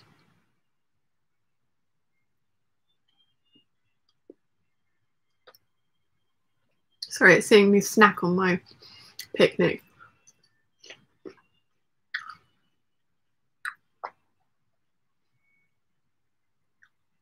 There's no toast today because the bread's been finished. So we've got no bread. And Dad's just been to the shop. But obviously Mum is making sourdough. And so she's in the middle of the next batch of it.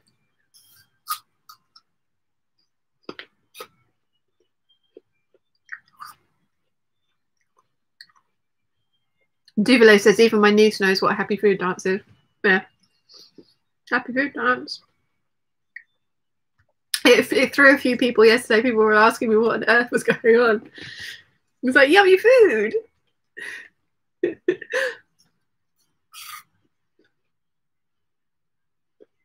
think that was a mistake. I took a bit too much off.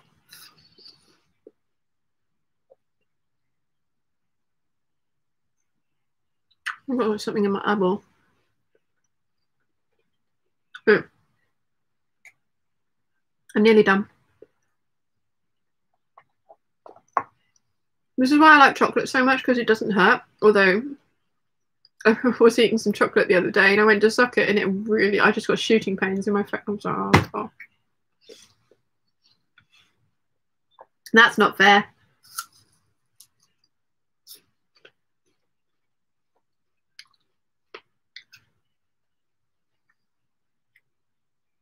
Yum.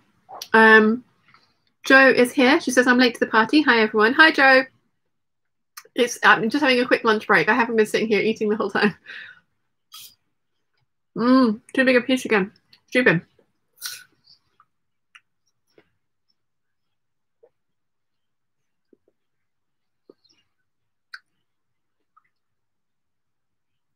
Cecilia says, someone said they wanted to buy all the fabric. I've been like that with makeup lately. I guess I express creatively with either sewing or makeup, and neither one is cheap. Too right. I've actually put makeup on today, and a lot, because usually with me it's either an entire full face, although obviously I can't wear foundation or concealer or liquid or anything like that, but usually it's a full face and quite heavy eye makeup. But today I've just used my Guerlain bronzer as eyeshadow, and it took me 10 minutes to do because I've got my eyelash extensions back on, and I did it again yesterday as well, and I really like it, and it took me 10 minutes. So I'm thinking I might start trying to do that a little bit more often. Not that it makes a massive difference, but it makes a little bit of a difference, and I enjoy it.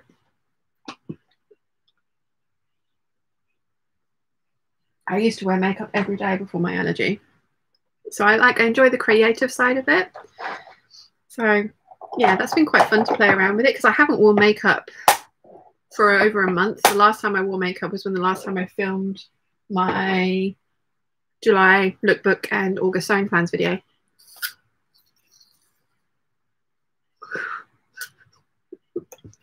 Can't bite things, I have to tear them, it's so annoying.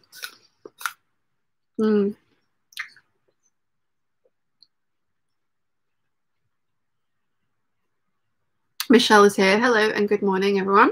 Good morning, Michelle. Julian says, I deal with stress through shopping, so I have been buying all the foolish things. Same. I've had to be really strict with myself the last couple of months,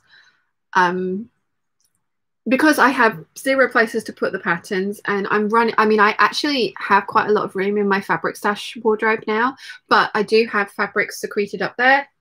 Like the entirety of under that side of the desk is full of fabric, so technically I don't have any room for new fabric, but I do exactly the same thing, and I am trying to try and modify that behavior, just because my bank balance needs me to, especially with some of the stuff that's coming up. You know, I'm going to have to be refurnishing new rooms when we move, because all of my furniture up at my house is inbuilt. There's very few of that can come with me, so I need to replace a lot of it. So I need to be saving up for those kind of things. So I have been mentally and preparatorily, that was a long word, wasn't it, shopping for furniture for the new house that wherever we end up. No, I'm trying to be better, but I'm not very good.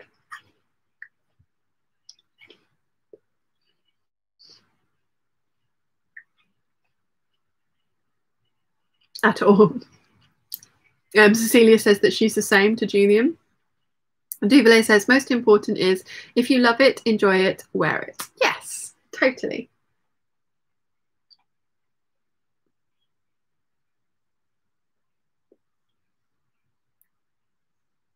Michelle. Michelle says, so you saying you don't want me to send those patterns this next week? Laugh my ass off. No, Michelle. I'm so excited about the patterns that you're sending me, because there's one particular one in there that I'm really, really, really excited about, that vintage Butterick one. So no. But I'm trying to say that I'm not buying new patterns at the moment because there isn't really enough room in there for them to be put in. But when we move, I'm moving to a different storage system, so there's going to be plenty of room. So then I'm going to buy all the patterns. I think my pattern wish list at the moment is like 30 patterns long.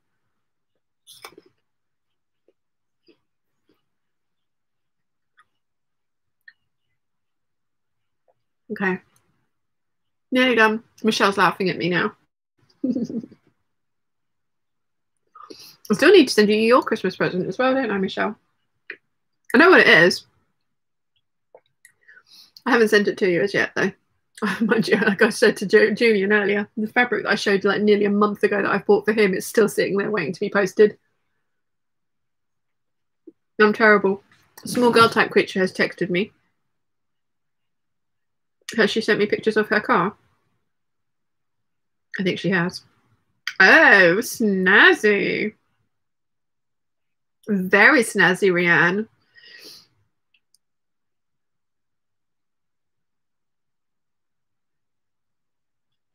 Right. Okay. Okay.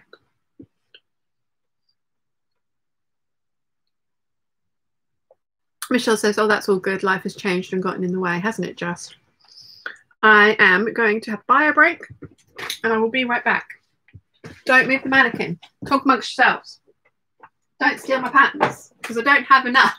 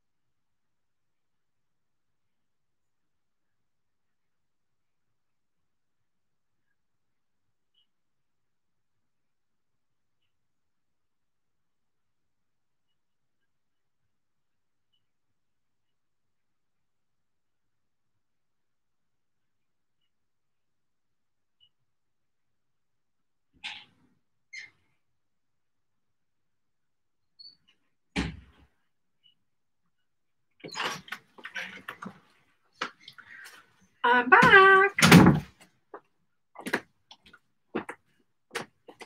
Hello.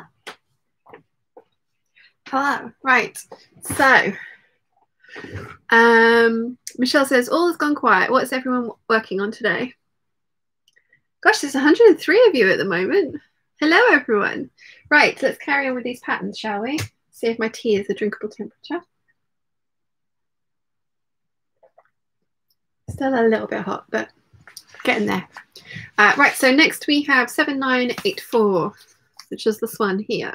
I bought this predominantly for the top. Again, this is another one that I fluffed up on and got the wrong size. So this one's come from Australia. And yeah, I bought this predominantly for the top. Again, I will probably lengthen it so that it sits on the natural waist, I think. So, yes.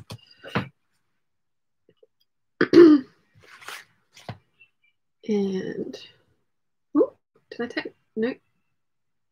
There we go. I actually took a picture that time. Nia says, quick, she's gone. Cecilia says, just made breakfast. Nia says, the coup can recommence from Rianne. Bethany C says, Michelle, I am a fabric hunting for a client commission. No actual sewing at the moment. Bethany, are you, I can't see your avatar, but I think Bethany, it's your channel's Lady Lilith Designs, isn't it? Correct me if I'm wrong. I think I've got that right. But if you don't follow Lady Lilith Designs, whose creator is Bethany. Yes, it is Bethany. Got it right. Yay! You should. Bethany has just finished a waistcoated front jacket out of a purple. I think it's purple wool suiting. Is that right? And cycling bloomers. But her channel, she doesn't have enough subscribers, so you guys should totally go follow that because just amazing. Like, and you're right, you needed bigger sleeves. But I loved that outfit. It was amazing, and I really like those waistcoated front jackets. Bethany says, I'm blushing. Stab. Shan't. Yes, but no, if you guys haven't seen Bethany's channel, highly recommend. Like I say, it's Lady Lilith Designs. Hang on, let's see if I can write that down. If I spell this wrong, Bethany, I'm sorry. Lilith Designs. Oh, I think I've spelled that wrong. I think I've spelled Lilith wrong. But that's you should, yeah. Cool. Highly recommend, because just and Bethany's video where she did the expectations versus reality of costuming was just awesome. Highly love it. And whenever Bethany comes to the meetups in the Goldhawk Road, she always arrives in the most beautiful blouses, like proper Victorian is it Lego mutton sleeves, Bethany? Have I got that right? But just amazing. Where did I get to? Bethany says to Michelle, I've read that one, sorry. Dagmar says, is it Dagmar or Dagmara, by the way? Because I've been calling you Dagmar. I think it's right. Says, knitting on a shawl for my mum, should really be tidying. Sunday, you don't need to tidy. Crafty Magpie says, cutting out PDF patterns. I need to use up some of my fabric stash, so sorting some projects out. Cool. Louise says, Alison had a look and sadly the pattern won't fit, but thank you. Aww. Cecilia says, I really want to try making up the McCall 7984 that you just had up. 7984. Oh, yeah. I too. This is going to be, obviously, this is now going to get relegated to next summer, though. Although the next pattern I have in this list is something that I want to make now. I'll show you in a second. Nia says, everybody shh. Box 3D, hello, everyone. Hello. Nimue says, I'm continuing on with my latest quilt along row, not starting any new projects until after the big cleanup. Good luck with that. Alison says to Louise, I'm so sorry to hear that. How disappointing. And Julian says, just subscribe to Lady Lilith Designs. Nimue says, I follow you on Insta, Bethany. She'll look you up on YouTube as well. Julian says, I so want to get into historic costuming and may make all the court clothes. Oh, yes. Yes. You need to do that. I really want to get into costuming too. I really do. I mean, I'm getting to. Oh, we had this discussion a while ago about Emily Hallman, didn't we? And she was saying that, you know, she nearly got to the point where her wardrobe she feels is complete, and that she's not going to stop sewing, but she won't be sewing quite so many things. And I mean, my wardrobe isn't by nowhere near complete or well-rounded. It's very heavily dress bias and summer bias. I managed to rip the only pair of wide leg black trousers that I have, so I need to make some more of those. So whilst my wardrobe is nowhere near to being finished and complete, I do really enjoy making everyday clothes. And I know history bounding is a thing, but I really want to start making all of the like elaborate court gowns, like all of those Angela Clayton patterns that I showed you earlier. I really start wanting to make those kind of things. So I don't know, but yes, Julian, please make all the historical court gowns, because that would, or court outfits, that would just be awesome. Totally awesome. Sal says, just subscribed. Duvlay says, finally making those pastries. Ooh, yummy, yummy, yummy, yummy, yummy. Do you know what I've been craving recently, actually? And I'm very sorry to any of my Greek followers. If Angelique is here, then she can tell me that I am saying this incorrectly. Baklava, the phyllo pastry with honey and pistachio nuts and stuff in it. Just, I haven't had that for years. But I just want it. It's not remotely, I mean, I'm kind of like, oh, it'd be better for me than chocolate. No, not at all. But yum, yum, yum, yum, yum.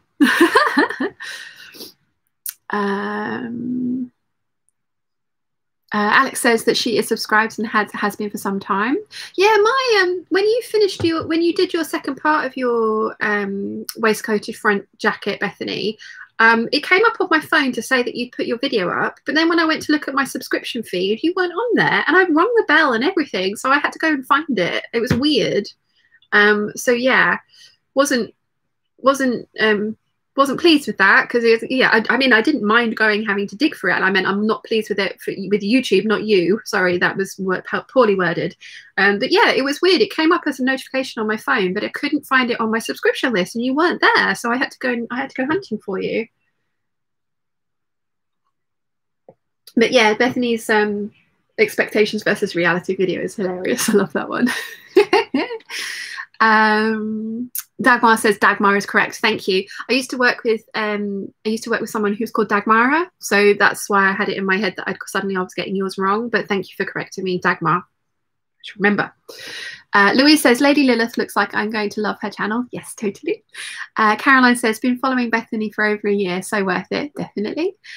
Michelle says to Bethany, that sounds fun. I've not seen that last few weeks. The building that has my booth in it has suffered from some damage and may not stand for 2 buildings that fell beside it. So figuring out where to go from here. Oh, wow. What nightmares.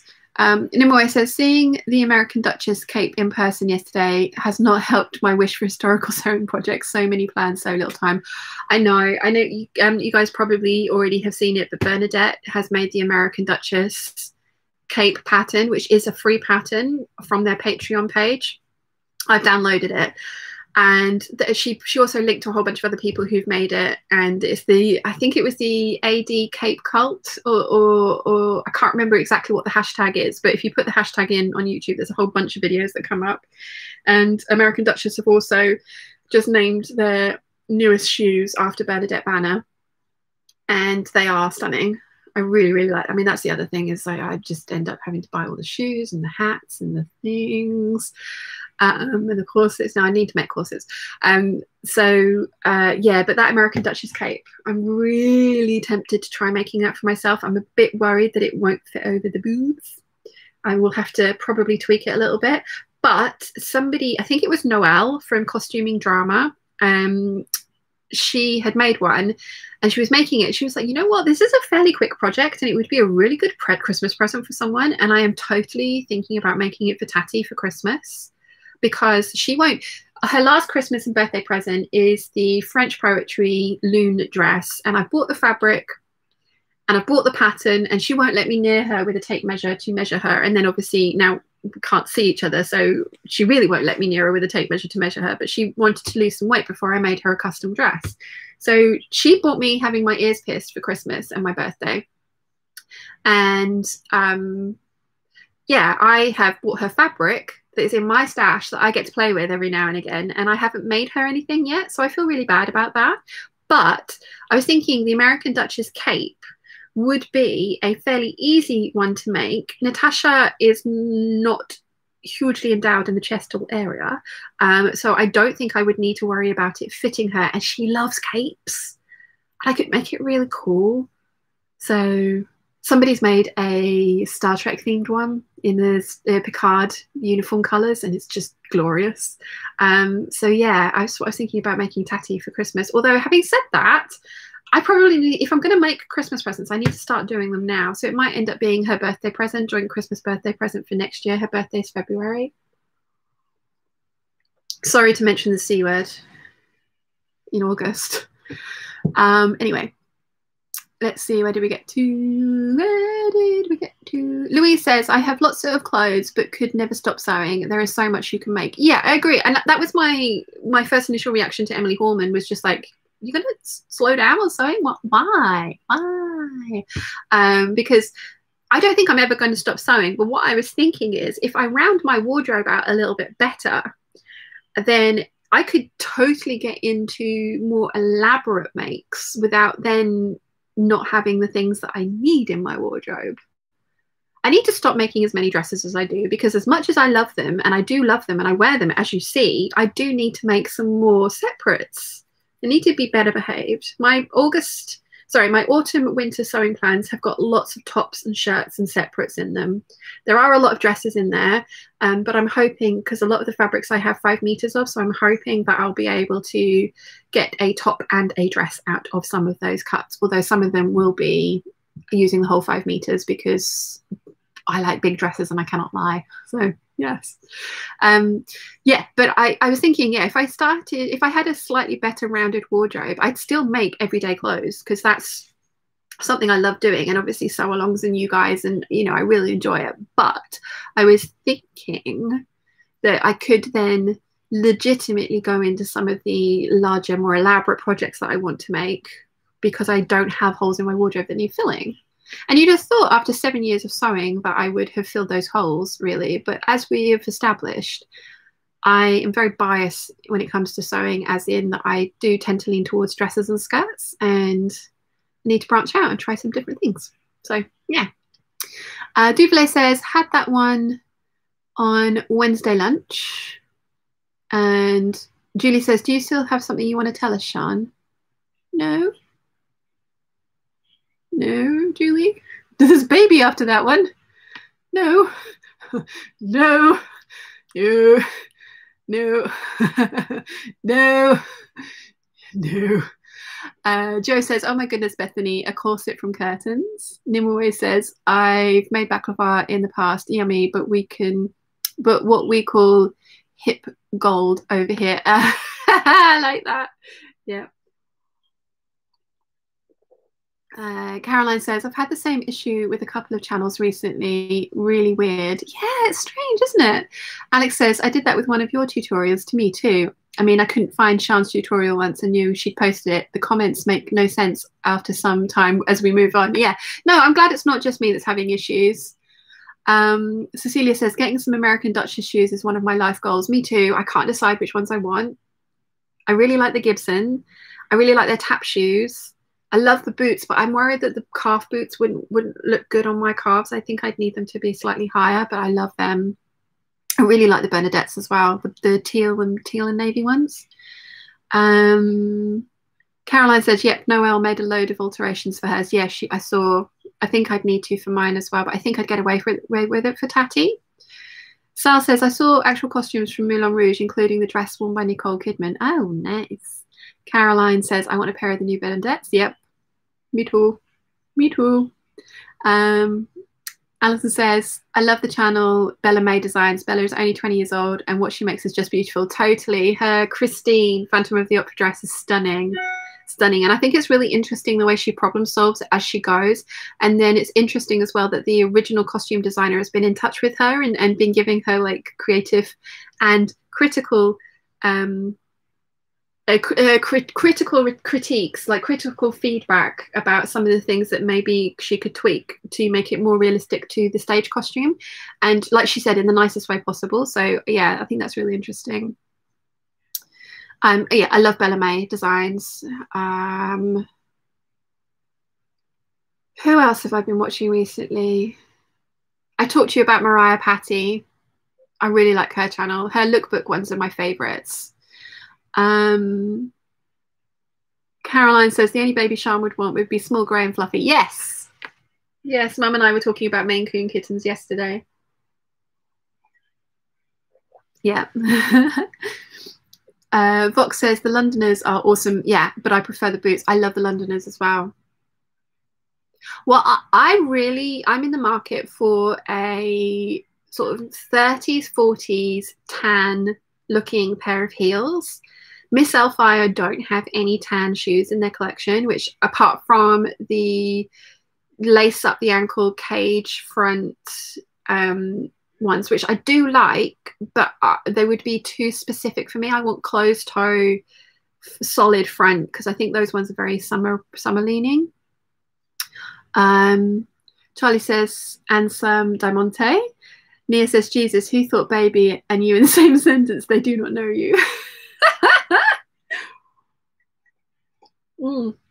Although Julie just, I don't know if it was a baby. It looked like a baby. It had the little curl that the baby emoji has, but no.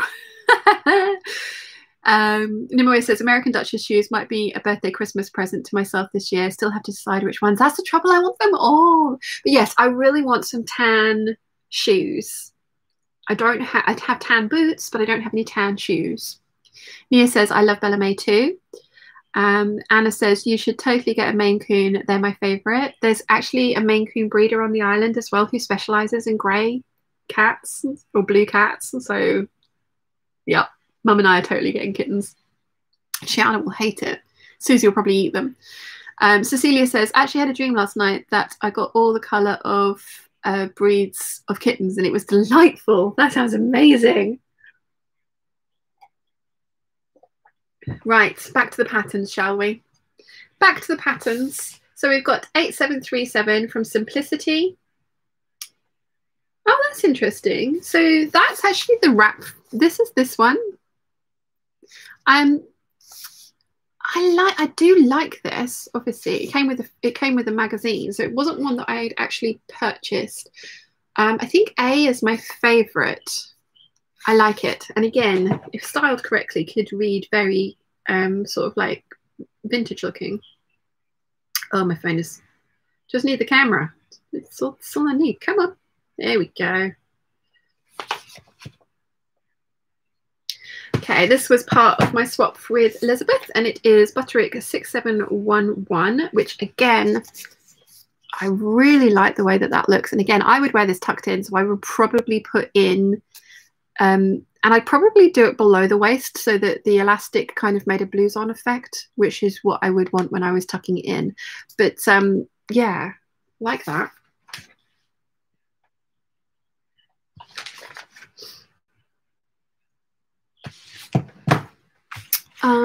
Michelle says, oh, I so thought she meant engaged. Lol, never dreamed baby.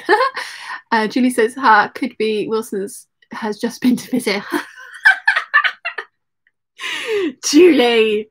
But no, I don't want children. I don't want children. I'm a fabulous aunt. I'm a fabulous aunt, but I don't want any of my own. I like borrowing Nia's and giving them back to her.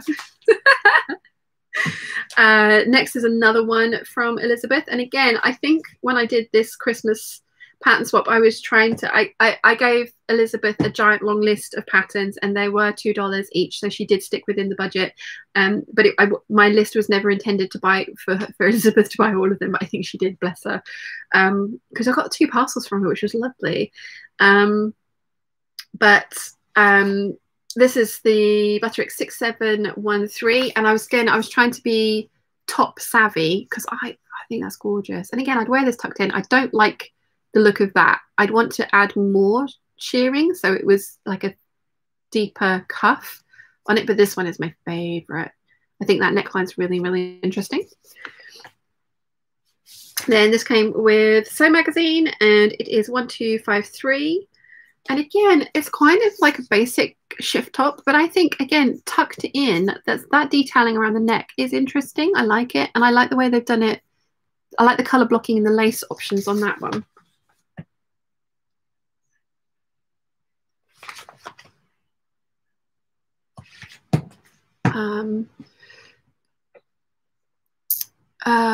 Paula says, sorry, late here, forgot the time, busy sewing my 6696. You're all okay?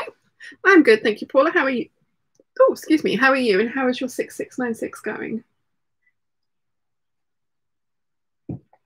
Need to finish my tea. That'll be upset with me. Julie says, yes. Nia says, a Maine Coon would eat your familiar.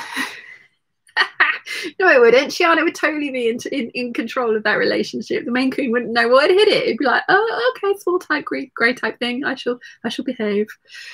Caroline says, I thought you'd want a Nibelung. I do. I'd love to have a Nibelung. Shiana's dad was actually a Nibelung. So she is not purebred Russian blue. Her mum is, and her dad's a purebred Nibelung. And they weren't meant to mate, but accidents happened. So yes, that's why Chiana's slightly more fluffy than a traditional Russian blue. She has a slightly longer coat, but she's not a long-haired cat. Julie says, I know, Sean, I'm just teasing. I know, Julie. Sal says, well, Sean, if you ever want a kid, I have 3, so some to spare, plus they are toilet trained, so easy. That's all right, I've got Nia's to borrow, it's fine. Caroline says, a Maine Coon, yes, please, then I'd have 3 of the big 4. Yes. But no, that's why we want Maine Coons as well, Nia, is because hopefully it would keep Susie in control as well. Paula says, well, I have a new presser foot for buttonholes and everything goes like a dream. Awesome. Judy says accidents do happen. No. Let's leave that there though, Julie. No. Nia says, small girl type creature concurs, but it is getting close to Christmas and she has space in her wardrobe. She's getting a bag for Christmas this year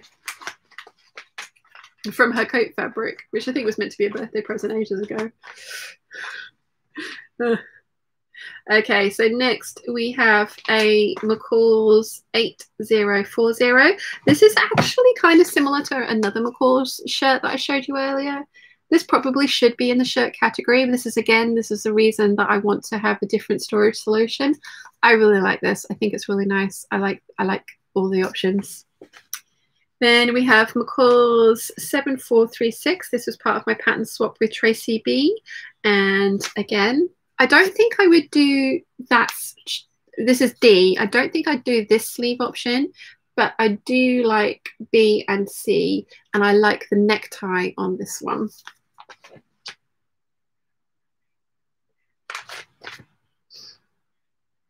So this next one is McCall's 8043, which I love, but it is backless. So when I make this, because I will make this, I am going to tweak it so that the back can cover a bra, because I want to wear a bra.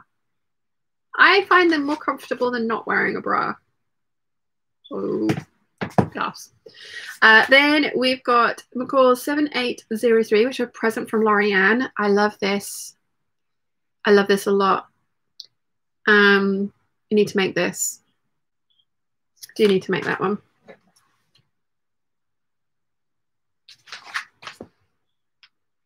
Next we have McCall's 6794. I have actually traced this one out, but again, I did that ages ago, so I probably need to retrace it.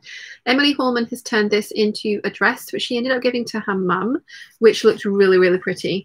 But I really like this, and I think it would be, again, if I were to start wearing skinny trousers, jeans, leggings, this would be the type of thing that I'd make it longer. I wouldn't have the high-low hem. I'd have this one, I'd make it longer, then I'd have leggings underneath and then knee-high or over-the-knee boots.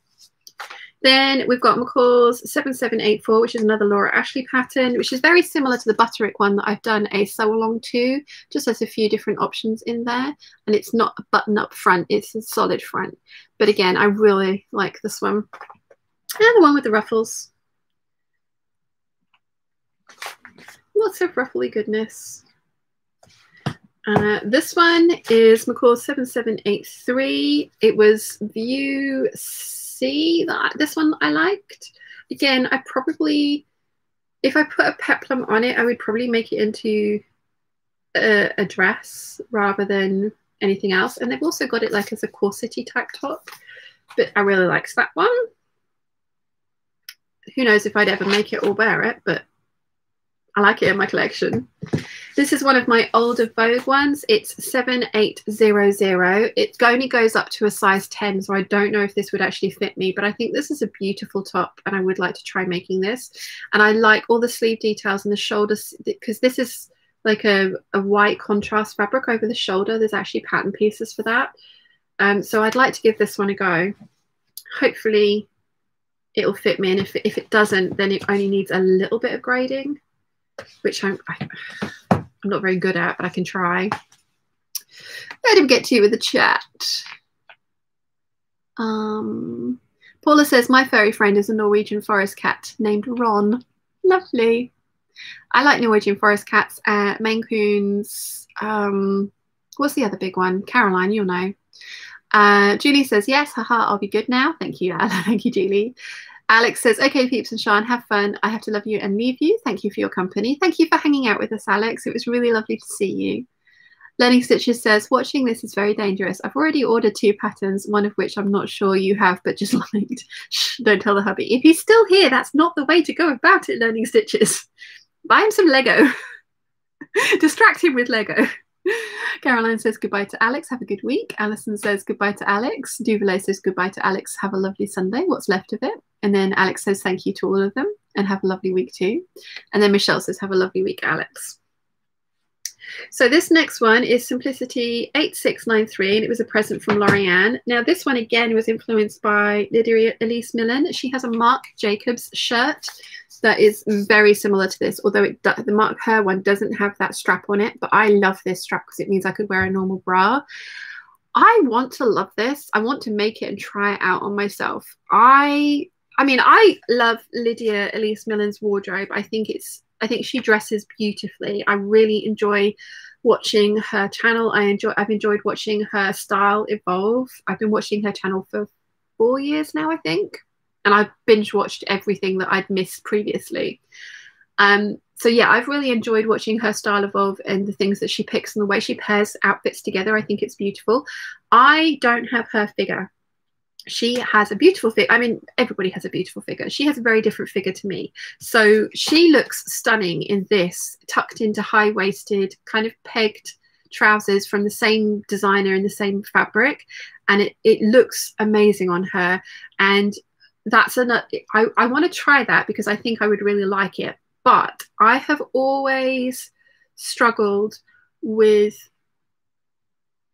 loving other people's style, trying to copy it and force it onto me, and then it not looking right. So that's something I'm willing to give it a go and try, because I like the pattern. I think it's interesting, but I don't know if it's going to look right on me. But, you know, at some point I shall try it.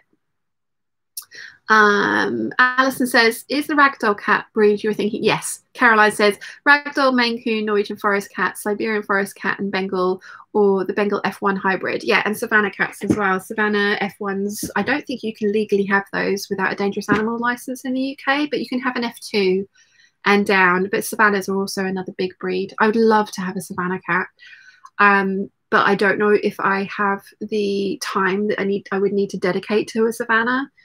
And the same for a Bengal. I think Bengals are beautiful, but I don't know that I have enough time to dedicate to their entertainment so that they wouldn't destroy my house. Although if any of you are Bengal owners and no different, let me know. And if any of you have Savannahs, let me know. I would adore, I've wanted a Savannah cat for about 10 years now. I think they're beautiful, absolutely beautiful, and very large cats, but they are a handful. I mean, Shiana's a handful, but she's a tiny cat. So, yeah, we kind of balance us out. Lenning Stitches says he's gone to lie down. He's still not feeling well after his stint in hospital last week. He's not watching upstairs. Hopefully he's not watching upstairs. But yes, Lego is the best distraction, especially as I ordered some more fabric last night and still haven't told him yet. Whoops. Yeah, get him a small Lego kit to arrive at the same time. Let him open that first and he'll never notice the new fabric. Caroline says Bengals and Savannahs are more like dogs than cats. Lol. Yes, totally. I mean, I have done all of the research on Savannah cats to the point where I was actually inquiring of UK breeders, because there are some new people that have started UK cat houses for Savannah cats, and I'd got to the point about inquiring, and it was about £4,000, so it's an expensive animal as well, very expensive. And I'd gotten to the point about inquiring about putting a deposit down on a kitten, but I just sat down and really thought about it, and it was just, it's not that I don't quite have the right job and lifestyle to dedicate to it, and I also want to travel a lot, and Russian blues bond to their owner more than they bond to their location, which is why I ended up getting Chiana, because I knew I would be changing houses a lot. I knew I would be traveling a lot with her, and it's proved very true. She is a very well-traveled cat, and she's not the biggest fan of going to other people's houses, especially when they have cats. Hey, Mia. And she has escaped a couple of times, but she's always come back. But that was horrific. So I've ended up not taking her with me the last couple of Christmases, just because I don't want to go through that again, and I don't want other people to have to worry about, oh, I left a door open, shit, the cat got out. Sorry, I shouldn't have sworn. But yeah, Russian blues bond to their owners, and I knew I'd be moving house a lot, so that was why I got Chiana, as opposed to a Savannah. But it was something I was seriously considering, and I would at some point in my life very much like to have a Savannah cat. Sorry, next we've got Vogue 9285. Oh, love it. Love it. I don't like these sleeves, but I love that neckline, and I love this one. So I want to make this one, and this is in my autumn winter capsule collection plans. This was from Tracy, again for a pattern swap, and it's 7468. It is McCall, yeah, 7468 McCall's. I love this. I think that's really, I like the cold shoulder.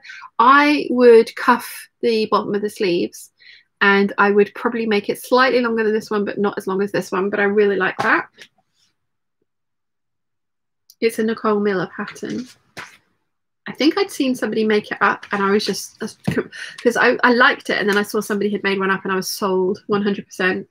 Next, we've got McCall's 7929. It's a Laura Ashley pattern. Again, it's a fitted, busted, you know, cupped top.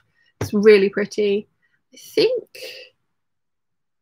this one is my favorite, although I like that one, but again, I would lengthen it so that it sits at a better place on me proportionally. Then we've got Simplicity 8918, which again is just really, really pretty. I actually, having said all that, I like this one. I do like this one as well. And this one would be really cute with high-waisted trousers. Oh, Alison, I'm so sorry, because I think you've bought me this one. I didn't know if I had it or not, and I do. Simplicity 8882, the Gertie shirt dress. Oh, sorry, shirt. Somebody had posted this one. You can totally make this into a dress, by the way, just by extending the peplum. Yeah, it's gorgeous. It's absolutely gorgeous. Love it a lot. I'm so sorry if because I think Alison has bought me that one. I'm so sorry. Where did I get to with chat? Alison said, Bengal cats are full on. I highly recommend the ragdoll. My Binks is just so faithful. He is everywhere I am. Yeah, I love ragdolls. My friend has them and they're beautiful. And they're different. I mean, if I had all the money and all the space, I would have all the cats, totally. Oh, yeah. Yeah. Julie says to Learning Stitches, invite him to Lego House. Sal says, just found an audio version of H.P. Lovecraft story about cats. Would you like me to post it on the Peeps group for the Peeps to listen to? Yeah, possibly, Sal, maybe. Yes, why not? I was going to say I'm trying to keep it sewing related, but no, why not? Yeah, cats. Totally, yes, cats. Yes, please, Sal.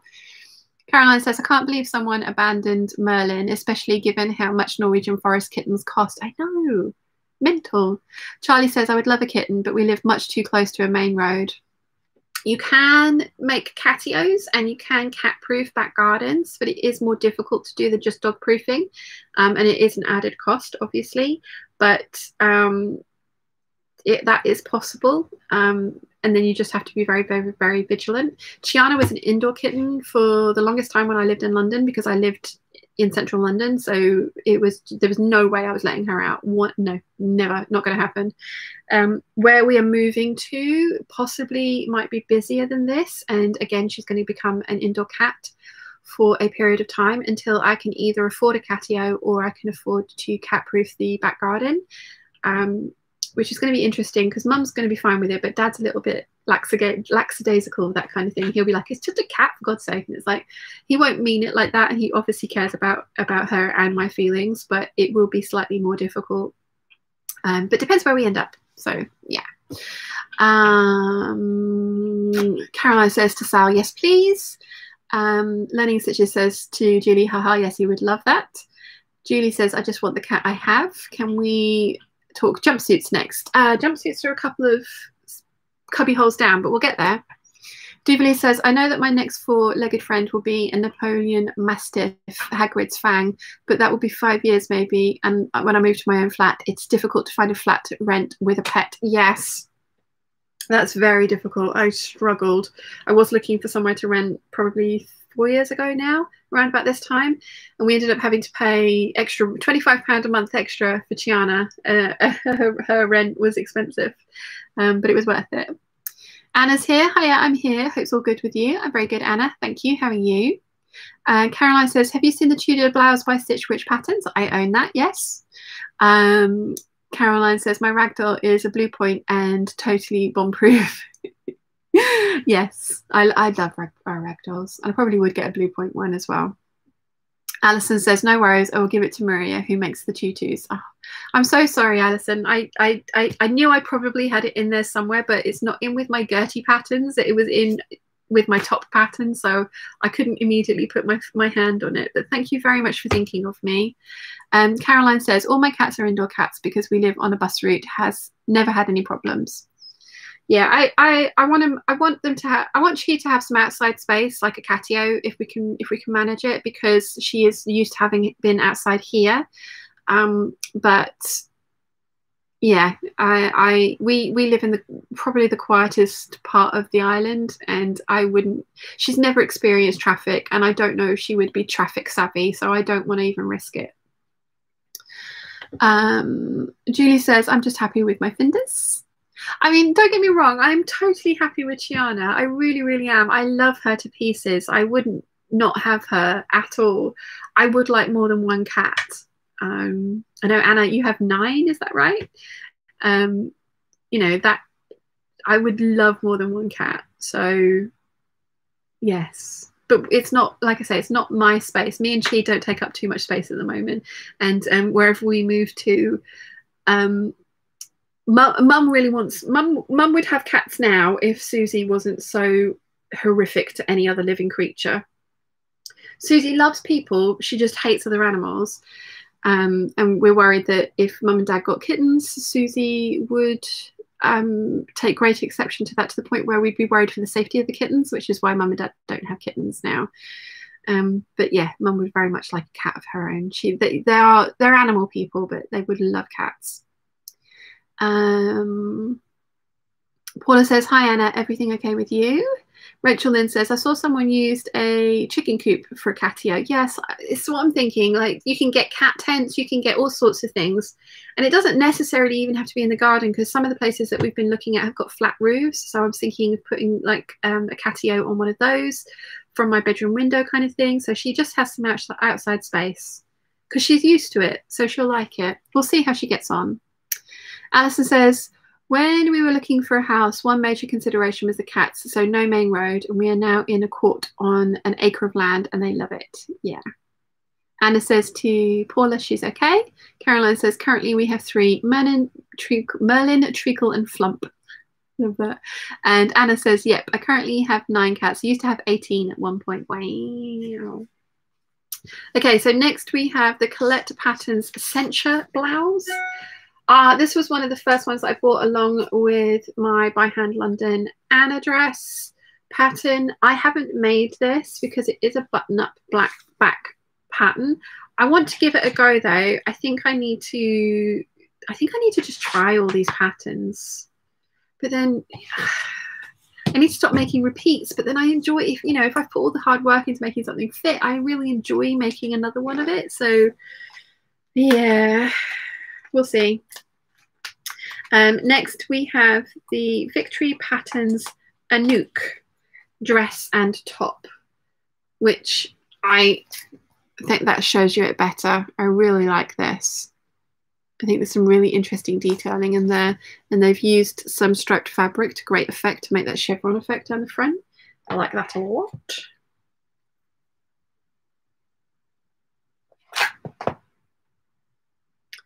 Then we've got Butterick 6487, again from Tracy. I was definitely on a Let's Get All the Tops kick. This one, again, is really, really nice. I like C and D.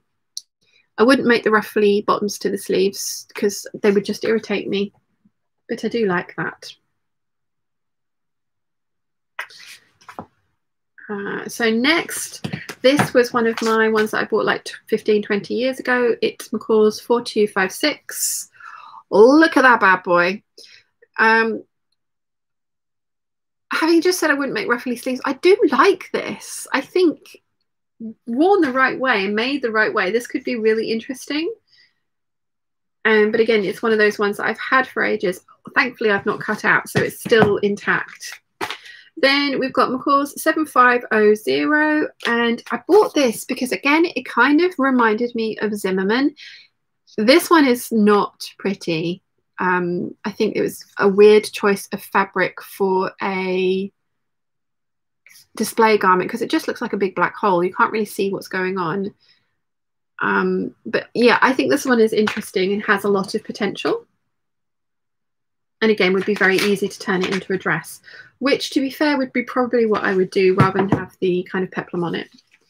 And then finally, we have the I Am Patterns Flora top, which again has really good color blocking potential because if you've got those little odd scraps of fabrics that are weird sizes, they would fit really well in there. I like this. I don't know if I would make this. I think this came with, it came with Simple Sewing magazine. I don't know that I would make this because it is perhaps a little bit too boxy for me, but it's in my collection, so yeah. Oh gosh, I've got to get them all back in over here. Okay, we can do this. So we've done 6. We've done 7 cubby holes in nearly 4 hours. Oh dear. We've got 15 to go.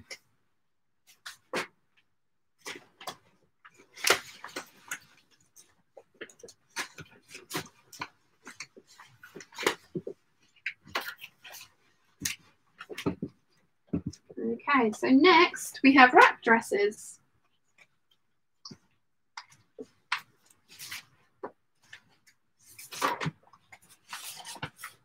Next we have wrap dresses. Aha. Okay. Whoopsie. Chair's got wheels. Right, where do we get to? Sal says to Anna, that sounds both catatonic and catastrophic at the same time, about the 18 gaps. Right, we have McCall 7892. Ooh, 92. I've done a sew along for this one. Having looked back, realised that I should have been doing the top sew along.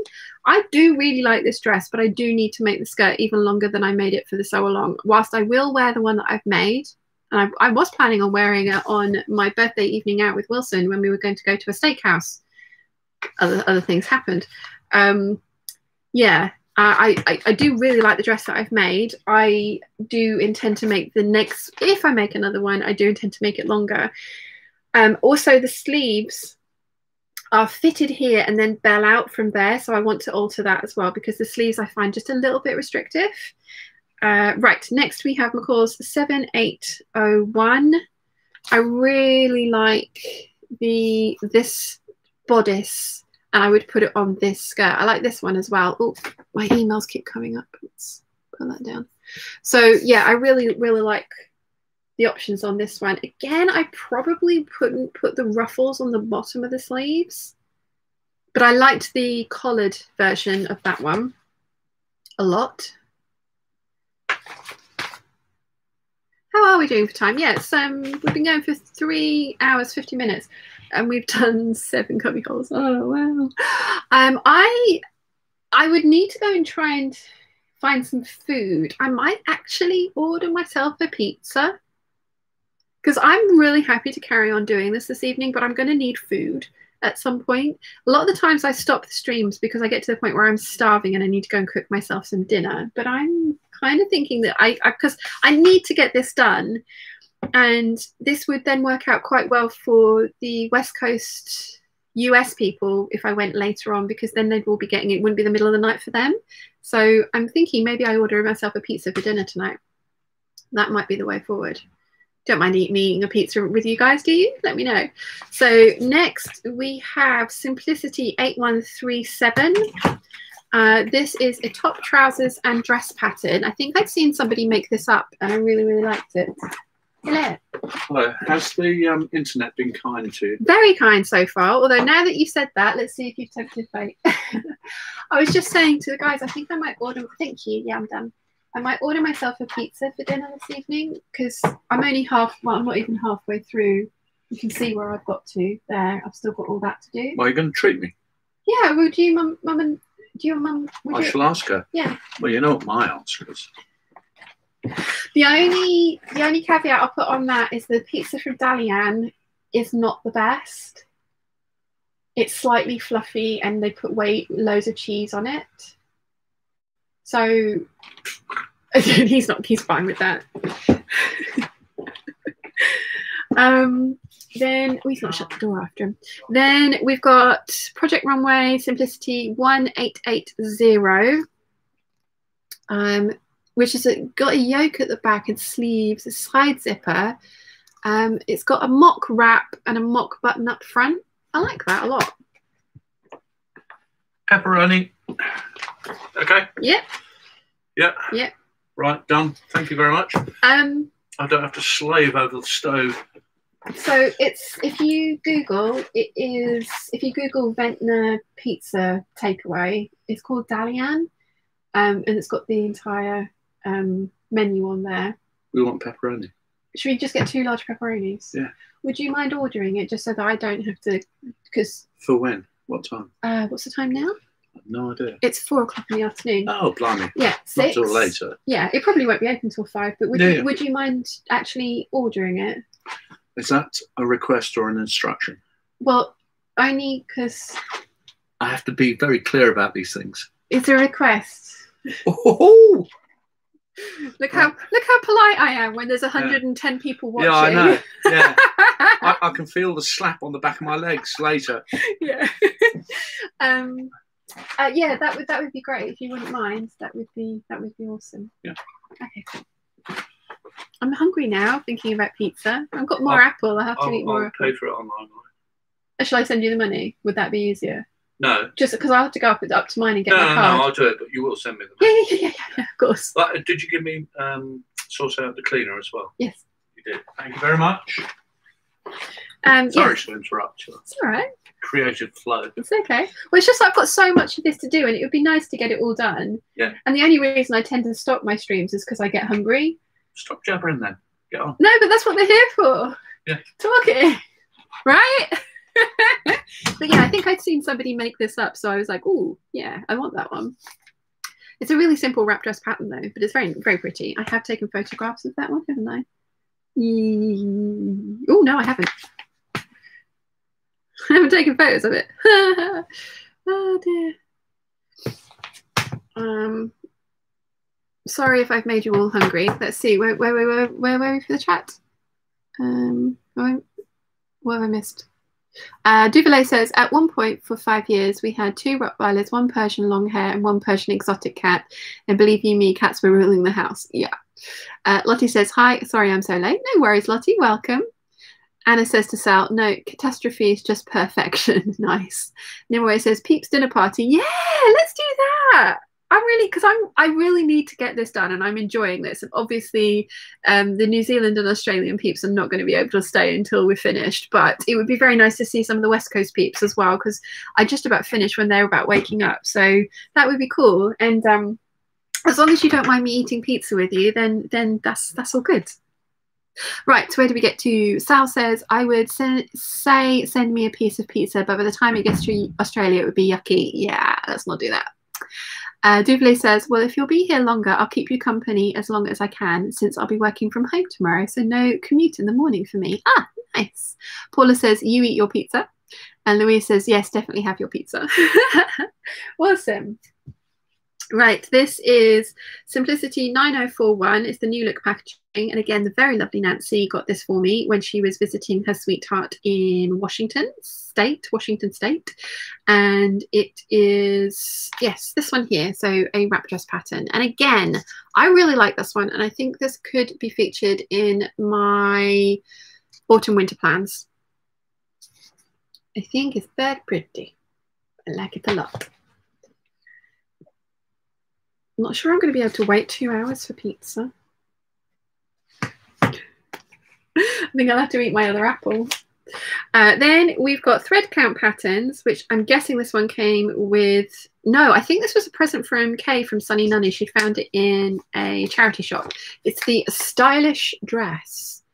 It kind of reminds me of the By Hand London... No, the Sew Over Eve dress.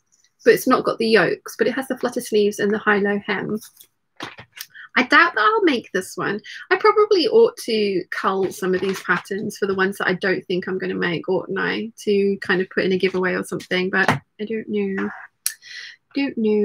Duvalier says, who has wine ready? Oh, now that's probably a bad idea. I did have wine yesterday as well. When we had Prosecco to celebrate the very good viewing. We won't know until Wednesday if I've got any 100% great news for you though. Rachel Lynn says, I told my kid to go clean her room. She walks in and hands me my instructions that were missing and says, why were these in my room? I don't know, child. I don't know. Awesome. I'm glad you found them though. Lynn says, Sean, sorry, can I have the pattern number to your wrap dress that you showed a couple of minutes ago? Oh, Lynn. Okay. 7892. 7801 8137 1880. Oh, look, I've got 2 of those 8137s. Ah, yes, one's cut. So I bought one, and one came with a sewing magazine. So I have 2 of those. So I probably ought to put one of those into a giveaway, oughtn't I?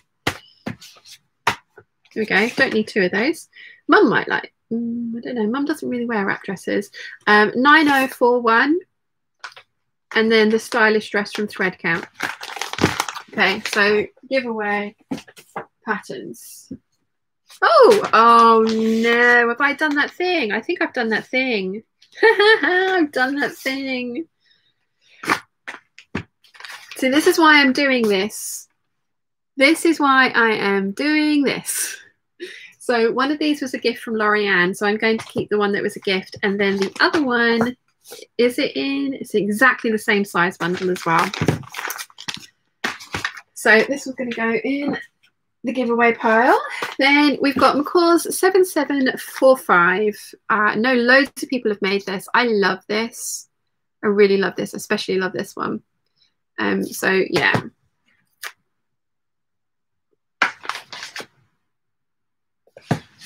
Then I've got McCall's 7119. Now I know Dawn from Dueling Designs had made this, which is why I ended up buying this from Claire from Penguin and Pear Dressmaking. And yeah, it's really cute. Really, really cute. Dawn looked lovely in her version. I like all the different sleeve options that they have on that one. Then we've got McCall's 7081. I think this is gorgeous. I particularly love the shirt dress type sleeves and collar on this one. I haven't made it yet. I will at some point. Then we've got Butterick 6554. I have made 3 of this one. I do want to turn this into a top as well, although I do have a lot of wrap top patterns, so maybe I don't need to turn this one into a top. Maybe I should just use one of the wrap top patterns. But I love this. I've just made my 3rd one with that turquoise fabric that the very lovely Fanny sent me from Spain. I did pay for it, but she went and bought it for me and got it for me and sent it to me, which was very, very kind of her. This is Butterick 5030, and it was a present from Jo. I think, again, it was one of those ones that she had either bought with the magazine and wasn't going to make, or had found it in a charity shop. I know Emily Horman's made this one. I really like it. This is actually very similar. You see, this one is very similar to the Sew Over Eve dress because it does have the yokes and the flutter sleeves. It obviously doesn't have the high-low hem. I really like the different collar options on this one. I need to make that.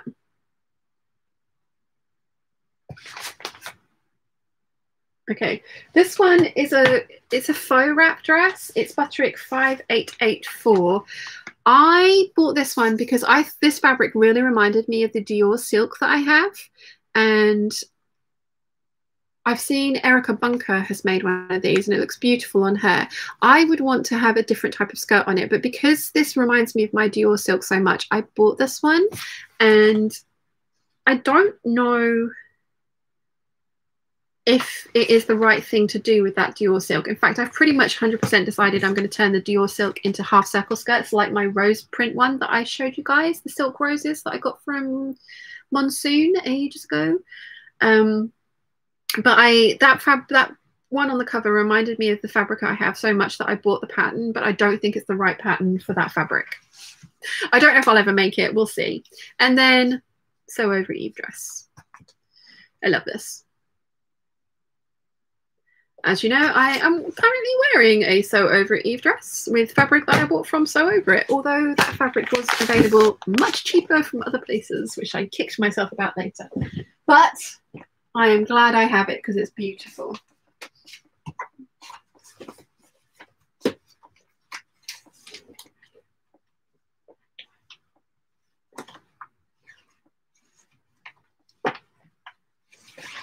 Okay.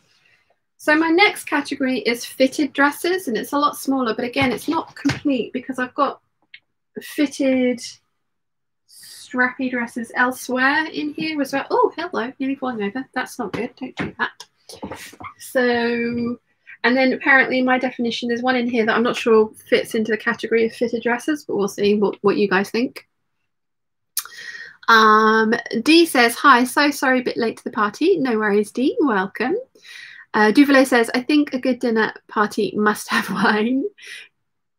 Dee says, keeping fingers crossed for a good new house news. Thank you very much. Lottie says, fingers crossed, still crossed for you. Thank you, Lottie, for you too. Is yours back on the market now? Rachel Lynn says, I just made the 9041, but I made it with no sleeves. It's adorable. Nice. Nia says, no wine for me. I'm on call until 8 a.m. tomorrow. Boo. Duvalier says, 7745 reminds me of So Over Eve dress. Oh, Nia Wheelshaw, I'll have a glass for you. Thank you, Duvalier. That's very kind. Gin and Pin says, 5030, I've deconstructed a charity shop duvet cover to try it out. I've been trapped under 2 sleeping cats for the last couple of hours. That is not the worst place to be. Gin and Pins, it's Simone, isn't it? Have I got that right? I know I've got an S name in my head. Is it Simone? I really do need to write myself a cheat sheet. Rachel Lynn says, got to go for a bit. See you soon. Thank you for hanging out with us, Rachel, and it was lovely to see you. Okay, so this is with Sew Magazine. This was from Kay from Sunny Nunny, 8511. It's a shift dress with different sleeve options on it. I like it, but I don't know that I'd ever wear this, but I've kept it because I kind of like the idea of it. Do you know what I mean? Then we've got another one from Kay from Sunny Nunny, and it was 8543. It's an amazing fit, and it's very similar to the Vogue dress that I've made all the scuba dresses out of, because it has that similar waist panel. I like these amazing fit ones because they have drafted for a slim, average and curvy figure, and not that, I mean, they have to label it something, I suppose, but yeah.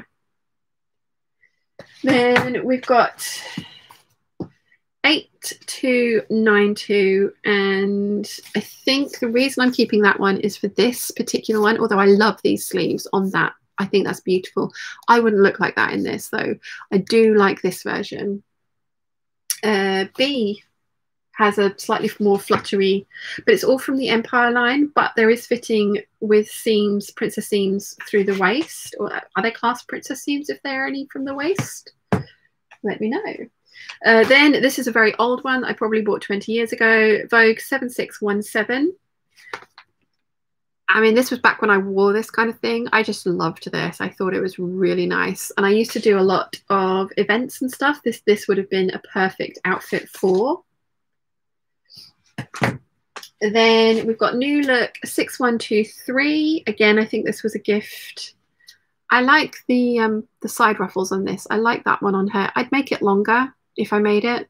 I do like it. I don't like the asymmetry of like that little doodad stuck on C. I put them on both sides. But I do like the kind of ruffly effect.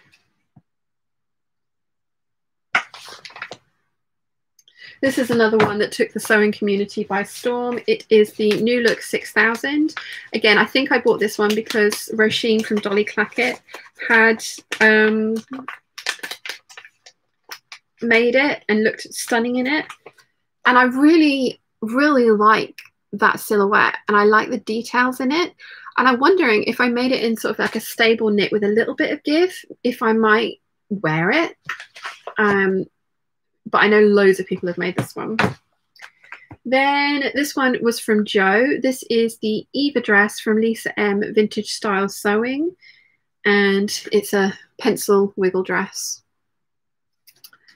Again, I like that, and I have worn things like that in the past, so possibly in the future. And then this is, I'm not sure why this is in this one. It's a Victory Pattern Simone. And again, I think the line drawings might be better. This one I bought with the intention of making it for my roommate, but we fell out, and the idea of actually making something for her really didn't appeal. I have similar dresses to the dress version that I wear as beach cover-ups, which is why I've kept this pattern. And I think it could look really nice, but I don't know why it's in fitted dresses. I'm not sure that it should be in fitted dresses, but it is. So there we go.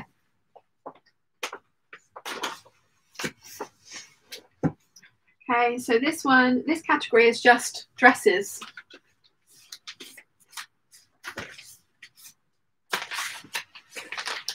And again, I think I could probably kind of like categorize some of these better and put some of these in categories that fit them better. But I'm kind of, again, limited by space. So we'll see how that all goes. Where did we get to? Gin and Pin says, Susan, that was the other one that I was going to say, Susan. I'm so sorry. Cats, Ptolemy and Calpurnia. That's it. Thank you very much, Susan. Thank you. No, it was Goblin Fruit that's Simone, isn't it? There we go. So, yes, I knew it was an S name. I did know it was an S name. I'm sorry about that. Lottie says, fingers crossed that we are sold again. That's awesome, Lottie. Well done. So to Fit by AD Lynn says, Andrea from Houston, Texas, USA. Hello, nice to catch your live stream. Welcome, nice to see you. Thank you for joining us. Right, so technically, like I say, this classification is dresses, which is rather broad, isn't it? So this is the McCall's 7949, which I love this version, which is D. I like C as well. I wouldn't make the shorter versions. And again, I'd need to work out some kind of underwear situation that would allow you to have the little keyhole cut out there. But I love it. So I have it, and I have it in the right size bundle. Then we've got McCall's 7537. I love this dress. I have made 3 of them, although I am going to change the mustard and navy one to have longer sleeves, the bishop sleeves. I don't like the little sleeve doodads from this one. Well, not in rayon. Maybe if I'd done it in a cotton lawn or something that had a bit more body and they actually stuck out, I might like them. But I love this dress. I do love this dress. Then see, this should be in fitted dresses. So it's McCall's 7085. And it came with Sewing Magazine. I think again somebody gifted this to me. I like the different necklines on it. And again, I used to wear things like that. So maybe again in the future. But I am going to put this in with the fitted dresses because I think it should be in there. And I'm going to take the Simone pattern and put the Simone pattern in the dresses one because that makes more sense to me. Right, next we have McCall's 7500. Again, this one to me, I would make it longer, but it kind of Zimmerman-esque with the ruffles and the details on it. So, yes, I like that one. Then Rachel's just made this one, I believe, the 7946. And it's one with shearing in it. And I kind of like the idea of giving that a try. Then we've got McCall's 7952. This is one that I featured in my Get the Look for Less videos as a dupe of a Dolce & Gabbana dress, although the Dolce & Gabbana dress had the buttons and stuff down the front, but this one's got it down the back. I also think, because this is basically a backless dress again, I think I would make this as like a pinafore, and I would make it so that I could fit a jumper or a shirt underneath it and use it as an autumn winter dress. But the Dolce & Gabbana ones are beautiful. Absolutely beautiful. And if you've watched my Get the Look for Less videos, there are some more of those planned. They are just way more labor intensive to do. And you guys have sent me a whole bunch of things to find patterns dupes for, and I'm desperately trying to do that because you guys have really picked things that are testing my pattern knowledge. Where do I get to? Where did we get to? Metty Riggs says, hello, Miss Andrea from VA. Is VA Virginia? Did I have that right? And then Andrea says, hello to Metty. Susan says, 7085. I've got plans to make a couple for winter to wear them with a shirt or a thin jumper underneath. 70. Yeah, I that's some of the things that I like. The idea of when it's something that's not conducive to immediately wearing underwear, it's like, can I use this as a layer? Mete, is it Mete? Sorry if I'm pronouncing your name incorrectly. She says, "Hi, Sean. Yes, it's Virginia, USA. Yes, some of the two-letter state abbreviation codes I know, and some of them I get very, very wrong." Next, we've got McCall's 7945, which I love. I was going to make another one, but I didn't have enough fabric because this is a fabric hungry beast. But I do really like it and highly recommend as a wafty dress for the hotter months. It does have a ridiculous amount of ease. I ended up doing a size 6 for the waist and hips, and that's for a 23-inch waist and 32.5-inch hips. And my hips are 44 inches and my waist is 27, and it was still roomy on me. Next, we have McCall's 7894, which again reminds me very Zimmermann-esque. It is something that I'd like to get to this in the autumn-winter plans. UB is color blocked on there. Don't know if I do color blocking. I would probably do the ruffles. I don't know. I do like it a lot though. I love ruffles. I just don't know if I can carry ruffles off. Although I have plenty of ruffles on my Butterick 6554 wrap dresses, aren't there? Next, we've got 6834, which is a Palmer and Pletch dress from McCall's. And I just loved all the seaming detail in this. Maybe if I show you the line drawing. And I like the little cap sleeves on that one a lot. And the sample that they've sewn up is beautiful. I love how fitted it is through the bodice and then very full everywhere else. There's a lot of seaming in that one.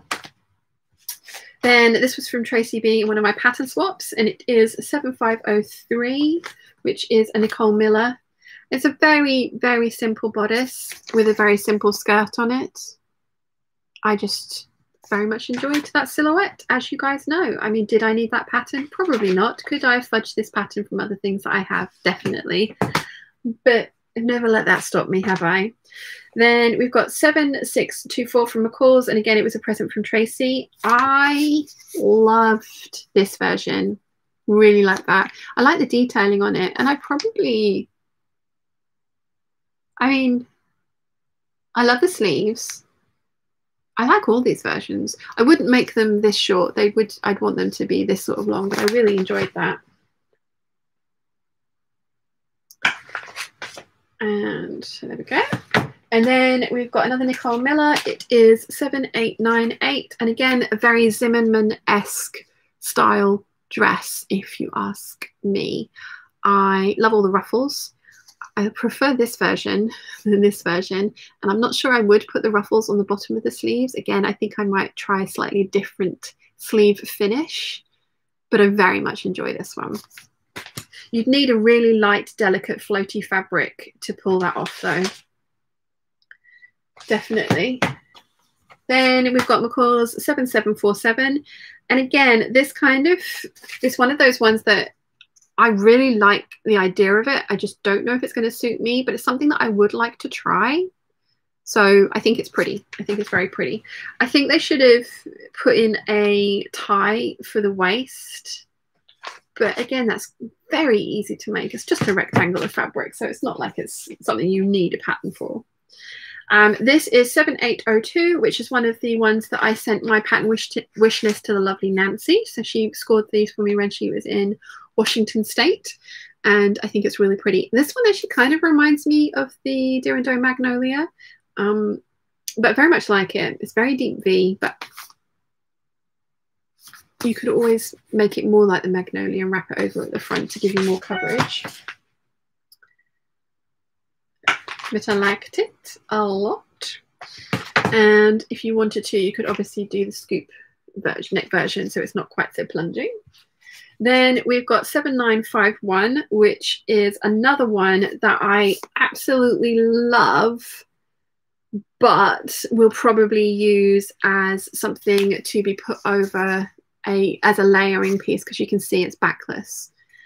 Some of these ones actually have A and B have a strapped back. So there is actually a bit there that might cover your bra, but it would need to be a multi-way bra. But yeah, I like that. But again, this would be something that I would use as a layering piece over a thin knit or over a shirt. This is Butterick 5930, again from Tracy, and I think it's just, I love that. Love that so much. I like the little sleeves on it as well on her actually. And you can also, it's an interchangeable dicky, this bit here. So you can have some fun with that and either have the same fabric, or you could have contrasting fabrics, and you could make a few for different looks. And that's very much like some of the kind of like corsets which had stomachers in, that they would make different stomachers for them. Then we've got Butterick 5710. This is the Pippa Middleton bridesmaid's dress dupe, and it's beautiful. I have never made it. I would like to. I don't have an event to wear it to, and I'm not sure. I don't know if it would suit me, but I wanted it, so I have it. Then we have 6129, and it is an off-the-shoulder dress. You can put more coverage up there like this one, and then so that you can wear a bra, or you can have it off the shoulder. So I actually made this for a client for a prom dress, and she wanted sleeves underneath it, so I made some off the shoulder lycra sleeves to fit under this, and it looked beautiful on her. She was adamant she wanted these sleeves. I couldn't see it, and it looked really good on her, and it was unique as well. So it was a prom dress. And then we've got Butterick 6164, which again was with Love Sewing magazine. And again, it's got a really interesting neckline, and I like the skirt on it. But again, the skirt, I would make the skirt longer for me, because as you know, I prefer skirts that cover my knees.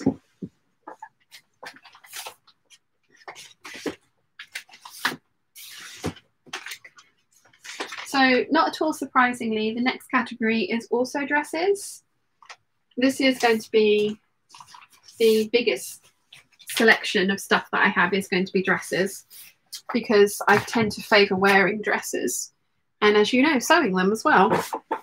So yeah, we've got, this is one of my, excuse me, the next two are ones that I bought sort of 15 years ago. This should be in the wrap dress pattern category, to be fair. Is it a wrap dress? No, it's a faux, is it? No, it is a proper wrap dress. So it should be in the wrap dress pattern category. It is 7748, Vogue 7748. I haven't made this one, so I think it's intact. But like I say, it's quite an old pattern. I think it's intact though, but I'm going to put this in with the wrap dresses. Oh, put it in the right way would be a good start, wouldn't it? There we go. Next is Vogue 8544, which again was one that I bought sort of 20 odd years ago, and it's kind of 90s, does 50s. I really like the look of that. I like that they've given you the option that you can have it covered up, or you can have lace or mesh inserts on the top of that as well. Again, thankfully, I have not cut this one out.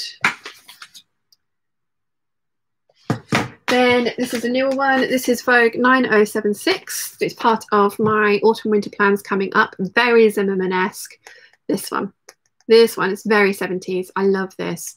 I have, as I say, plans to make this coming up. I'm even thinking maybe doing a sew along with it. Possibly. We shall see. Then we've got 9296, which I think is gorgeous. This one. I want this one. How practical this is, I don't know, but I want it. I think it's just stunning. So it's probably going to be something that I make this autumn winter as well. My autumn winter plans are leaning very 70s. Next we have 9345, which was with my pattern swap with Crystal from Crystal Sews and Stuff. And this is a very plunge-tastic at the front dress, although that is easily rectifiable. And this have you guys seen the Lyrica Matoshi strawberry dress? I'm sure you have. Lyrica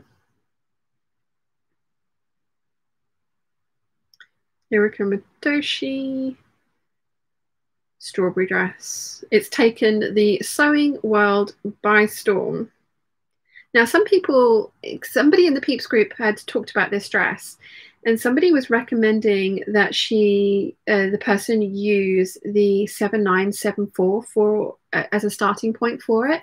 And I actually recommended this Vogue pattern, the 93443. It's getting stuck. Fingers crossed I've not killed the internet with looking up a dress. But I think this would be an amazing start for that Lyrica Matoshi dress. It does have, so you would end up with raglan sleeves on it rather than set-in sleeves. You could probably change that around a little bit, but I'd be interested to see what you guys think. Yeah, like the people were recommending the 7974. Oh, it's loading. I'll show you when it's loaded.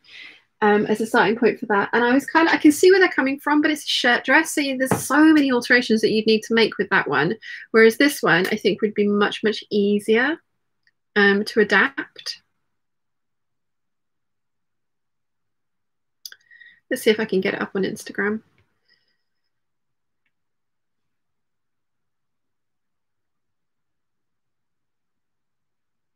My internet just, oh God, I hope it's not dying for you guys as well. Here we go, Lyrica Matoshi. Hopefully this is just making everything else slow. That would be great. No dying on me, please. Oh, and I can't remember the name of the lady, but she's just done a really interesting, she just did a really, really interesting video on what is copyright, what's plagiarism, and what is and is not okay in fashion. And no, they've deemed that clothing is functional, so cannot be copyrighted. Because this lady had done, if you search for Lyrica Matoshi strawberry dress on YouTube, she'd made a copy of the dress and it wasn't the same, and she'd done it herself with her own pattern. And she got loads of people in the comments coming for her, saying that she shouldn't be ripping off the original. And she did a really interesting and factually based video with American laws, but I thought it was appropriate. It would translate well to other countries as well, about how, because she'd made it for personal use, she wasn't trying to sell it as a original, she wasn't copying it to be sold. Yeah, so this is the strawberry dress that's taken the world by storm.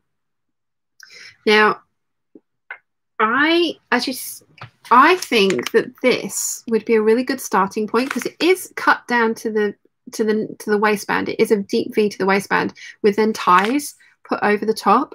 Obviously the shoulders are not right on this, but you could totally add puff. You could I think that was a good starting point. So are some of the other ones that I've shown you as well. What is this lady's name?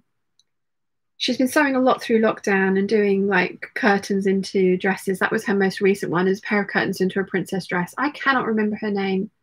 I'm really sorry, but if you search Lyrica Matoshi or strawberry dress, you'll find there's not that many videos on it on YouTube at the moment. And I'm really tempted, because I found some of the fabric, but I found it on black. I'm really, really tempted to try and make my own, because I think it is a beautiful dress and it's really ruffly and just stunning. But I have very few places to wear that kind of thing, so it's not a high priority. But her video on fair use and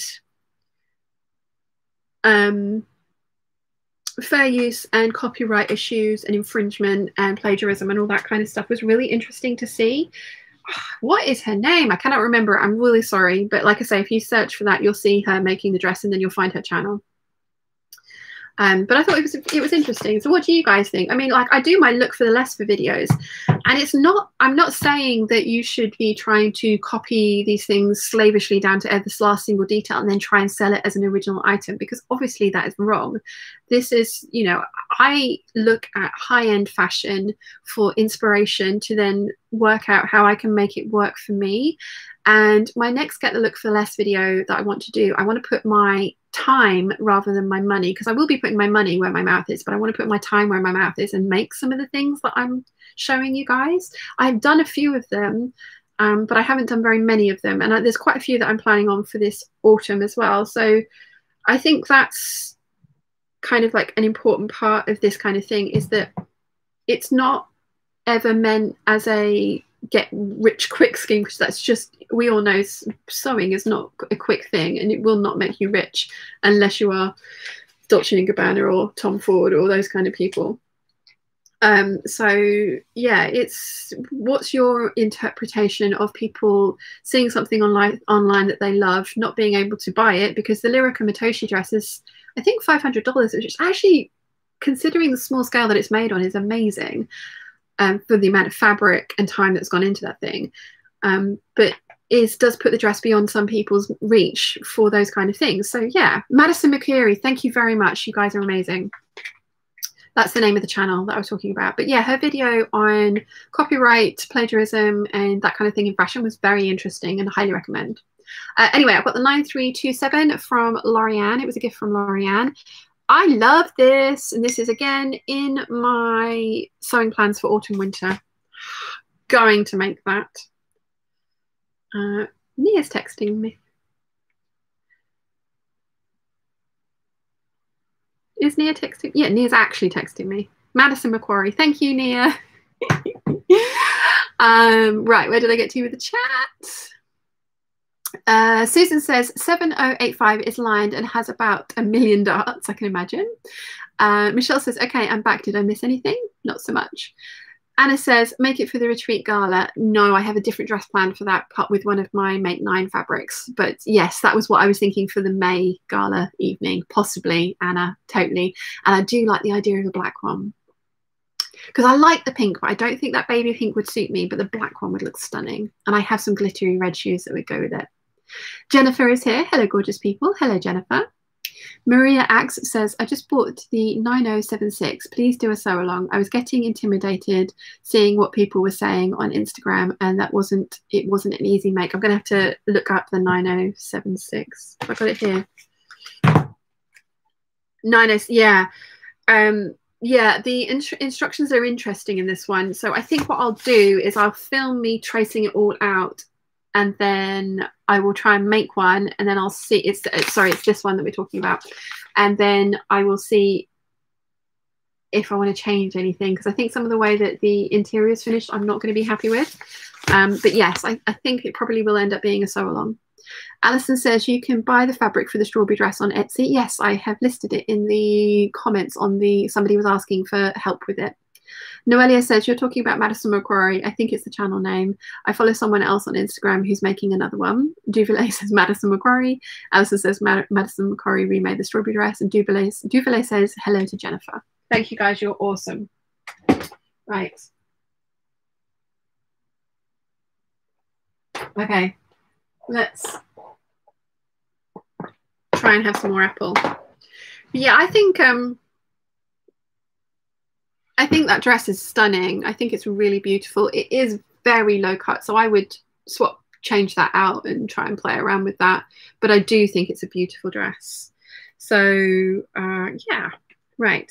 Let's just double check which last one. I took a photo of that one.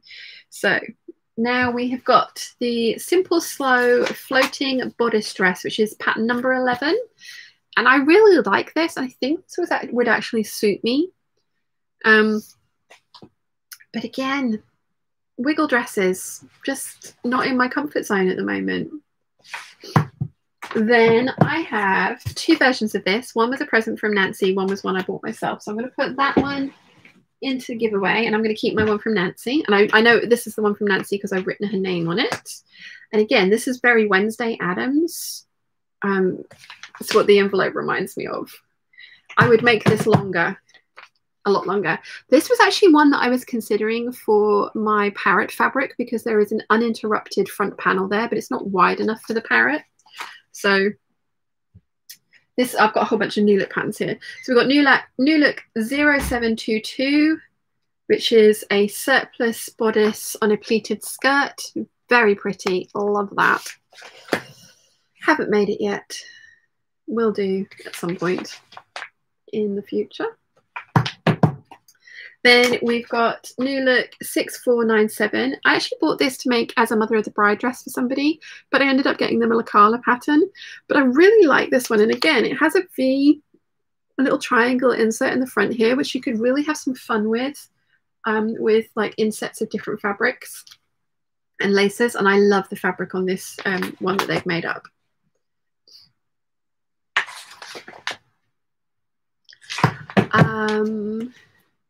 Duvalier says, I think I've figured out why my Sojo is missing. There is a reorganization of our department going on, and I'll have a meeting tomorrow morning about my position, so the stress is high. Yes, that sounds like a very reasonable reason to have lost your Sojo. Fingers crossed the meeting goes well for you tomorrow, Duvalier, and then you get your Sojo back. Next, we have New Look 6094. It's a drop-waisted one, so again, I'm not sure if I'd ever think this would suit me, but I really like the pattern.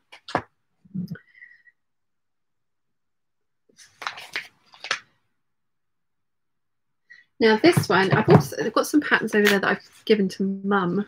Need to remember to photograph those. So this one is 6093. This is a more recent purchase, I believe. I really like this one, and I think this one would look good on me. Again, it's kind of leaning sort of 40s, 30s, 40s, well, more 40s. And again, in the right fabric, I think it could look really pretty. Then we've got another amazing fit. This is 1606. It has either a halter neck or an overlay option. I think it's pretty. Now, that floating bodice dress that I showed you just a moment ago, which actually probably should be, thinking about it, in the fitted dress category, shouldn't it? I'm going to take that and put that over there. But we have the Amazing Fit 8047 from Simplicity as well, which also has the floating bodice, but then it has the fuller skirt. So this is definitely more me. Definitely more me. And I like the dress in and of itself as well. Then we've got another one from So Chic Patterns, which again probably should be in the vintage pattern selection. It's 8259. I think that's really fun. Again, it reads very, very 50s to me, so it probably should be up in the vintage patterns.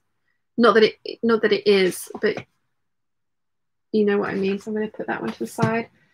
And then again, this must have come, yeah, this came with So magazine. So I have one from Kay and one from a pattern that I bought myself. So I'll keep the one from Kay and I will put this one into the ones that I have duplicates of. Then we've got Simplicity 2917. It was that particular dress that I got this for. Very like this Soladi Does Sweetheart dress actually. Comes with a pencil skirt and you can make it into a top as well. I really like that.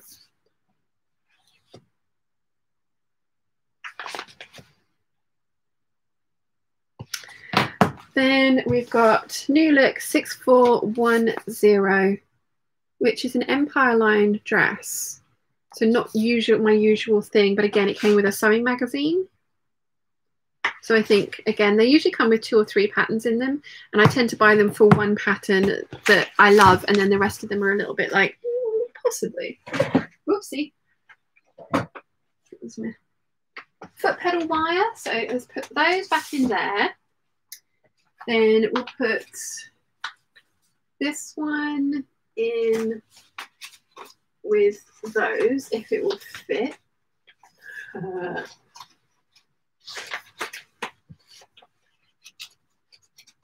Then this can go in with the fitted dresses.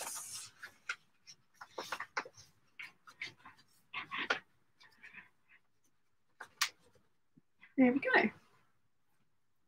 Okay, where do we get to? Oh, we've just done that one.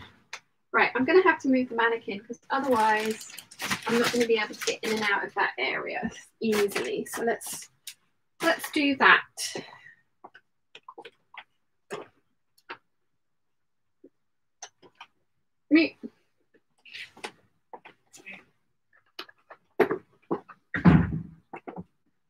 Okay, so ooh, we're now on to lingerie, people.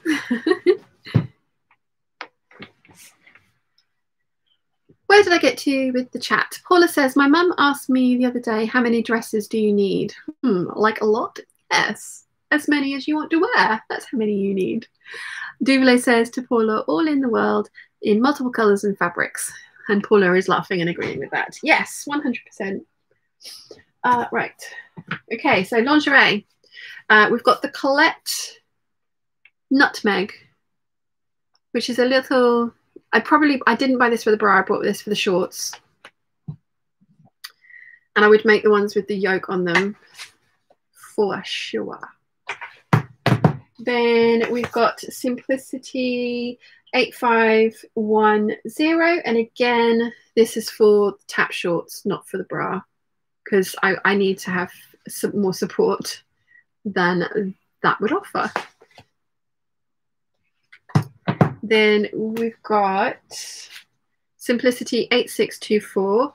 Again, I don't think this is actually going to work for me bra-wise, but I think it's a beautiful style, and I really like the underwear with this.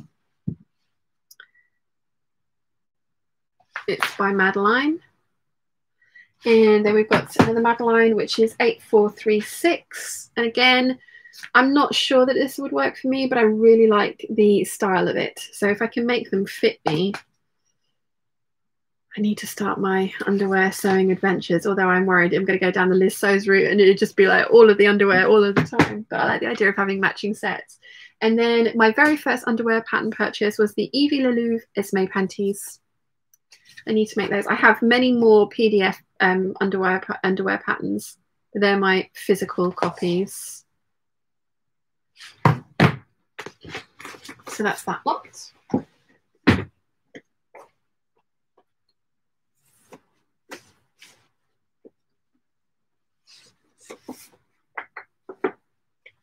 Next, we have bodysuits.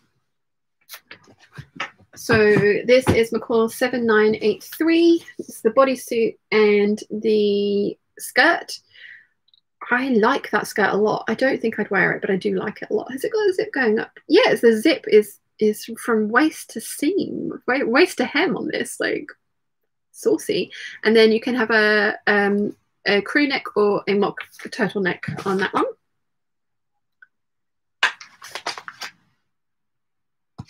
I like the idea of bodysuits, and I used to wear them a lot in the 90s because I that's one of the things about tops is when you wear them and tuck them in and they just have a mind of their own and they escape, and I don't like that.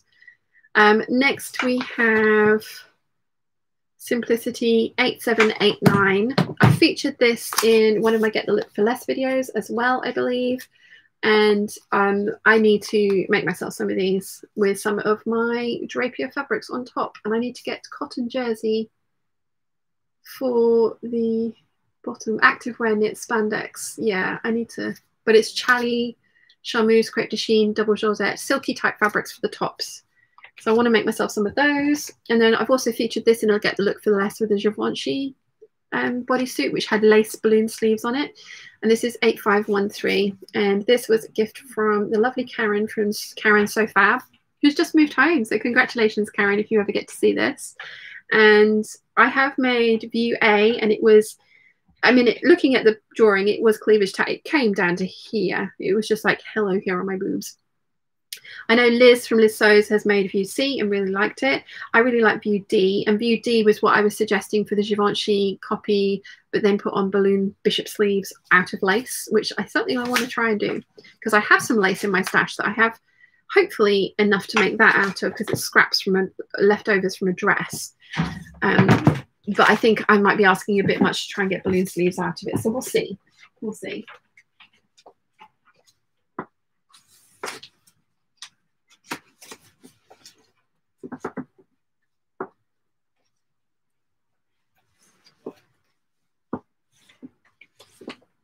Okay, next we've got sleepwear. So I do try and put them all together. Duvalier says, I've noticed that I'd like to bake when I'm really stressed. So I have the 4th batch of pastries waiting for their turn in the oven. My waistline won't be happy. I need to share them out with people. I'll have pastries. It doesn't help. They'll take a long time to get here from Lithuania, won't they? But yummy. Lottie says, I love a bodysuit. I need to make my own though, as my body is way too long for shop bought. Same, Lottie, same. I used to wear them in the 90s, even though I really shouldn't have. Okay, so next we have the Sewaholic Tofino trousers. I have made these recently, and they were the ones that I used the abalone shell close-up silk fabric and ended up with handprints on my bum by accident. But I love this pattern, although I have raised it up to be, because these are low slung, and I've made it waist length on me. This should be in swimwear. Oh, we're in, oh, okay, so I've got, this is supposed to be the swimwear category, but I've got confused. So I put a pattern in the wrong place back there. So this is swimwear. So we've got 7964, which I love. I love that, but I don't think I could wear it. I like the cover up as well. I do think I could wear this one. I think I could get away with this one. But yeah, I don't think the plunging one would offer enough support and stay in the right place for me.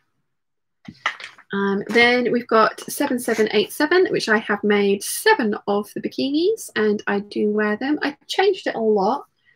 I did do quite a lot different with that one. And I used up my old scuba scraps from my scuba dresses, and it worked really well. And then we have McCall's 5400, which I have traced every single piece from. I made A and G. I've made this one, and it was not good on me. So I need to go back and tweak that a little bit. It did not work well. Here we go.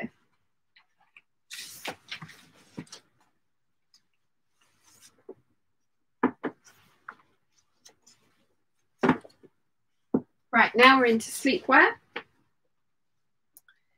So we've got the Closet Core Patterns Carolyn pajamas. I have made 1 set of these that my best friend currently has.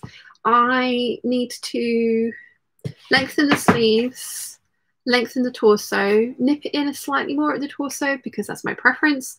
And I need to raise up the crotch depth to make these high-waisted rather than low-slung like these. But they are beautiful, and the pattern was really easy to follow. I liked that a lot.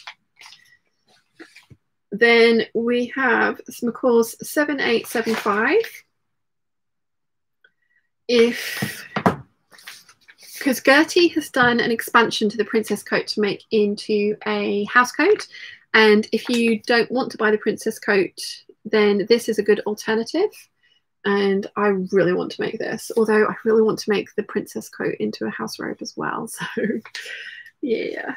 Then we've got Vogue 9015, which is, I thought I had another one which was like 9,000 or something, but it's not. It's something different. It came with a Craftsy class. I don't know where that's gone, but it's lots of slip patterns.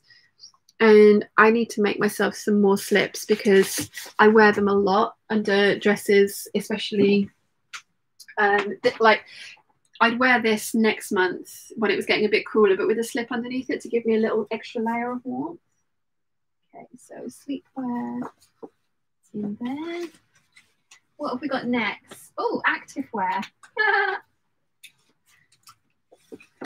I get asked a lot if I'm going to make my own activewear.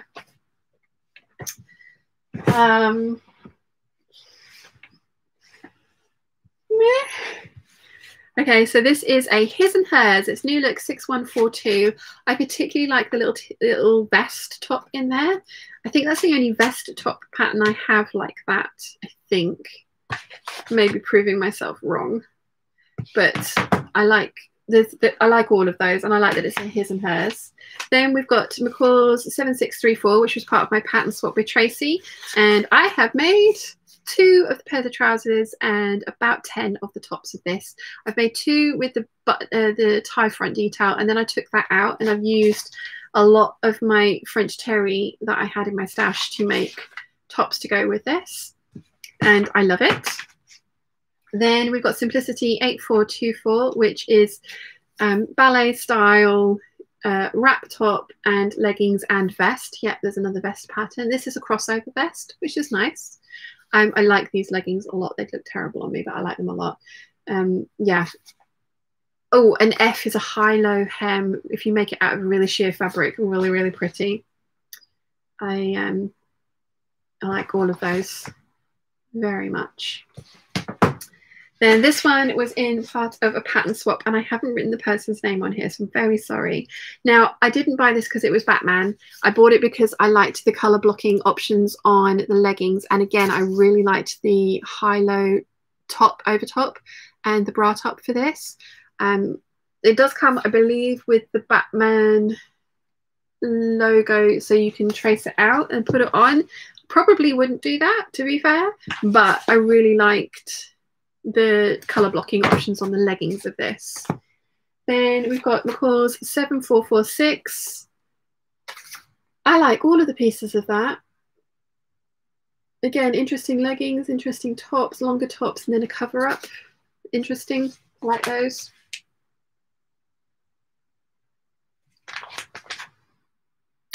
Then we've got McCall's 7026. I adore this. This was up for a vote on Patreon for a while. It has got legging pattern in there as well. I had something like that in a grey. It was a zip up, very similar kind of top to this in grey, probably Ponte, but it was a slightly bubbled one. And I wore that thing to death. It would not fit me now because it was a size 8 from Topshop 20 years ago, but I literally wore that to death. Then we've got McCall's 7663, which again is a jacket, short sleeve top, long sleeve top, and leggings. The leggings on this are really pretty and have some nice color blocking options. And people always ask me if I'd make my own activewear. The answer is yes, but I don't do any activities to make activewear useful for. I probably ought to. I keep meaning to. Keep starting to work out and then it just all goes wrong.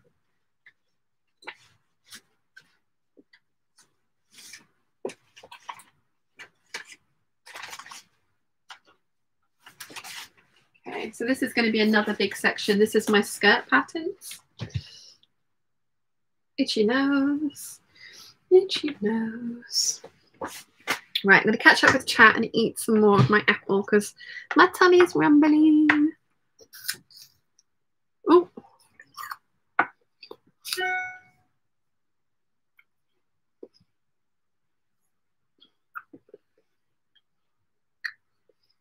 Ow. Oh.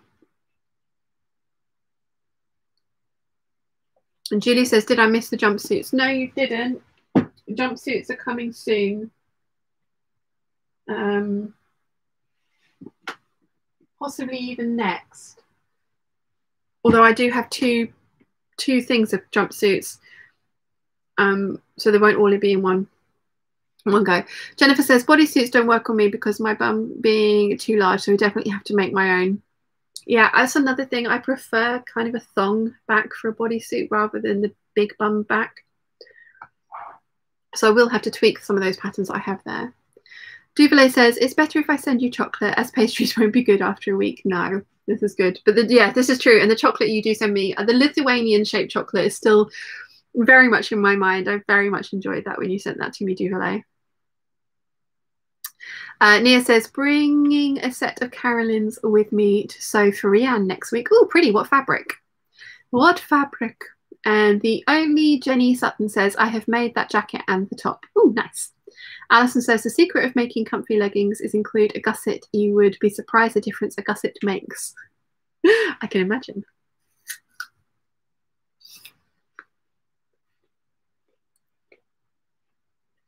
Ow.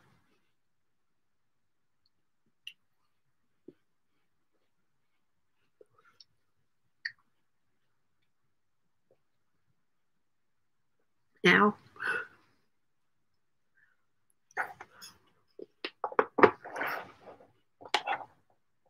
Ow.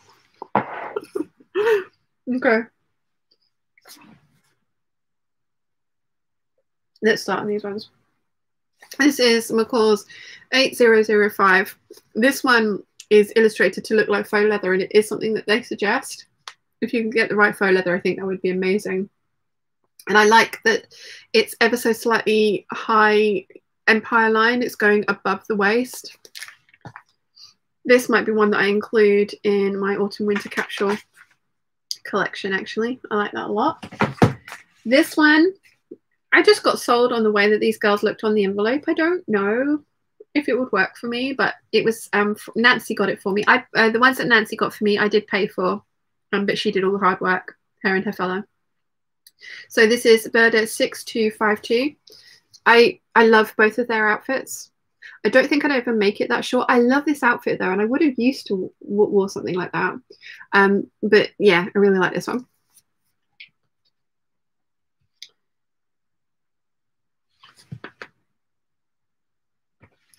Then we've got McCall's 7981. Button front, very simple dress, skirt. To be fair, you probably don't need a pattern for this. But if you're not confident in drafting your own, it is good that this sort of thing is out there, obviously. And I clearly felt that I needed that in my collection. Then we've got McCall's 7931, which is a bias cut skirt. It's beautiful. I really want to make D and C. A C has a split up the side. I would make the longer versions. I wouldn't make the shorter one. That was very, very in fashion last year, and I think it's kind of crept over into this year as well. But yeah, I like that a lot. Then we've got McCall's 7933, which is really pretty. Ruffles, gathers, volume, like it. Although it does, looking at the line drawings, does sit slightly lower than the natural waist, so I'd need to address that because I would prefer it to be on my natural waist. Now this next one I think ought to be in trousers.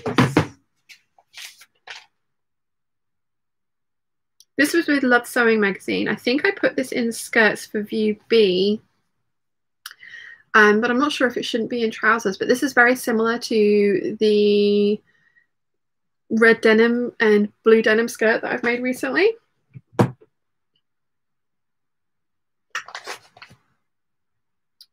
Next, we have McCall's 7906, which is definitely 100% part of my autumn winter plans. I want to make view C or D. D has the thicker tabs for the belt. I want to do this one, and I've got some green khaki fabric that I hope I have enough of, because D, oh, I don't know if I'm going to have enough because I've got 2.5 meters. But I might have enough. It's not quite 60 inches wide. It's not quite 150. I might have enough. But I really, really like this. I did intend that fabric to be a pair of trousers, but it's slightly thicker than I would think I would prefer for trousers. So I was thinking it's a wool, Lady McElroy wool from Sherwood Fabrics. And I think a skirt which stuck out would be more me than trousers that stuck out. This one is 7845. I fell in love with this. I don't look like that, and this would not look that good on me, but I bought it anyway because I really, really think it's cute. Maybe with really thick tights and over-the-knee boots, I might get away with it. I just don't like getting my legs out. Next, we've got Vogue Options 8882. There's a whole bunch of different skirt options there. It's a gored skirt, flared, cut in the crosswise grain. Yeah, pretty.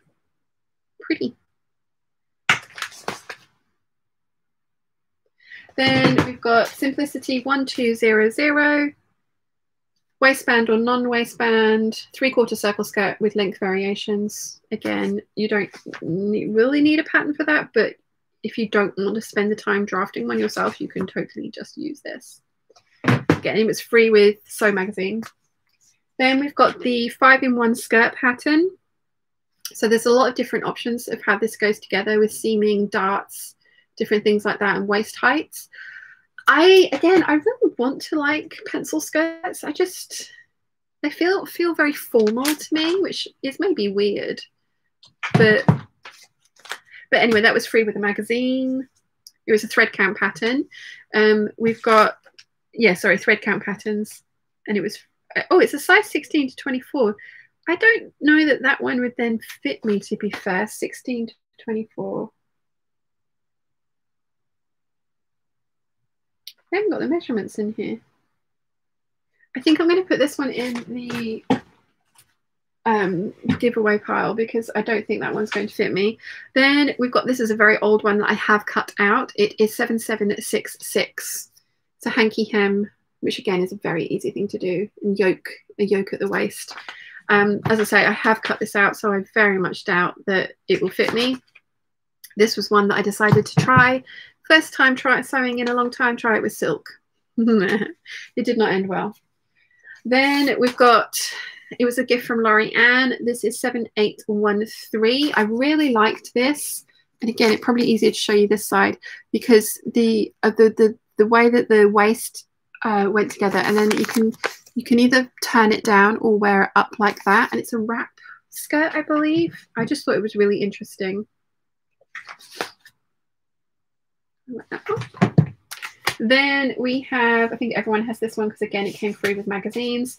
1166 from Simplicity. It's the shirt, the bra top, and the skirt. The shirt is actually really interesting. It has some very interesting angular arm size. Oh, excuse me. So I want to make the shirt and I want to make the skirt. I don't think I'd ever make the bra top. Because I would probably just wear a bikini underneath it if I wore it in if I wore it as that kind of styling. Then this was again, I think, a present from somebody, or it might be one of the ones that I was like, oh yeah, I want to make some fitted skirts. It's for Knit Fabrics 6654. Slightly flared or pencil, many variations on that one. I think it's got an elasticated waist as well. It is in the largest size bundle. So again, I think actually that one was a gift from somebody and this won't fit me. So that can go over there. Then this was from Tracy, part of my pattern swap, 6706. Pleated skirt with a petticoat pattern as well.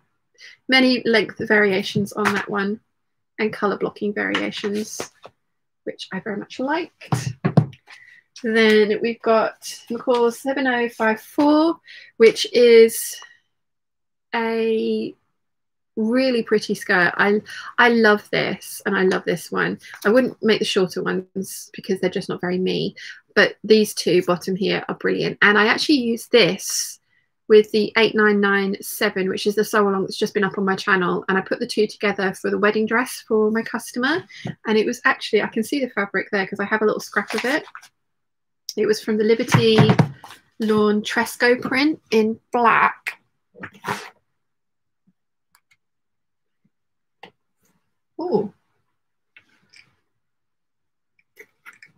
I've got quite a lot of this up here. I wonder if there's actually enough to piece something out of, because hello.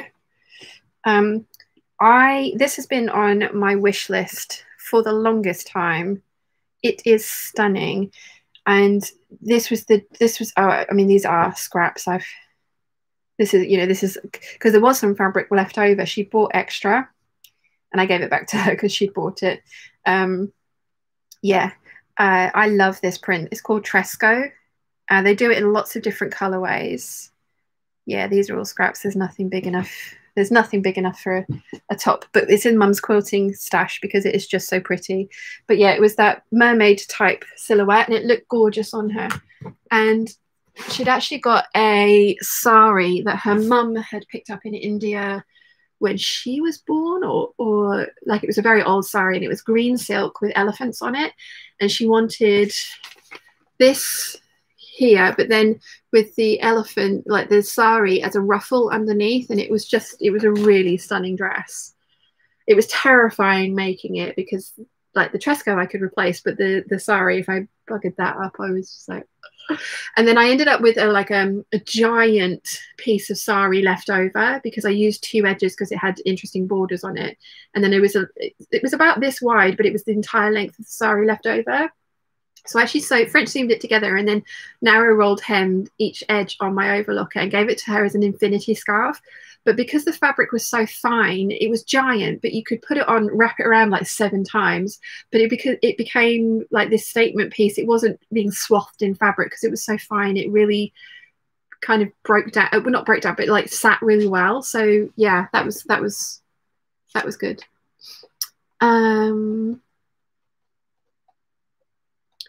Nimoy says, exercise is tricky business.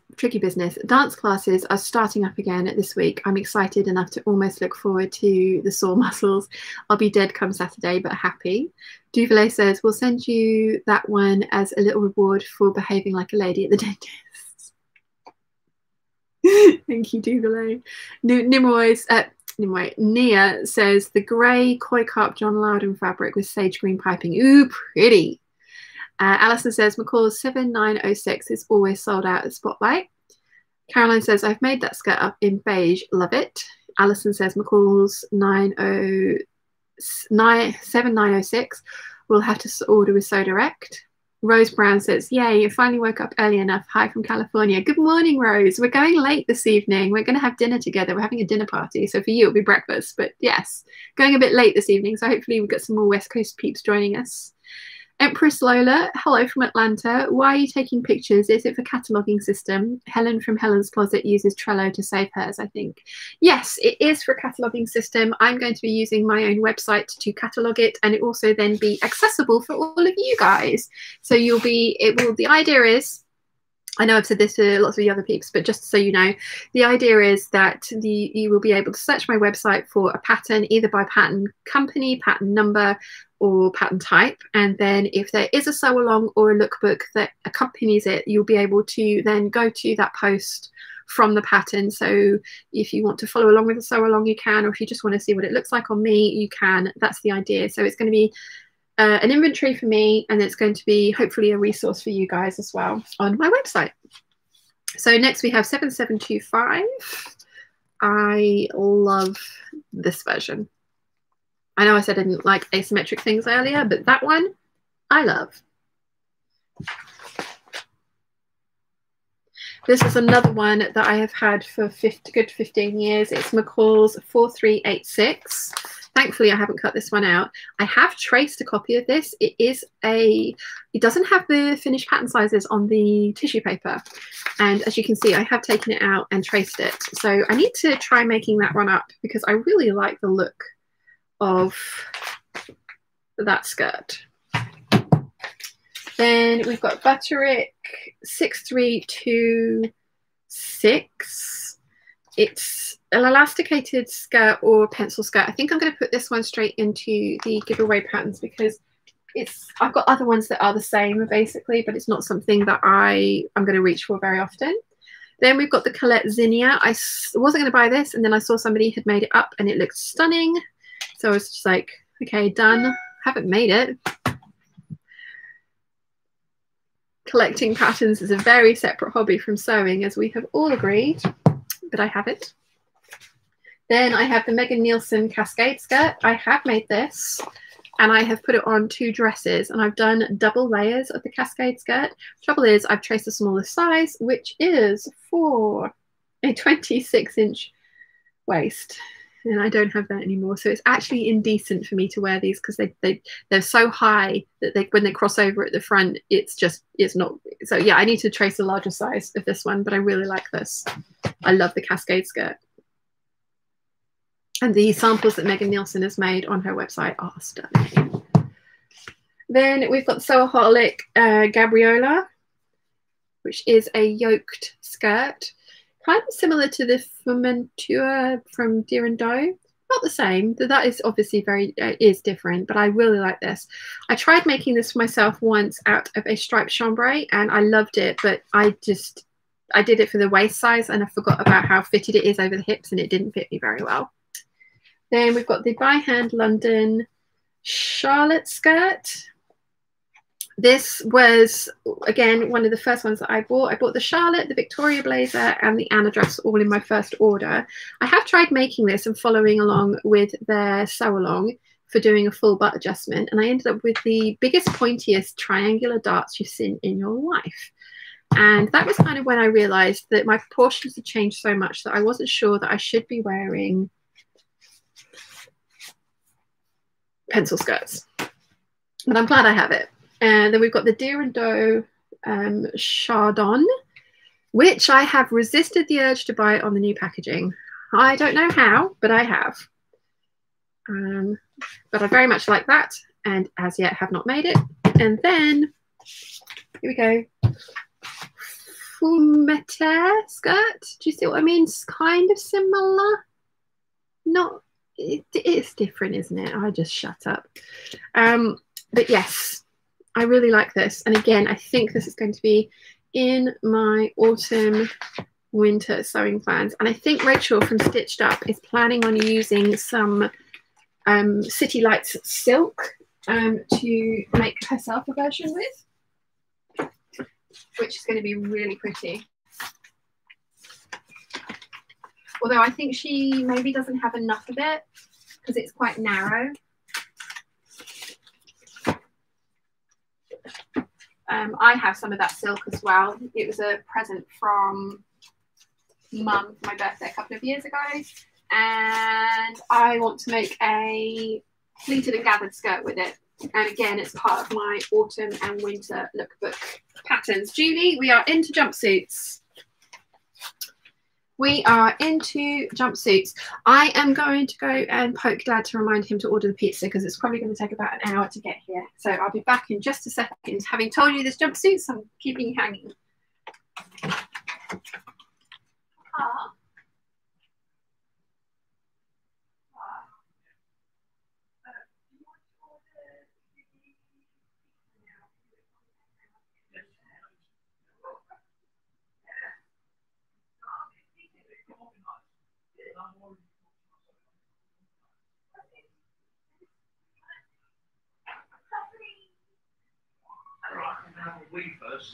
That's fine. Could we have some garlic bread as well, please? Thank you. He'd already thought about it. He was just going to do it. I didn't need to organise him. So, yes. Anyway, where did I get to with the chat? Duvalet says, just chat. Blah, blah, blah, blah, blah. Duvalet says, just checked out Eclair Coupe patterns on Etsy. Wow, the patterns are very pretty, but $25 for shipping is a bit much. Ooh, ouchie. Yes. Julie says, did she just come? I thought I heard her chirp. No. Duvalet says to Julie, no, she hasn't made her appearance yet. She won't. I'm down in the main house and she doesn't come here very often. And all of the doors and stuff are shut at the moment, so no, she won't. Julie says, yay for the jumpsuit patterns.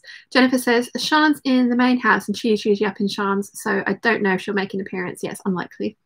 Julie says, I tried on one the other day and it looked beautiful and felt kind of nice, although it was a size too small.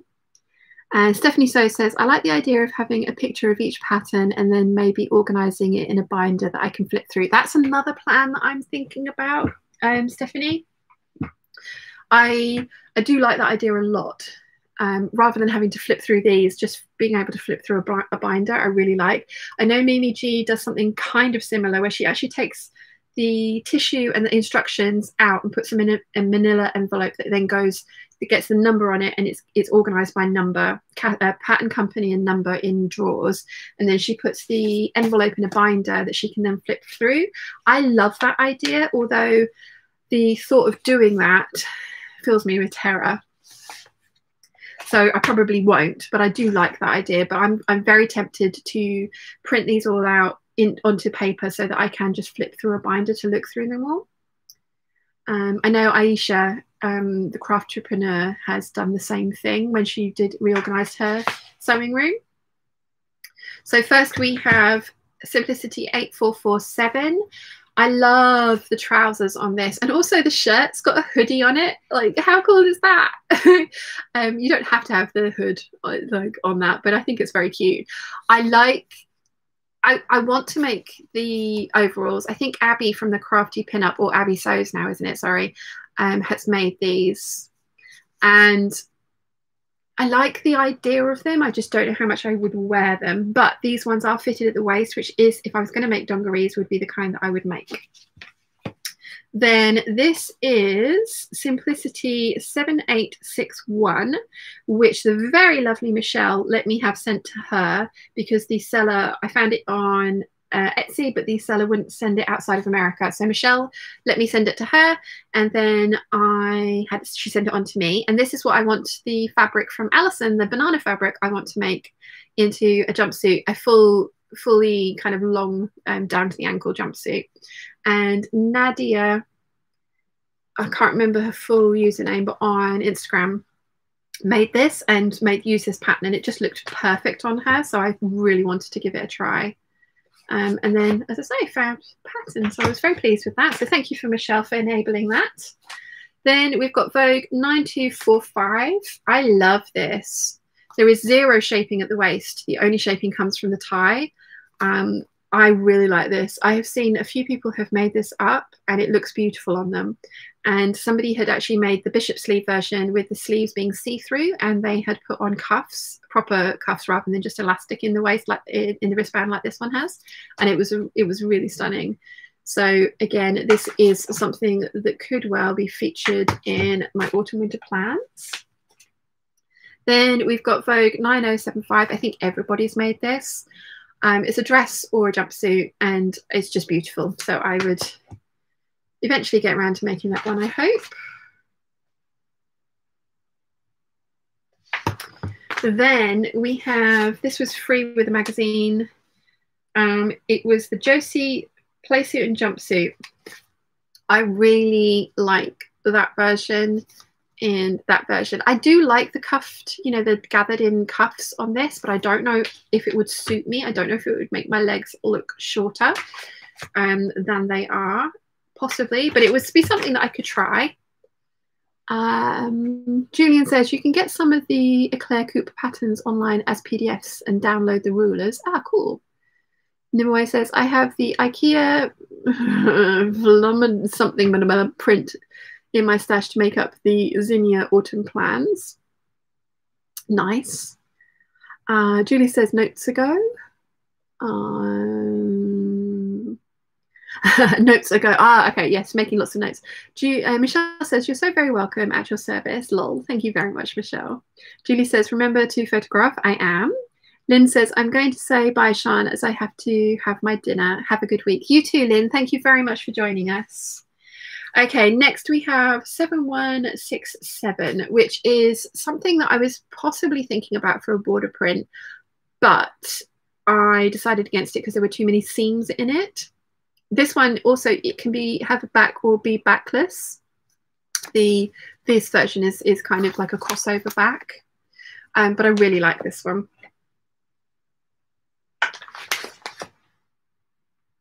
Then we've got a Laura Ashley from McCall's 7963.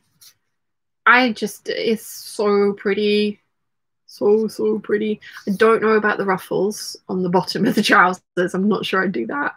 But it has a tie-up back. It might be something that I would make for wearing by the pool over swimwear, but the one which has got a full back, I would definitely like this version, just without the ruffles. I would definitely make and wear that.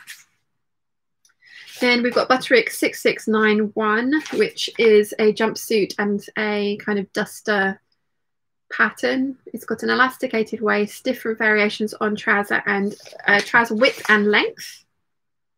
I like it. Crossover front, faux wrap. Then we've got Butterick 6320, which is a dress and jumpsuit pattern. This is stunning. I really want to make this. Just really pretty. Love it. Want to make the dress and the jumpsuit. Need to remember that it's a dress as well as a jumpsuit. Then we've got Simplicity 8635, which again has a lace-up back. So this for me would be holiday wear. I would, it's a dress or a jumpsuit, and I would wear this over swimwear or out on a hot day kind of sightseeing. Then we've got Project Runway 1158. Again, I think this was a gift from somebody. And just different types of jumpsuits with elasticated waists again.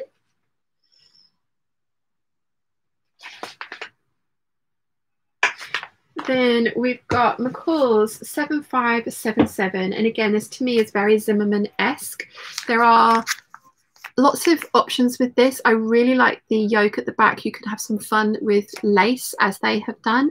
And then the short one has, you can have put ruffles on the shorts, the trousers, but I would make the longer versions. And again, as I say, very Zimmermann-esque in my eyes.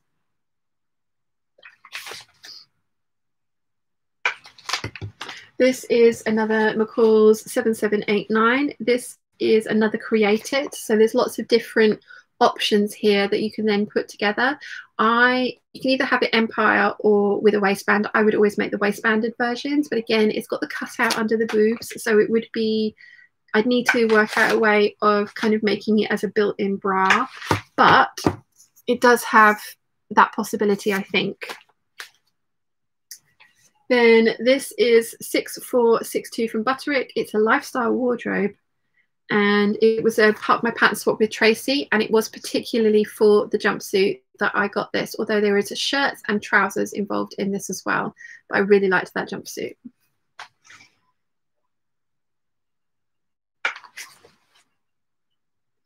Then we have McCall's 7626. Which this one in a pinstripe with it being cropped is very Club Monaco, and with a cold shoulder t-shirt would look really, really cool, a la Lydia Elise Millen. And she wore a white t-shirt under a black pinstripe one with then bright red shoes, and it was a really nice look on her. I like the dress as well. This would be the kind of thing that I would use as a layering piece. I wouldn't wear it as by itself. And they've done that dress in, I believe, corduroy. So I find it a little odd that they've then put it on as a strappy dress. To me, corduroy is more of a layering fabric, again, for colder moments. But I do want to try and make that soon. This is a newer one, and McCall's 8008. I really liked the jumpsuit on this because it was more fitted. And the shirt's interesting as well. There's a lot of details in that shirt. I'm not sure if it will suit me, but I really want to try it. Next, we have Simplicity 8095. Now, this one is one of those ones which is a pair of trousers with a super, super, super, super long ties that you can then tie in loads of different ways. And I have a dress like this, a ready-to-wear dress. And whilst I think it's a brilliant idea, the trouble is, okay, bear with me here, but okay, so pretend that you've just done all of that work to get that all tied into place. What happens when you need to go to the bathroom? Like, how do you do that? It's trousers. If it was a dress, fine. But I did not think this through when I requested this pattern. And yeah, I just think it's madness, because you wouldn't be able to easily use the bathroom, and if you did, you'd have to then tie yourself back into it again. I think that would just be annoying. So yeah. Dizzy Knits and Curls, hi from the US. I actually made it up way too early. We're going a little bit later today, so hopefully you can stay, but thank you very much for joining us. Julian says, back to go grab food. Have fun, everyone. Have fun, Julian. Thank you for joining us. Dee says, I really love all these patterns, but I don't really wear dresses. Live in jeans with tops or sweatshirts. I've got some Arctic fleece for the winter, but not sure what to make with it. Oh, I don't know. Anyone got any recommendations? S. Switzer says, hi from Switzerland. I just tuned in. I recently started sewing, and I'm always happy about sew-alongs. Oh, awesome. Thank you and welcome. And Duvlay says, you have to have a friend helping you in the bathroom. Yeah, that one I don't think they thought through all the way. Next, we have McCall's 8028. So this is basically like PJs. Really, really cool PJs. Now, when I was in Ibiza with Mum for my friend's wedding a couple of Octobers ago, there was a lady there wearing something similar to that, but it was wider legged, but it was all smocked at the waist, and it just looked, it was in grey sweatshirting, and it looked amazing on her. And this pattern, I saw this pattern and it reminded me of that, and I thought, oh yeah, I could do that. I haven't, but I thought I could. Next we have 6600 from Butterick. It's a wardrobe pattern. So we've got a zip up top, a v-neck top, a v-neck short dress, and a v-neck jumpsuit, and then jogging bottoms. And again, this is, I got this one for the jumpsuit. I really liked the jumpsuit version of this. And again, very much like this lady that I saw in the Nobu Hotel in Ibiza. The one she was wearing was probably designer and very expensive. But I was like, yeah, I could do that. Then we've got McCall's 7864. Again, I think I've featured this in one of my Get the Look for Less videos as a kind of a starting point for a Rachel Zoe jumpsuit. This one is for Knit Fabrics. And the Rachel Zoe one was a chiffon one, so it's a little bit different, but it had this over the neckline. I don't think I'd make it in the crushed velvet, but I do really like this a lot. So at some point, who knows? And then finally, it's not finally because there are more jumpsuits somewhere else, but at the moment, the Dior & Sirocco, which, as you know, I have made. I've got 2 in my wardrobe, but I think I've made 5 in total, although some of them didn't work for me, so they have gone to the charity shop.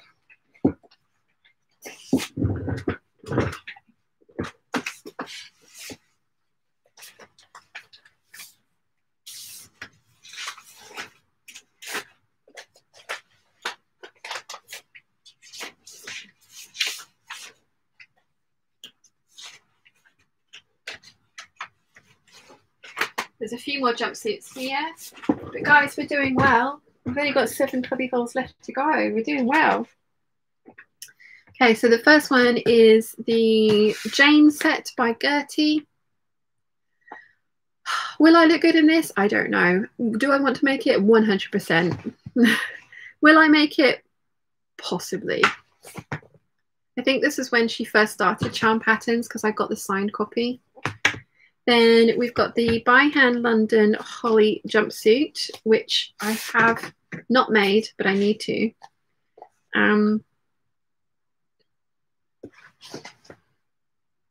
So I like that a lot.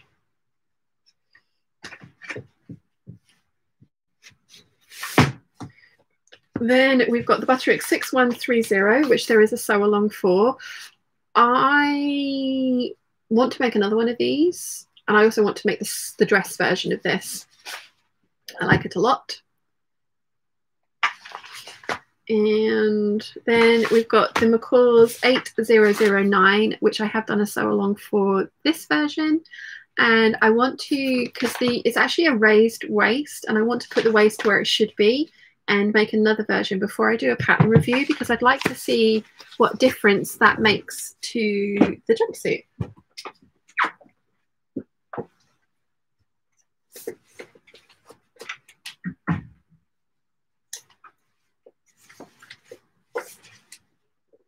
Okay, next we've got what I classified as my jeans patterns. Where did I get to with the chat? Dizzy Knits and Curls says, I agree with you on the tie jumpsuit madness. I immediately thought, how do you pee? I know, right? Clearly I didn't think about that when I was requesting it, because I think it was part of a pattern swap, but I haven't written the person's name on it, so I'm an idiot. Dee Schwitzer says, Dee Brown, maybe a copy of a sweater jacket for the Arctic Knit. Yeah. Jennifer says, all right, need to go grocery shopping. Love you all. Remember to like the stream. Thank you, Jennifer, and enjoy the grocery shopping. Rose says, only 7 more cubby holes, lol. Yeah, then we've got the PDF patterns to go as well. Duvalier says, and then there is still the lots of cubbies with traced and PDF patterns. Yep. I have issues. Alison says, Binks is getting up to all sorts of mischief, meaning it's time for bed for us. So good night, Shine and Peeps. I'm just waiting for the other Simplicity Gertie dress to arrive so I can send everything. Love to you, Tiana and Susie. Thank you very much, Alison. Thank you for joining us. Right, okay, so jeans. Loose definition. So we've got McCaw's 8007, which are these rather wonderful flares, which have the most awesome seaming on the butt. I use these for part of a Get the Look for Less video, and you won't necessarily have to make these as flared. You could like slim the flare out, but I've very much enjoyed those. Then we've got the So Over It Ultimate Trousers. Rachel talked me into buying these. I wasn't going to, hadn't got them, and she made a couple of pairs out of the Lady McElroy cotton drill, and they look awesome on her, so I thought I'd give it a try. I would want them high-waisted with a waistband though. Then we've got McCaw's 8045, which have a really interesting front yoke. And they've made it, yeah, denim twill, linen, chino, extra fabric needed to match plaids and stripes. Again, these are high-waisted, so I like those, but they are kind of tapered leg, so I don't know if they'd suit me, but I really liked the V yoke at the front. This is a very old pattern. These next two are 7301 from Vogue. I like these ones, the high-waisted ones. This pattern only goes up to a size 10, which is for a 34.5-inch hip, which is 10 inches smaller than my hips. So I don't think they're going to fit. But again, it's one of those ones that I don't think I'd ever get rid of because memories. And then we've got 7481, which again goes up to a size 10. These are proper close fitting below the waist pants, have front button waistband, shaped back yokes and fly closing zipper. Yeah, they're very low rise. So again, those just wouldn't suit me. But I bought them when I was wearing that kind of jeans. So again, memories. Then we've got the Deer & Doe saffron trousers, which I have bought faux leather, stretch faux leather, which will stretch. I've made sure I had the pattern with me. Bought it from Girl Charlie while they were still trading. And I really want to make some faux leather skinny jeans, but I don't know if I would have the body confidence to wear those at the moment, as we have discussed. Then I've got the Closet Core Patterns Morgan boyfriend jeans, which was a present from Natasha for my birthday. These are slightly more low rise than I would like, I believe, if I remember rightly, but again, maybe, possibly in the future. Then we've got the ginger jeans from Closet Core Patterns, and I want to make them. I just don't know if they would suit me, but I mean, again, I'm not ruling it out forever. And then this is Butterick 3680. I think these were a present from somebody, I think from Kay and Sunny Nunny. Possibly. I think yeah, we'll see. But again, they only go up to a size 10. So who knows if they would even fit me. Probably not.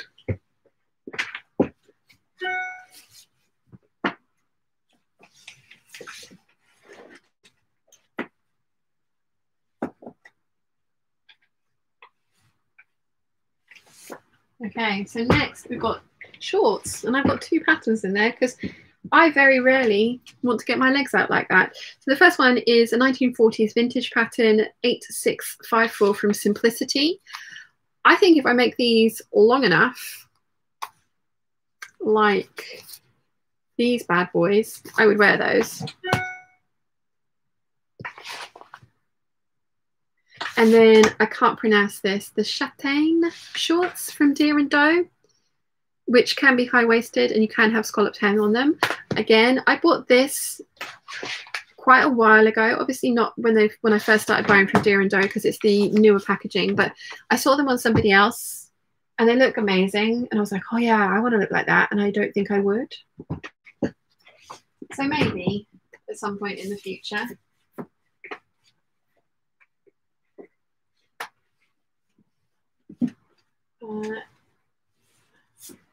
Next, we have sweatshirts. So I've got the Soho House 7 Simplicity version of the toaster sweater, which is 8529. I do like this. I think I need to make the longer version in a lighter weight fabric and see how I go with that one. Then we've got one that came with Dressmaker magazine, and it is Simplicity 1072. And I liked the shaping in the sweatshirt there, but again, it's probably not a length that I would like, but I do enjoy that. I have an entire section of PDF sweatshirt patterns down here as well. Then we've got McCall's 7688, which was part of Pattern Swap with Tracy. It's ruffly goodness on that. I mean, look at that bad boy. That is a lot of sweatshirt, isn't it? There is a very basic one under there somewhere. I think I liked the dress version on that, but again, I'm not sure that it's fitted enough at the waist for me. Then we've got the Tilly and the Buttons Stella hoodie that came with a magazine, Simply Sewing. Haven't made it, probably ought to. And then we have the original Soho 7 toaster sweater. It was £18. I have made this. It is incredibly oversized and very boxy, so I made the smaller size and I cropped it, and I really like it.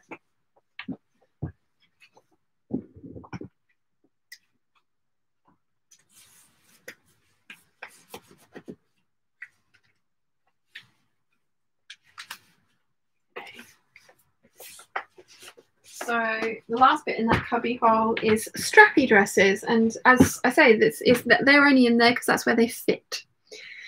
So first one is McCall's 5094, which I think I've had in my stash for quite a while. The cupped versions have a open back, so I would make this kind of version over this one, although I do like that one. And if I could work out a way of giving myself enough support, I might consider wearing it. This one I love. This is McCall's 6740. And again, it's a cupped dress, although it doesn't have to be. C and D don't have cups in them. I think they're beautiful. It is a crossback strap, so I would probably put 2 sets of straps on so it would sort of cover my bra. But I think this is a gorgeous dress. I've had that in my stash, from my stash to make a couple of times. Next, we have Butterick 5761, which is a Connie Crawford, and it was a gift from Tracy as well. And it is a very simple strappy dress with a circular shawl pattern, which is quite interesting. But it's just a very simple strappy dress, which I thought was really pretty. Then we have the By Hand London Georgia dress, which they have done a sew along for and talks you through making this.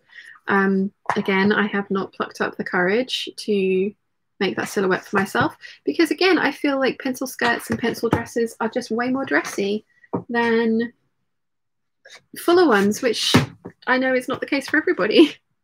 Then we've got the Sew Over It Rosie dress, which I haven't made for myself as yet. I really must get around to making that because it is beautiful. Then we've got Mimi G 8890, which is a really pretty strappy dress. It's so low cut at the back though that it would again be, for me, it would be a summer poolside cover up kind of affair. But I really like it. But as you've seen, there are other strappy dresses in my stash. It's just what I have deemed to be strappy. Oh, I lied. We have 9 to go now. We've got 8. I can't count. So we're into jackets and boleros now.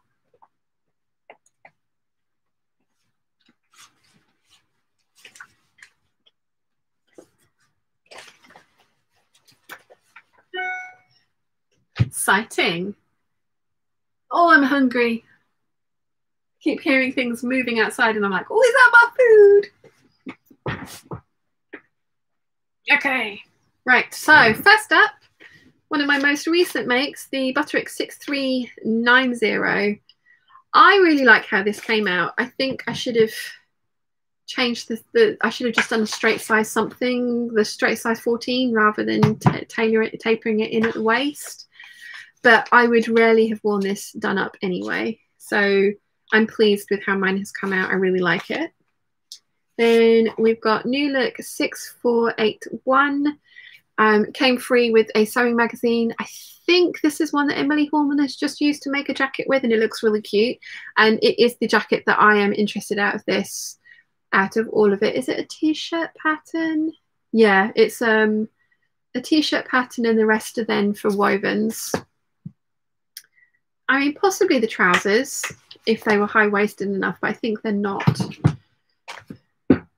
Then we've got Simplicity 1421, which is a blazer pattern. I love the trim on this one. I think it's really pretty. I would like to attempt to make that, and it's a cupped pattern sizes as well, which is nice. Then we've got Mimi G 8174 for Simplicity, which again it's got a dress in it, but I wanted this for the jacket, the little suede look jacket. I think that's a really nice. Rachel has also gifted me the new Sew Over Soraya jacket, which is really kind of her, so I've got that one. Then we've got New Look 6080, and I have done a sew along for this little bolero. I haven't really worn either of mine very much.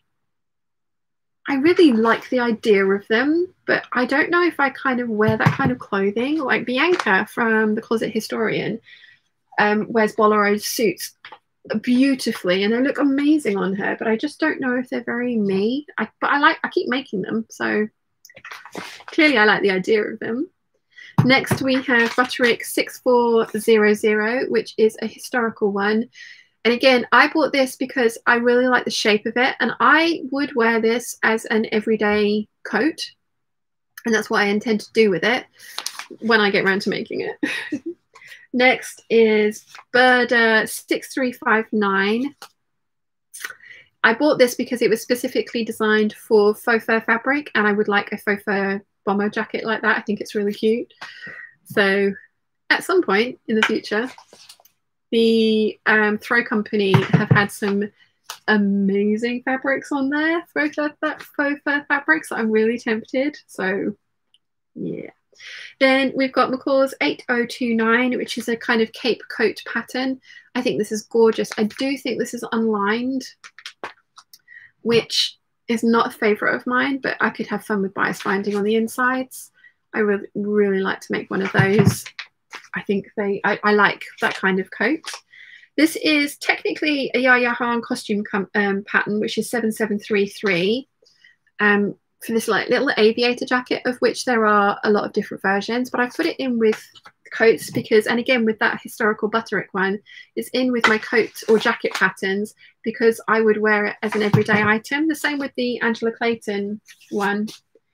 Then we've got New Look 6013, which again it's a wardrobe one, but it's here for the jacket and the waistcoat. That waistcoat is stunning and is definitely going to be something that gets made over autumn winter this year. And it comes with a dress and trousers as well. But it's the jacket that I particularly like from that. Jacket and waistcoat, like I say. And I think it's going to be the waistcoat that gets made first. The trousers are just drawstring trousers. This next one, Butterick 6077, I think is beautiful. It's really, really pretty. And again, I can see myself making this and wearing this and loving this. It's just really, really lovely.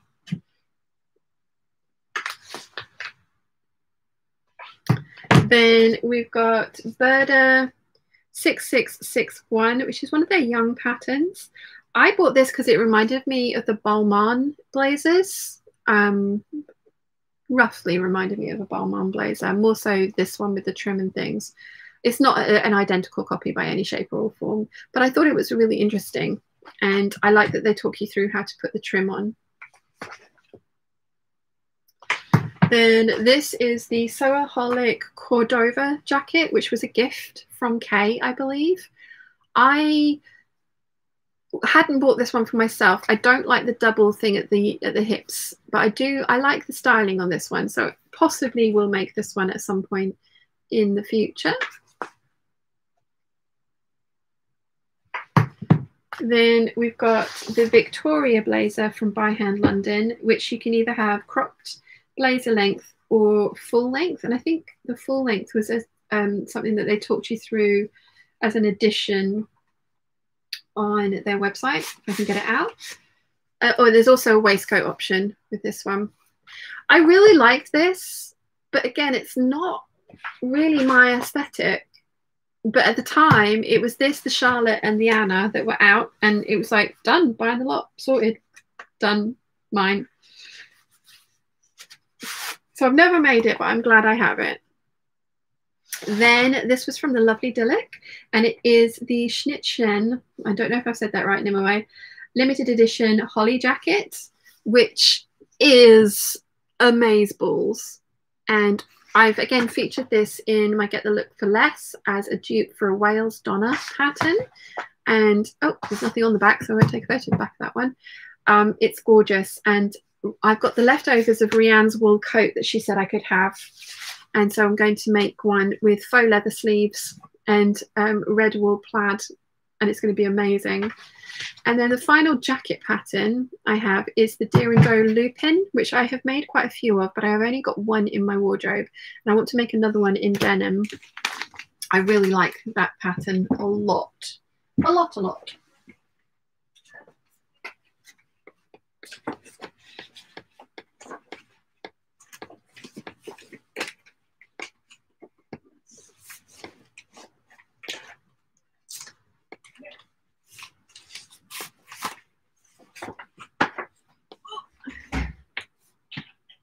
Next, we've got my Bolero collection, although this is definitely a jacket, so it's just got misfiled. This is Butterick 4610. Many different jacket options there.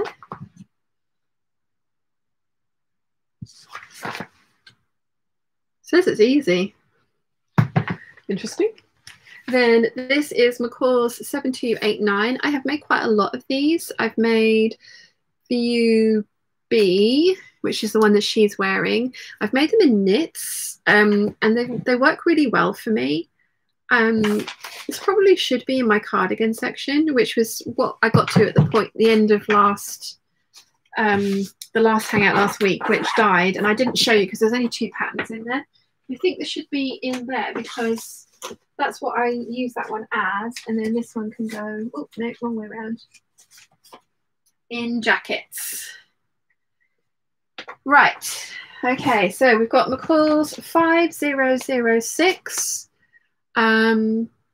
crafty thrift store find. So this is, I think, from Kay from Sunny Nunny, and it's a whole variation on these little sort of toppers. I used to wear shrugs all the time. I need to take that off. And that was a very 90s thing, wasn't it? And again, this was a gift from Kay, I believe. It's 6130 New Look. And it's a whole bunch of different Bolero patterns. And again, I mean, if you styled these differently to like the envelope, it would be a very different kind of affair. This is Butterick 4551, which is a very old pattern that I have had for the longest time. And I've actually made one of the little jackets with some Alexander Henry fabric. So I think the pattern is cut out for this one at one of the smaller sizes. And then we've got Butterick 5232, which the lovely Michelle sent me. And she sent me both size bundles. And again, this is technically a historical pattern, but it is just a Victorian jacket. I really like it. And again, I would probably wear that day to day rather than as part of a historical costume, although that is definitely a possibility. And then we've got Simplicity 1665, which I bought because I saw Lauren from Ladybird had made the jacket part of it with some shorts as a suit, and it just looked amazing on her. And I was like, I want to do that, and I never have, and I don't know if I ever will. But that's my Boleros.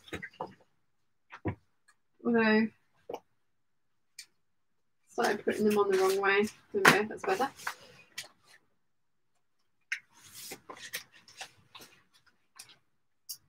Next up is coats.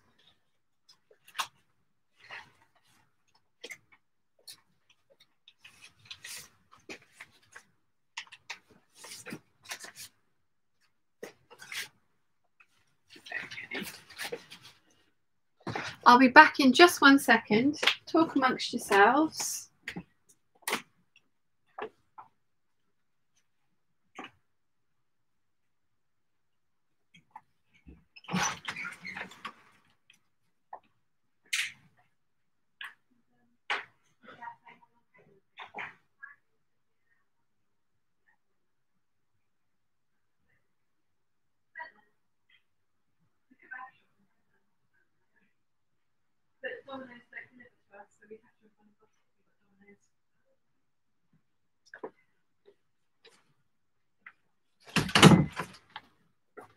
Just checking on food times.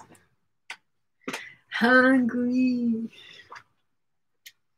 Okay, so where did I get to with the chat? Michelle says, question, is there anyone on YouTube that does fashion channel that do farm girl ranch country style? Not that I know of, but let us know if you find one. Duvalet says, you have collection, not issues. Thank you, Duvalet. Dee says to S Switcher, that sounds nice, thanks. I did wonder about a long line cardigan. Oh yeah, that would be good. Caroline says, that's for the Arctic fleece, by the way. Caroline says, I have a length of parrot dice stretch twill for a pair of high-waisted sew over ultimate trousers. Just need to get some fabric for a toile first. Oh, I forgot that they did parrot dice on that, because I've got it on cotton lawn, but now I need it on Caroline. What are you doing to me? Dee says, sorry for the duplicate, not very good at this. Don't worry, Dee, it's not a problem at all. S Swisher says, are you actually sorting out something or just sorting through? I'd love to have so many patterns. I'm sorting through, I'm cleaning out. I mean, there's a few that I've got duplicates of because lots of people send me patterns as well. But this is all for cataloguing because I've never done this before. And I have a lot of patterns now and I'm planning on putting them up on my website so that they're organized for me and easily accessible for me and for you guys.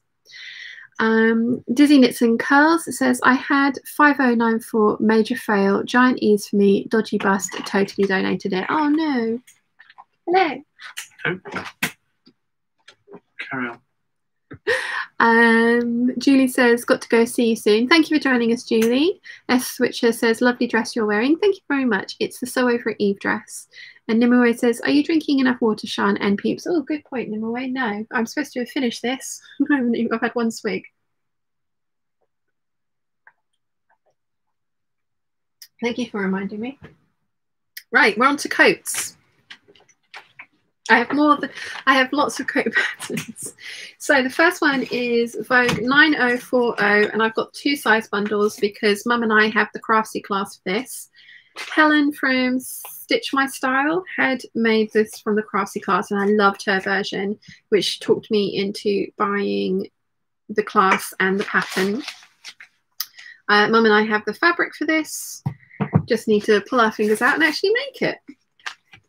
Then we've got Simplicity 8769. Again, this looks like it is a cosplay pattern, but I would totally wear that as a coat. So that's why it's in my coats rather than in my costumes.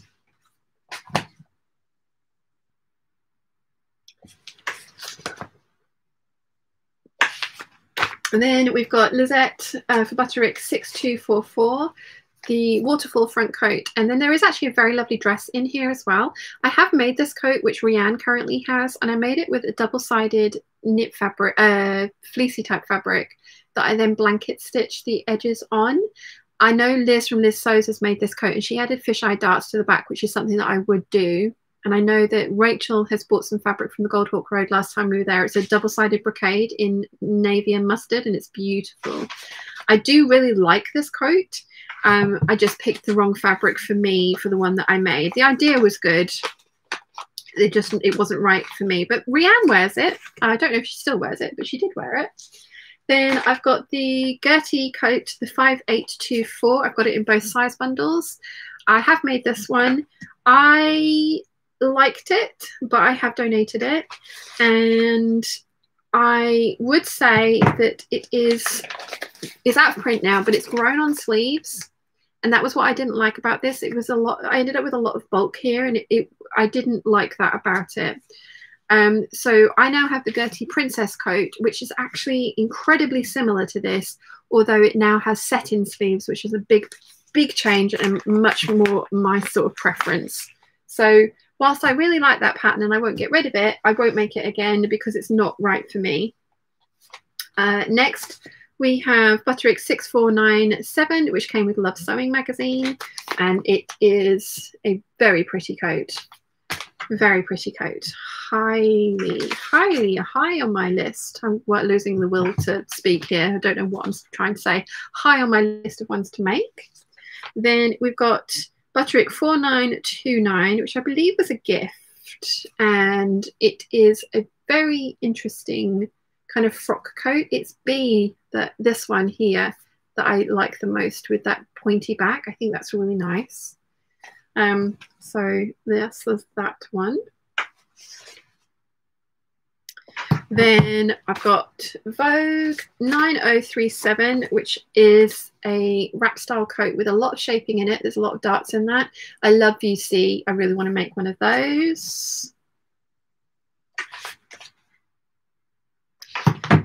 Then we've got Vogue 8346.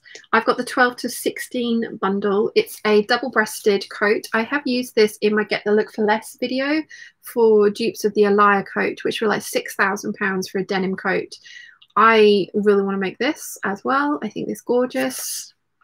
I like all the different length options, the different collar options, and the fact that you can have a faux fur collar. They talk you through doing that as well.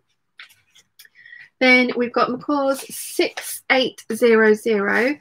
This I really want to use with the green velvet curtains that Big Bird gave me from her front room. View B needs 4 meters of fabric at least, and the curtains, it's green velvet curtains, so I don't know if I'd have enough fabric to actually do this, because obviously velvet has a nap, so all needs to be cut out in the same direction, and some of the curtains have got a lot of sun damage on them, but this is kind of what I want to make with those curtains. I suppose I could make one of the shorter versions, but I do really want to make this one. Then we've got McCall's 5479, which is kind of a 60s-ish style coat. This was from the Traveling Pattern Box that I won from a blog, and it got sent to me, and the idea was that you took a couple of patterns, you put a couple of your own patterns in, held a giveaway on your blog, and whoever then sent on to whoever won, and you were kind of like added to the note, and it's been around the world. It was something that I wanted to start one of, but the shipping was just so expensive. But I picked out this pattern because I liked that it was cropped enough that you would have been able to see my waist. So yeah, I'm not sure when I'm going to make this one, but I do like it. Then we've got McCall's 7478. It's circa 1956. Again, it's a beautiful coat. I love the big collar and the small collar. It's just really pretty and way more my style than the swing coats. Then we've got McCall's 7256. I've used the skirt of this for my red coat and for Rianne's tartan coat. I haven't used the bodice with the giant ruffly collar as well. It's definitely a whole look going on here. And I have both size bundles of this one. Then we've got McCall's 7848, which is a fairly recent purchase. It's a zip-up front coat, which I kind of liked. I want a coat that looks good when it's open as much as it looks good when it's done up. Like all the 50s style coats don't look quite so good when they're open, but I thought this one might kind of like fill that need that I have. So yeah, I like that one. Then we've got another Yaya Han. It's 7938 from McCall's. This one is just beautiful. And whilst, yes, it's supposed to be a costume pattern, I know Lynn from Aussie Blackbeard has made this. She took a lot of volume out of the skirt of this. I'm not sure that I would. And I wouldn't make this one, but I would totally make this one to be worn as an everyday coat. And I'm kind of seeing it in green wool. I think that would be really, really amazing. I haven't taken photos of that one, have I? No, I haven't. So Lynn's already beaten me to it for this one. I think I influenced her to buy the pattern, and then she just got on with it, and has made it, and it looks beautiful. I think she made it from a purple wool. And then we've got the Victory Patterns Ulysses trench coat, which was a very, very kind gift, along with the entire kit to make this, which was from Nancy. And I have made it, and I love it. And it's going to be heavily featured. I need to take all these out so I can get to the info that I need on the back. It's going to be heavily featured in my autumn winter plans, because, well, not plans because I've already made it, but my lookbooks, because it's the right color and it's the kind of silhouette that's going to go really well with the rest of the things that I have made. But like I say, that was an incredibly kind gift from the very lovely Nancy, who is Polly Dolly on here, just in case. Where do we get to? Michelle says, did I leave the room and miss what you said about my comment? Yeah, I don't know of anyone, but let us know if you do find anyone. Dizzy Knits Curl says, I've got to work, but so nice to actually catch a stream. Nice to see you too. Thank you for joining us. Mary says, yes, Michelle Brown. She said she wasn't aware of anyone, but if you find anyone, let her know. And hello, Mary. How are you, my lovely? S Switcher says 6800 is what I have. I want to do near near D. Can you do a sew along? Possibly. Maybe. We'll see. I am no coat making expert. I am still learning myself. Michelle says, thank you very much. And Debbie says, your local charity shop must love you. I've got a giant bag that I still need to take to them. Duvlay says, love all the coats and need them, but I don't want to make them. They intimidate me like nothing else. Lynn is here. Hello, Lynn. Make the Yaya Han coat. It would definitely be fabulous on you, and you could definitely wear the full skirt because you are considerably taller than me. Thank you, Lynn. And hello, welcome. How are you, my lovely? I loved, it's purple wool that you've made yours out of, isn't it? Or is it burgundy purpley colour? But I loved your version of it.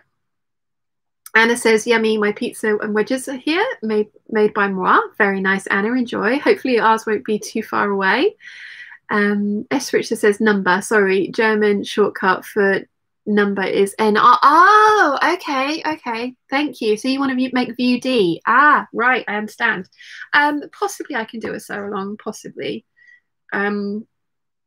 Maybe. I am no coat making expert though, because there's a lot of stuff that these patterns don't tell you that needs to go into it to make it look as crisp as a coat that you would buy from the shop, which I think is why a lot of people get disheartened when they make these coat patterns, because there's a lot of steps and interlining and stuff missed. So yeah, actually Lynn is probably the best person to ask. Which do I remember you saying that there was a book that you got some of your coat making knowledge from, Lynn? Is there a specific book or is it lots of different places? Lynn says, I'm grand. Yes, mine is purple wool and I love that coat. I might have to go soon because I think my dinner will be ready soon. Thank you for joining us, Lynn. It was lovely to see you. So next we have the Kelly Anorak. I have made one of these, which is a very special coat. The lining was quilted by Mum. It's got faux leather sleeves and I love that thing. Although it's not perfect, I would make some changes, and I do want to make another one that I will make those changes to. And I lengthened the torso, but I'm going to lengthen the skirt portion of it as well, just to make it a little bit more proportional. Then we've got the Sewaholic Robson trench coat. I have made the top part of this, but I haven't made the skirt. I actually used the full circle skirt from the Gertie coat that I showed you earlier to make what I was hoping to be like my dream trench coat, and it didn't quite work out. But I do like this, and I want to make it. Lauren from Ladybird has made a lace version of that, and it's gorgeous. Then we've got the Sewaholic Monoro, which I have made 4 of. One for me, one for Mum, one for Rianne, and then one as a commission. I do want to make more of those. I love my Monoro. It's my most worn coat, and only purely and simply because I don't have a more dressier coat that fits me, so I need to make some. Lynn says, I'm really not an expert. I'll get back to you in a second. Read the book. It's to hand. Thank you, Lynn. I knew there was a book that you'd...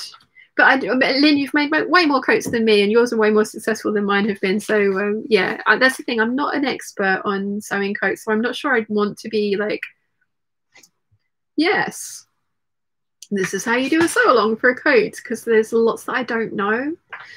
Next we have Cotton and Chalk, the Drape cardigan. So I'm going to put this in my cardigan stash, but I really liked this. And I like that version on her. Again, I probably would end up putting some fisheye darts in the back just to give me a little bit more shaping over the butt. So cardigans, in you go. I've got 4 patterns in my cardigan collection now. And my last one is the Deer and Doe Luzerne trench coat. And I bought this one because it was a little bit, I mean, I love it, and again, I want to own all the Deer and Doe patterns. But I bought it because it was a little closer to my trench coat of dreams. But what I've actually realised is my trench coat of dreams is it's not a typical trench coat. The only thing it has is a storm flap on the back, and the Gertie Princess coat. If I add a storm flap to the back, it will be my trench coat of dreams.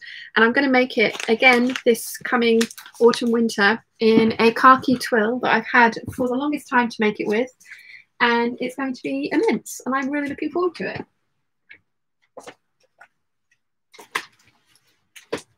The only thing I don't have at the moment is a lining for it, and I have some Lady McElroy Shanghai satin that I have 3 meters of, and I was going to use it to make a Eve dress, but it is a polyester satin, so I was thinking that it wouldn't be something that I would necessarily enjoy wearing. And I was thinking, well, it's going to be a winter dress, so it would be nice to have like an evening dress. So, you know, it'd be good. It'll be good. And then I'm thinking, well, maybe I should use it for my coat lining. But if I do that, I need to buy 2 more meters. And it's £16 a meter. So it's going to be the world's most expensive coat lining. I mean, obviously it's not. I'm being facetious when I say that. The other thing is I'm going to get my manager to approach Spoonflower to see if they want to work with me again, and their polyester satin I love for coat linings, and I've already found the print that I want, but that one again is really expensive, and so would be an expensive coat lining if I went down that route, which is why I'm hoping Spoonflower might consider sponsoring me again. We'll see. Mary says, I'm doing well, sweetie. I'm getting ideas here for my fall makes today. It's like going to Joanne's, but the look through the lookbooks, much better.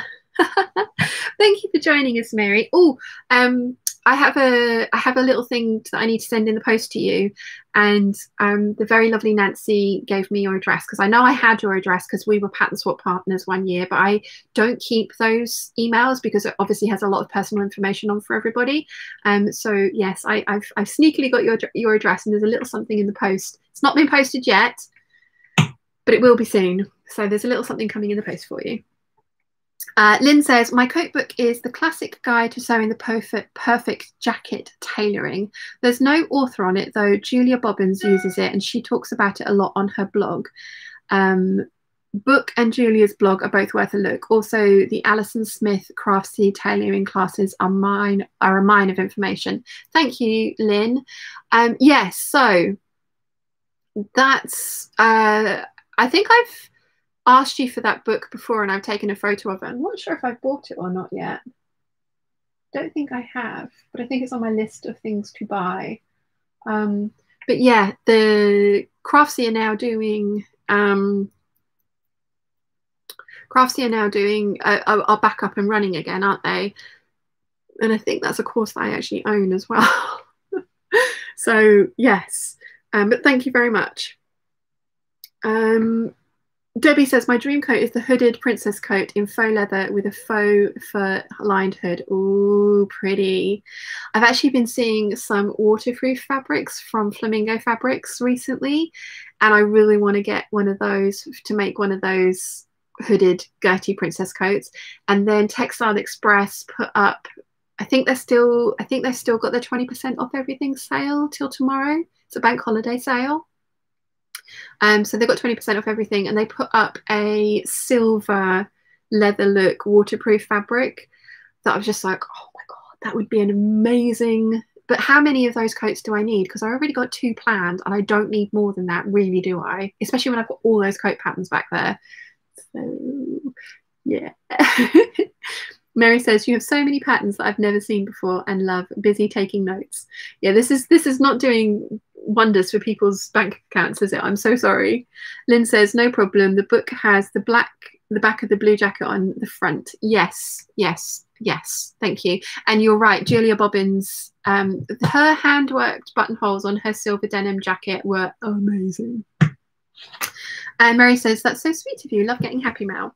So Mary, I mean, I bought Julian some fabric nearly 2 months ago now, and I still haven't sent it. So who the hell knows when it's going to actually end up with you? But I have got something set aside for you because you said that you liked it, so I wanted to send it to you. Right, we're into trousers now. Trousers. So we've got Mimi G 8889. They are awesome. I think I heard the gate. I think there might be pizza. I'm so excited. Yeah, I love those. I do like the shirt. I think the shirt comes with this pattern as well. Yes, it does. Again, it kind of looks like the Callie shirt from Closet Core Patterns. I wouldn't make it high-low. I would level it all off and do it all one level, but I really like that outfit on her. She looks amazing, and she always has the best shoes. Always has the best shoes.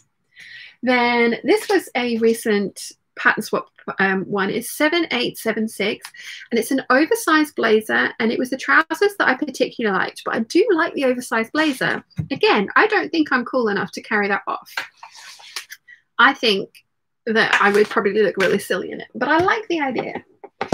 Then we've got Simplicity 8750. It's a Mimi G, and it is knit trousers, but they have got like a fly waist, and I love the grey ones with the trim down them. I think they're brilliant. I think they do actually open up if you want them to. So there's those. This is a very old pattern that I've bought 20 years ago. Vogue 7932. Again, very 90s. Probably never going to make this, but again, probably never going to get rid of it because of memories. And you never know, it might come back into fashion. I don't think they're high-waisted. Or maybe they are high-waisted trousers. Straight leg pants, doesn't say about the waist level, but it looks like it might be high-waisted. And then again, these are definitely not high-waisted. This is very 90s, isn't it? Boot cut, low slung. They're for knits, moderate stretch knits, stretch wovens. Again, I won't get rid of these because it was a pattern that I bought ages ago, but I do very much like it. I wouldn't wear it now though, it would look awful on me now. Then we've got Vogue 9319. I have done a sew along for this. I really like these trousers. I do need to tweak the fit on me tiny bit because I have put weight on since I made these. And the top is incredibly short. I added 2 inches of length to it and it's still really short. But yeah, I have done a sew along for this one. Then we have got Simplicity 8389, which are some drawstring trousers, and there's either the wide leg or the cropped leg, and I kind of fancy giving the cropped leg a try. I'd like to try some stuff like that on. Like before everything happened, I was planning on doing a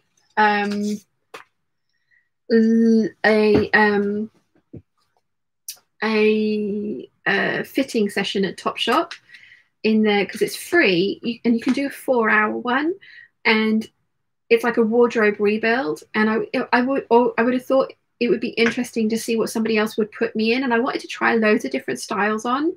And as I say, the personal shopping, that's the word I was looking for. Personal shopping, it is free. You don't have to buy anything, but you get your own changing room and they bring the stuff to you. And you can do like an hour or a 4-hour one. Maybe it's a 2-hour one. I know there's a longer one. And it's a complete wardrobe rebuild. And I kind of fancy doing one of those just to try some new silhouettes for me, because like the carrot leg trousers, I really like those on other people. I don't know if they'd suit me. So, yeah. Then we've got Vogue 7370. And I have made a pair of these for myself. And I thought the facing was a waistband, so I put it on as I interfaced it and then put it on as a waistband, and then couldn't work out why it wasn't finished on the inside. So these have been cut out, unfortunately, at one of the smaller sizes, but I love these. Then we have got Vogue 9320. I love the trousers on these. High-waisted, paper bag waist nearly, fly-fronted, I think. Not properly fly. No, there's zipper at the back. Sorry, excuse me, but I really like those. And again, these will be something that I probably make, or I'm aiming to make this coming autumn winter. Then we've got Vogue 9257, which are fly-fronted trousers. Again, the last two, this one and the last one are not really for the tops. It was for the trousers that I got these. These are really lovely trousers. Want to make those. Then this is McCall's 7786. This actually, I've got a top that is made from this and goes with this. I bought this because of D with all the ruffles. I think that's really interesting. It's elasticated at the back and with pockets, so they'd be really easy to make. I'm not overly keen on these ones, and I do like those on her, but it was the ruffly ones that I wanted to try. I don't know if they'd suit me. I don't know if they'd look any good or not. I think they might look awful, but yeah. Then we've got McCall 7661. This came free with a magazine, so I think everybody has this one. And again, see what I mean? These kind of trousers, I want to try the shape on me, but I'd like to go somewhere and try them on first rather than make them and them not be right. But I do really like that pattern, and I have seen a lot of people make them, so possibly. Then we've got McCall's 7726, which again I think came with a magazine, but I actually bought these ones, although they've illustrated Rifle Paper Company pattern onto the shorts version. I featured these in my Get the Look for Less, and it was this particular one, and it was for Acne 800-pound trousers. I do think you'd need to raise the waistband on this just ever so slightly, because this is a higher waisted, like a paper bag waist style already, but I think you'd need to make it ever so slightly higher to really replicate the Acne trousers. But I really like this. Really like this one. And again, I'm not sure about that look on me. I think this balances out my hips better. Then we've got McCall 7131, which was a gift from Karen So Fab. And I have made a pair of these, but I didn't lengthen the crotch depth quite enough. But I really, really like these. So I need to go back and make another pair, because they were very, very, very flattering, other than they were just a little bit touch uncomfortable to wear. Then we've got Batik 6178, which came with Love Sewing magazine. And again, this is a really interesting, I probably wouldn't make them cropped, but you never know. Like this with knee-high, tight knee-high boots might look like really, really nice. You could totally make these like ankle length though if you wanted to, but I really like this one.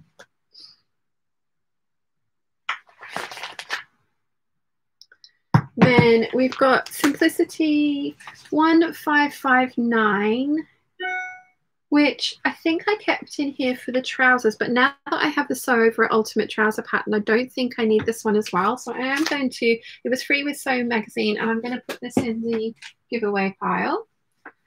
Then we've got Simplicity 8457, which is a beautiful pair of trousers, and they've done the amazing fit again, so it's for average, slim or curvy, which I really like, because I will fit in the curvy category because of the difference between my waist measurement and my hip measurement.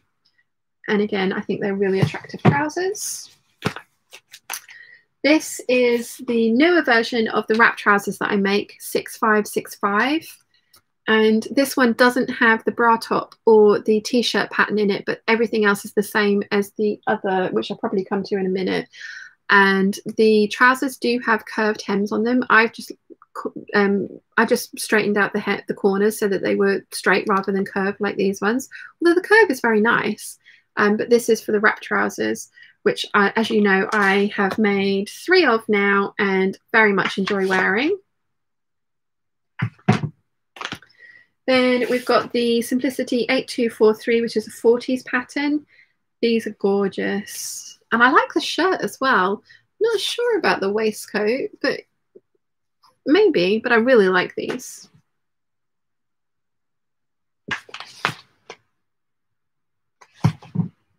Then we've got another 40s retro pattern, Simplicity 6388. I like the blouse and I like the trousers and I like the skirt. I'm not sure about the jacket because I think I would prefer a more cropped jacket personally, but I love this outfit.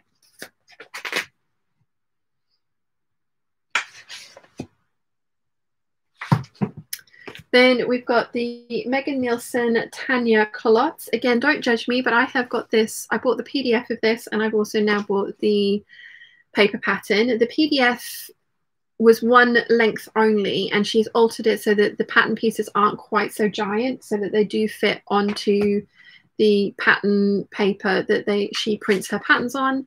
And I have made a pair of these that I actually attached to a By Hand London and a bodice.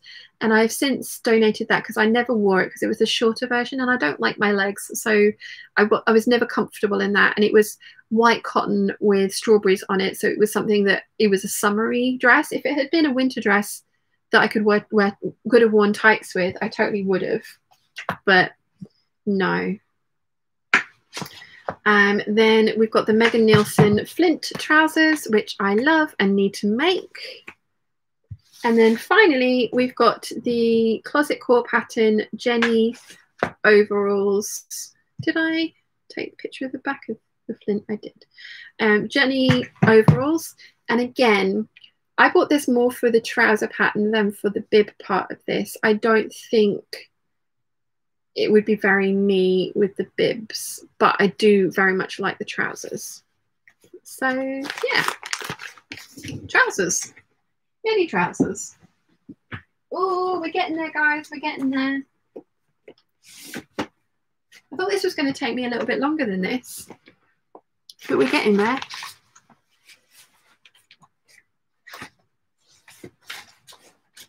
Okay, we've got more trouser patterns here. These ones just don't fit into that previous section.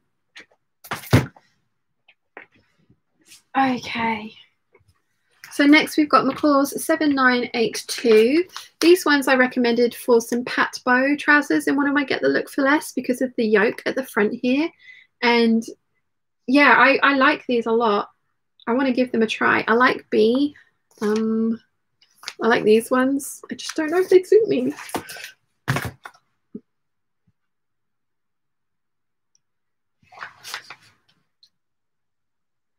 And then we've got the Heron Colettes from Afternoon Patterns, which is a South African pattern company. This was part of my pattern swap with, I want to say, Jessica. She gave me these, a top and some fabric, and I've used the fabric for lining my Swoon Carter messenger bag, which I'm using at the moment. But yeah, aren't they gorgeous? So yes. I'd never heard of Afternoon Pattern Company before, but the Heron Culottes. And they do some beautiful patterns. There were quite a few that I was tempted by, and I gave her like a list of ones for her to pick from. So, and that was what I got.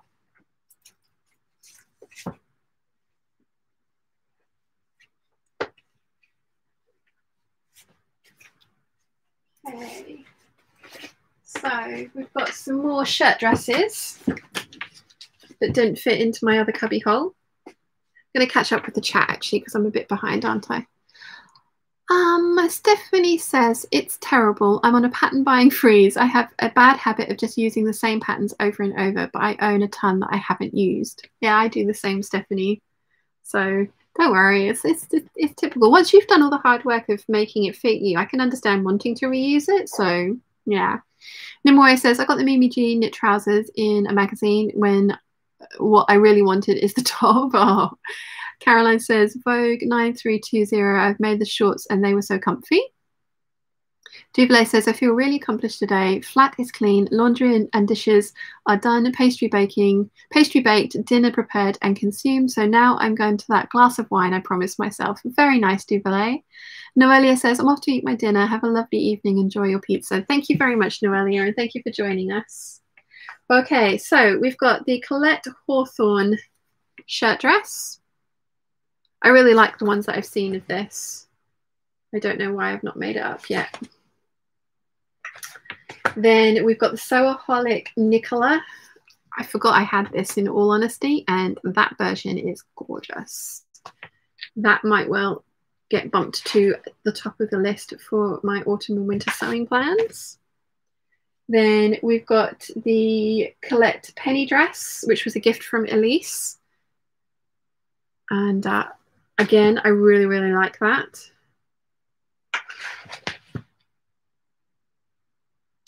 Then we've got the Megan Nielsen Matilda dress, which I have some fabric for already that came from Spotlight. It's got banana leaves on it. They're blue banana leaves on a white background. Somebody had made it with the green version of this and it just looks stunning, so I completely copied her. I've had that fabric in this pattern for a long time and I still haven't got around to doing it. Then we've got the Nina Lee Q dress. I have made this once and I added an inch of length to the torso and I now need to add another 1.5 inches of length. This is a very short-waisted dress. I made this version with the wings, and whilst I like it and the wing construction was clever, I found it restrictive, so I would take the wings off for that one. But I also really want to try this one because I think this is very sort of 1930s, early 40s. I think it would look really cool. So I've done most of the work for that. I just need to lengthen the pattern. Then we've got the shirt dress, which came from Simply Sewing magazine. And I believe this was a gift as well. And it's very cool. Kind of a relaxed fit and a not flared skirt. So a bit different for me. So that's the remainder of my shirt dresses. And these ones are taller than the cubby hole that the other shirt dresses are in. So that's why this one is down here.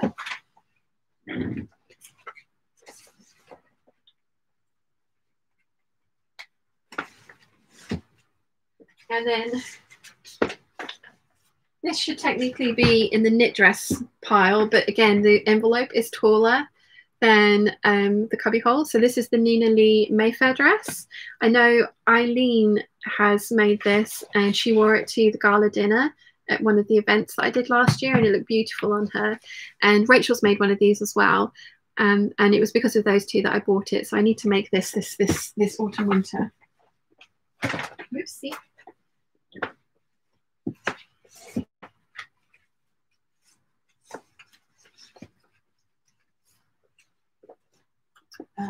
Right, so we've got more tops here, and these are here because they don't fit into the cubby hole with all the other tops.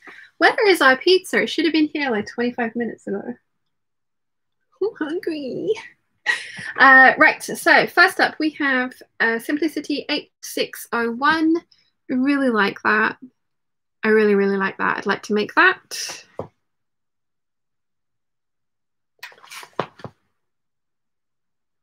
Now this one was a gift and I think it was from Debbie, 7305 Vogue.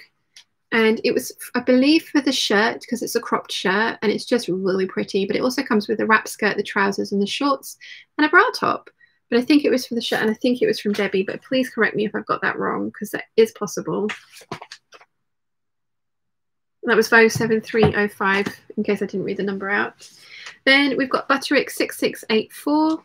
Again, this is in the larger size bundle, so I'm not sure this is going to fit me. I really like view A, very much like the Sew Over It Pussy Bow blouse. This is not going to fit me, so I'm going to put this into the giveaways, or what? No, not. I'm saying giveaway. It's probably not going to be a giveaway. I'll probably I'll work something out. Yeah, we'll sort something out. Then we've got McCall's 7985. This was for this. I loved that. I thought that was beautiful. Don't know what it's going to look like on me, but I really liked it. And I have got the right size bundle, so that's good. And then we've got the Simple Sew Juliet tie back blouse, which again I think is really pretty. Grown on sleeves, boat neckline, ties for the back, so for some shaping. I like that a lot.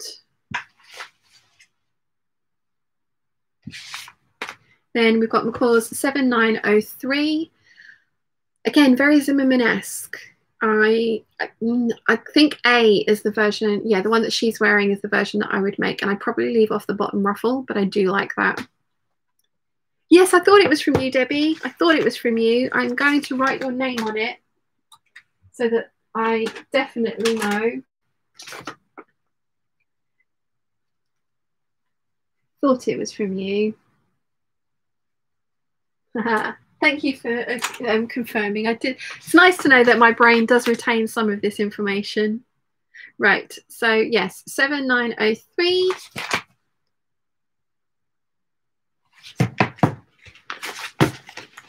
Nimue says we're going to have some supper. We'll see if you are still here afterwards. Have fun. Thank you, Nimue. S. Switcher says, I'm off too. Thank you very much. Thank you for joining us. Debbie says, hi, Sean. That's right. It was from me and thought it would be great on you. Thank you, Debbie. Dee says, off to eat. Enjoy the rest of the weekend. You too, Dee. Thank you for joining us. So next we have McCall's 7870, which is a really cute kind of peasant style blouse. Totally up my alley. I love the ones with the bow details. I'm not sure about the cutout underneath, but I do like the bow details on those. Then we have McCall 7901, which again is got some shearing in there. I'd do the shearing down further, so it's sat on my natural waist, but it's a really simple top, and I thought, again, it would be good for summer, perhaps even autumn, winter with the longer sleeves. Then we've got McCall's 7659, which I think is stunning. It's really beautiful. I'm not sure about the high necked version. I like this one, and I like those sleeves, obviously. We all know how much I like those sleeves. Keep hearing things outside. Is that our food? I'm excited. Okay.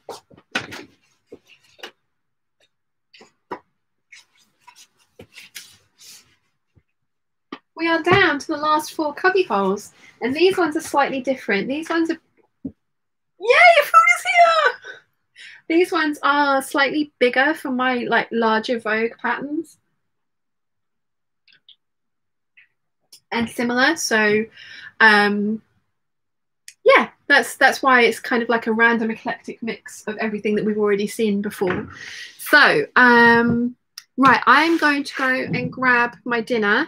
A couple of slices of pizza. I'll probably be about 5 minutes, and then I'll be back to eat some pizza with you, and then we can continue. Once I've washed my hands and my hands are no longer greasy, we can continue with the pattern collection archival stuff that we're doing.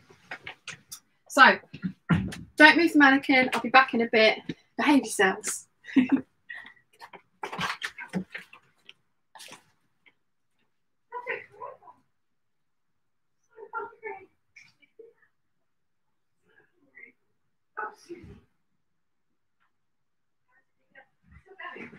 That's why I wanted pizza, so that I can carry on and finish it. Yeah. Although I've only got 4 things left to do. So. No,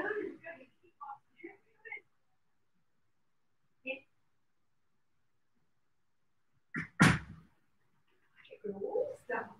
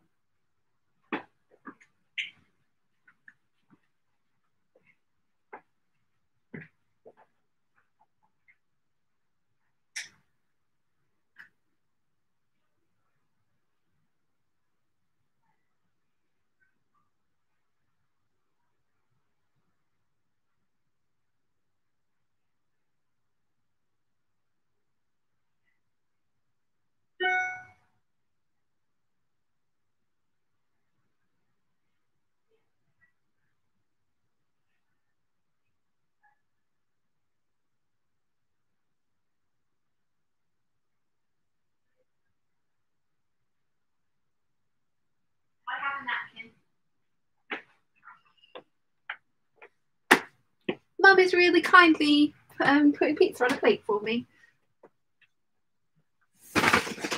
Okay. So do you see what I mean? These are way bigger in size than the other ones. So these are my evening gowns or long gowns. I have classed it as evening gowns.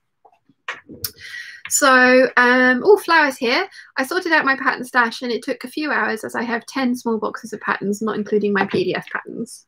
Yeah, this is taking me quite a while, isn't it? So these again were bought sort of 10-15 years ago, and they are stunning. Where's your plate? Mum's doing it for me, oh, right. So I didn't have to abandon these guys for too long. This is a bevel sassoon. It's a 6 to 10, so I don't know if it would fit me, but look how beautiful. But it is an advanced pattern. Stunning. But at the time that I bought these, I was going to lots of black tie and evening events. So it seemed like a good idea to have these kind of patterns. I'm never going to make them, probably. Well, who knows? Who knows? Next is another bevel. Oh, sorry, that one was Vogue 2802. This is 2801, another bevel sassoon one, which again is just beautiful. Again, I have it in the smaller size, so it probably will need some tweaking to make it fit me if I can. Then we've got a Bajli Mishka. Oh, pizza. Mom, your dinner is served. Thank you very much. Thank you. All the way from the gourmet kitchen. Yes. Got pizza. Let's just do this Bajli Mishka one. So it's 2237, and it's a strapless gown with a little bolero, and it's beautiful. I think I actually bought this with the intention of making it for my wedding dress. I ended up buying my wedding dress. I'm very glad that I did, because the stress of making that would have just sent me over the edge, I think. But yeah, so pizza. I'm so hungry. So hungry.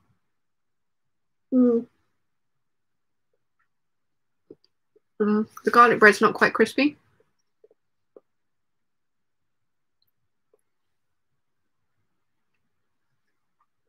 Happy food face.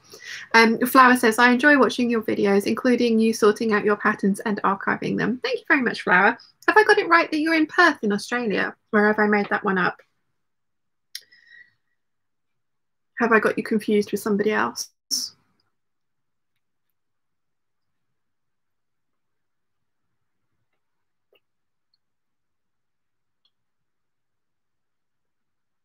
Flower says, I did not take photos of my patterns and then archive them. Sorting out my patterns would have taken much longer if I had archived them, but I did not have time to archive them. Yeah, I'm kind of prepping for when I get to visit Wilson, because he's going to be working during the days, and obviously I can't get, he has a studio flat, so I'm prepping this because I'll be uploading these to my website whilst I'm up there. So it's a good way of getting ready to go visit him. I'm going to go for 10 days for his birthday, and it will be a way of me having something to do during the days whilst he is at work, because he is working from home, so I'll need to be quiet. And Flower is in Perth. Random facts that are in my mind. Duvalet says happy food dance. Yes, happy food dance. Duvalet says, I was going to ask when you'll upload them. Yeah, this is prep work for me visiting Wilson over the beginning of October, end of September. So then, and I very much doubt I'll get all of them done while I'm visiting him, but we'll see.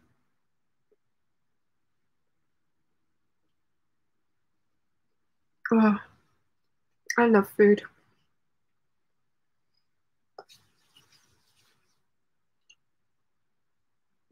The garlic bread wasn't very garlicky. And this is, like I said, the pizza base of this place is a little fluffy, and they put way too much cheese on.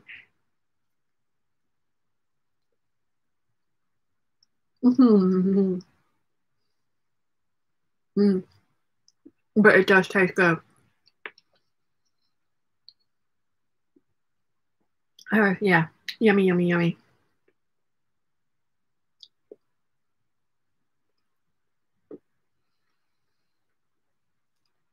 I'm so happy.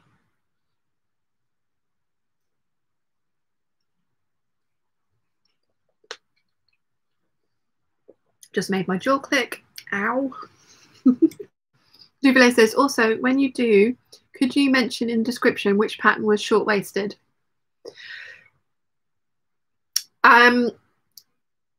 There's not necessarily going to be a description. I'm not 100% sure the complete format that I'm going to upload them for now. But ones that I have made, I will, like I say, have linked to either my pattern review, the sew along, or the lookbook where I talk about it. So the information should be there. Mm-hmm.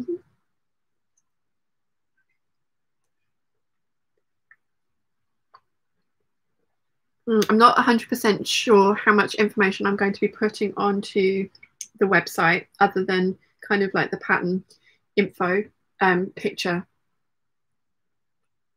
and then links. We'll see.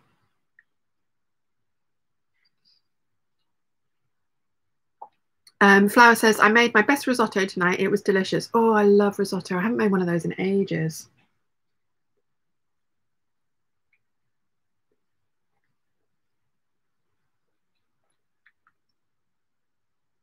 Duvile says, my torso is short and I always have to take about 1 to 2 inches, so that's why I'm asking. Ah, okay. The Nina Lee Q dress might be perfect for you then, because like I say, I have to add 2.5 inches to that, and that's me guesstimating at the moment because I've only made one. Wow. Cecilia says, I'm really excited for the patterns to be linked to everything. Me too. I'm not looking forward to doing it, Cecilia, but I'm looking forward to it being finished. And then I am going to be diligent, and whenever new patterns come in, I'm just going to get them done straight away. So that's the plan.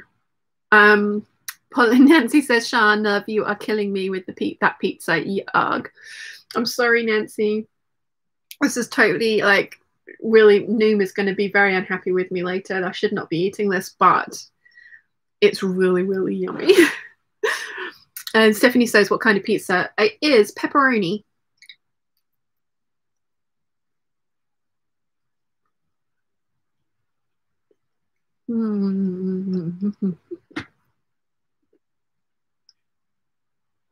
Happy, happy food dance.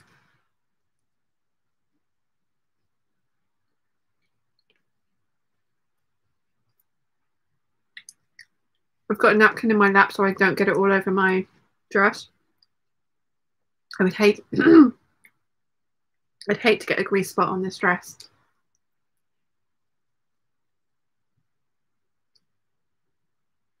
Stephanie says that's my favorite type of pizza. It's Mum's too, which is why we've got it. Anna says that her and her son had pepperoni pizza this evening. Sarah says, now I'm hungry for pizza and it's only 10:30 a.m. I'm sorry, Sarah.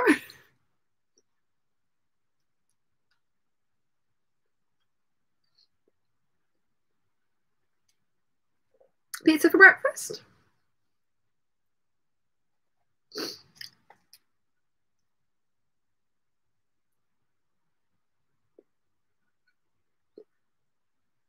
Mm. Mm. Mm. Mm. Mm. So much cheese.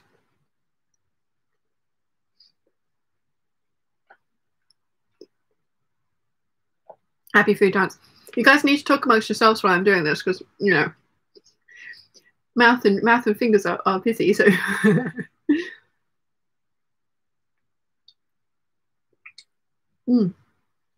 Okay.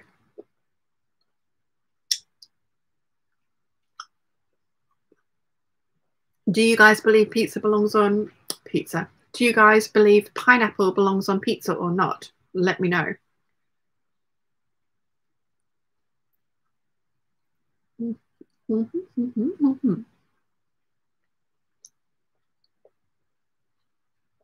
Duvile says, I'm just thinking that all the Nina Lee patterns should be good for me, as designers usually draft their patterns one body block and they have to resize them later on. Yeah. Yeah, I've not the Q dress is the only needly pattern that I've made. I love all of them. So yeah, I don't know though. Rachel and Eileen didn't mention anything about lengthening or shortening the Mayfair dress. I don't know if Rachel did when she made it in her vlog. We'll have to, yeah, we'll have to see. Rose says, love pineapple and pepperoni pizza. Nancy says pineapple equals yes. Stephanie So says no pineapple and pizza, ick. Rachel Lynn says pineapple and pizza, whatever floats your boat. I love it. Nightmare Bugs, if someone joins now, they're going to wonder why Pete's eating and not sewing. They are, yes. Hello, welcome to the mukbang portion of today's hangout. Today we are eating pizza.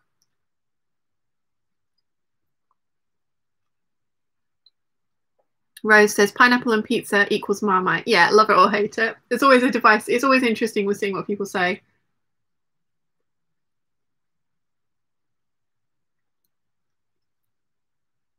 Sarah says, I used to be anti-pineapple on pizza, but as I've gotten older, I've become more open to it. Paula says, pineapple on pizza with ham, with thumbs up, big thumbs up. Yeah, totally.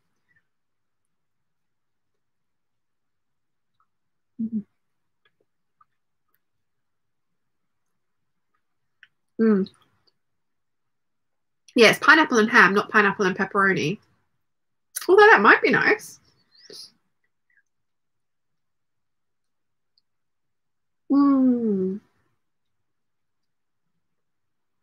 I'm sorry, I'm such a messy eater.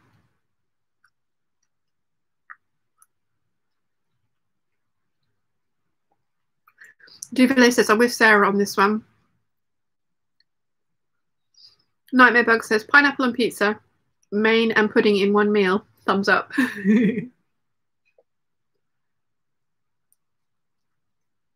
Sweet and savoury together like that is good. It was like I was eating the apple slices earlier with cheese. Yummy.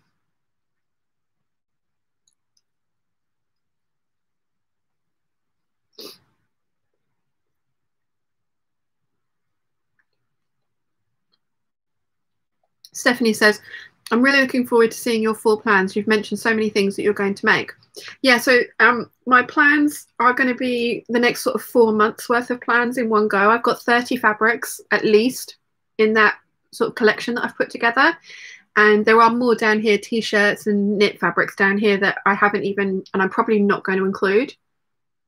But I'm doing it that way because we're going to be moving house and changing like things up, and there's going to be a portion of time that I'm not going to be able to sew for. And obviously I'm planning on taking 10 days off to go and see Wilson. So whilst I'll be working, I won't be doing any sewing for those ones. So I'm planning on kind of doing like this is going to be my autumn winter capsule wardrobe collection. And this is the kind of thing that I want to make out of it. So hopefully it doesn't tie me down to I have to make this in a month. But it would be, this is what I'm going to make over the next 4 months. And then that kind of gives me a little bit more freedom as well, because a lot of the times I'll make my plans and then something new will take my fancy and I'll really want to make it, but I'll feel like I have to stick to my sewing plans because I said that's what I was going to make. So I'm kind of looking forward to seeing how this works for me. And I'm still going to do monthly lookbooks about this is what I finished. And there's going to be a styling video at the end of it of all the different things that go together. And there's stuff that I've already made in my wardrobe that's going to work really well with it. So we'll see how it all goes.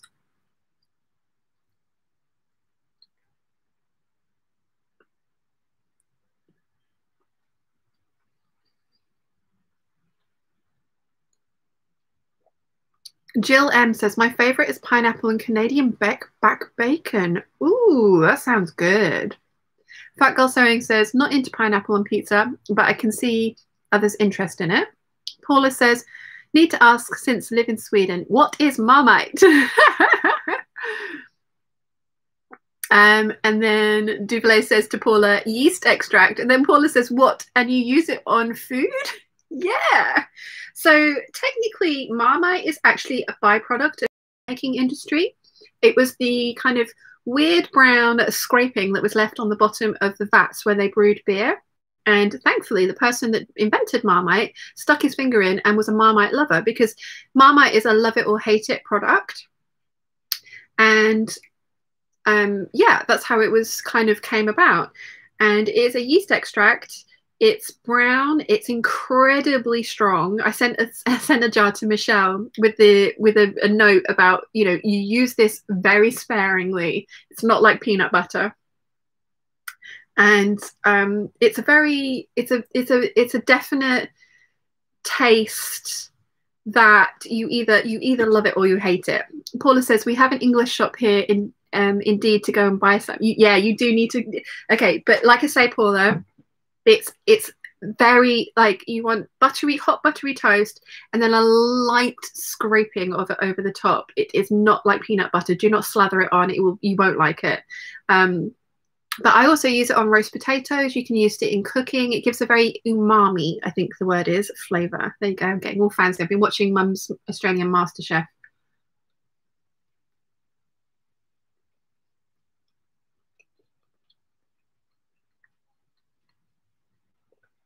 Nightmare Bug says Marmite is a yeast extract spread, quite gloopy and dark brown, but full of vitamin B, very savoury. You either love it or you hate it. Michelle says, yes, pineapple on pizza is awesome. Dupile says, my sister loves it and we live in Lithuania. There's also like Vegemite, which is not the same, but it's kind of the Australian equivalent. And you'll have lots of Aussies who'll be like, Vegemite's way superior to Marmite. And then English people are like, no, Marmite is way superior to Vegemite. I also like Marmite flavoured cashew nuts, and Marmite flavoured crisps are some of my absolute favourites. Nightmare Beg says usually on toast or sandwiches, nice with cheese. Oh yes, grilled cheese. If you put a layer of Marmite under the cheese and then grill the cheese, oh, so good, so good. Like I say, roast potatoes with Marmite on them are amazing as well.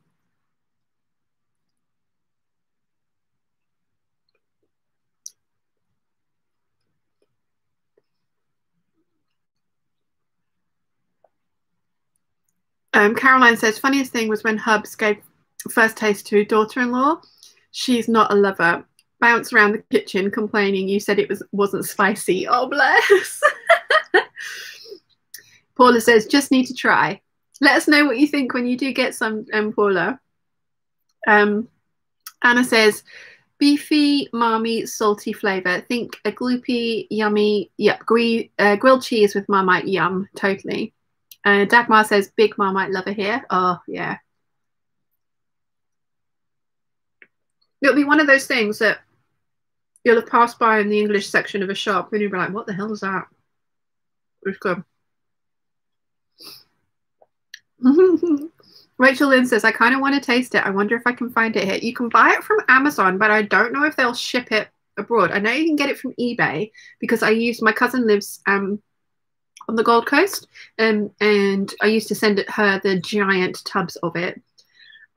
It's a staple in our household. We all love it. Mum and Dad have it on their toast for breakfast every morning.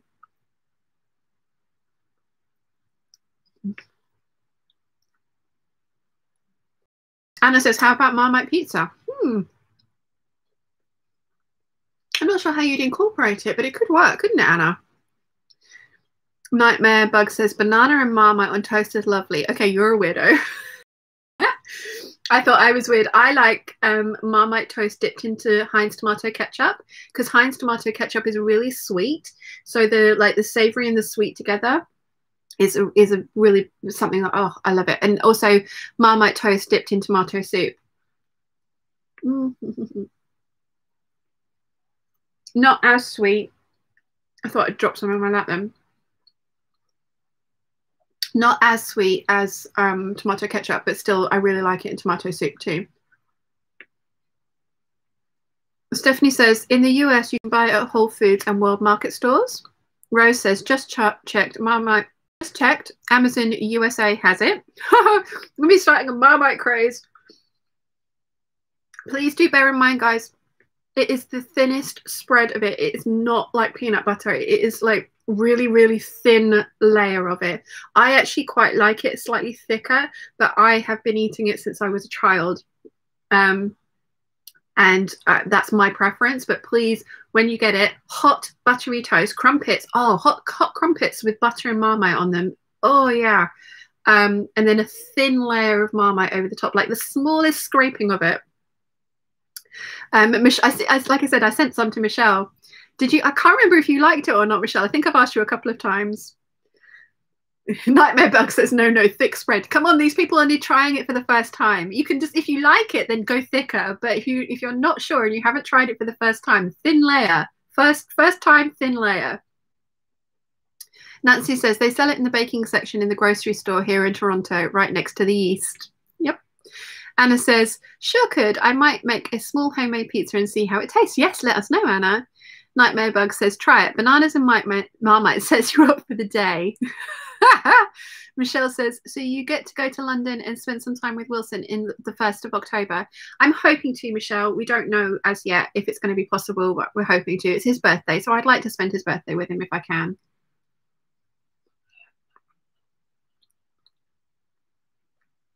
Michelle says, I'm kind of on the fence, need to try it again. Louise says, love Marmite. And Nightmare Bugs has got a little devil sign, and then she's got a little laughy face after, which tells you everything you need to know. First time you're trying Marmite, thin layer.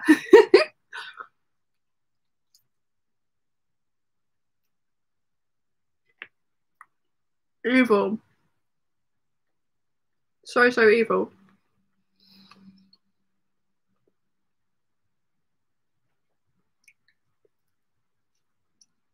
Okay, I'm nearly done. Then I'll go and take the plate away and wash my hands.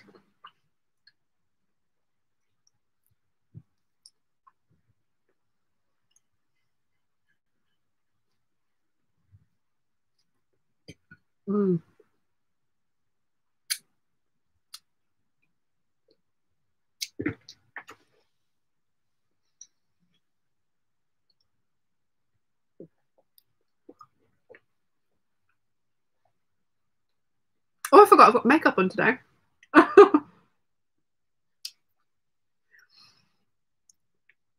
Paula says we'll report next Sunday. Oh, Paula, we're going to be yeah. Oh, I'm so excited for you to try it. I hope you're a lover. If you're a hater, I'm so sorry. Caroline says, now I really need some toast and Marmite. I'm sorry. And Dagmar says, it's so funny. I love the Marmite, but hate peanut butter and jelly sandwiches. Some of my friends think that's the reason to kick me out of the country. Yeah, that's kind of unusual, Dagmar. See, I've never tried peanut butter and jelly, but I'm not a huge jam lover. So I don't know. I like some jam some of the time, but I'm not a huge jam person. And as I said earlier, I'm not sure I like nut butters either. Duvalier says, don't hurry on our account, enjoy your supper. Oh no, I've had three giant slices of pizza. I'm done. Michelle says, I love cheese, Miracle Whip, sweetbread and butter pickle sandwiches. Oh wow. And Paula's laughing. Mary says, off to the food shop. Have a lovely week, peeps. Thank you for joining us, Mary. Anna says, I think it could work as would not be dissimilar to grilled cheese. The pepperoni and Marmite should be yummed together. Yeah, I think you might be on something there, Anna. I think it's going to be interesting. You'll have to let us know how your experiment turns out. Right, I'm going to go wash my hands and I will be back momentarily. Talk amongst yourselves. Not move the mannequin. Whoops. And yeah, I'll be back in a second.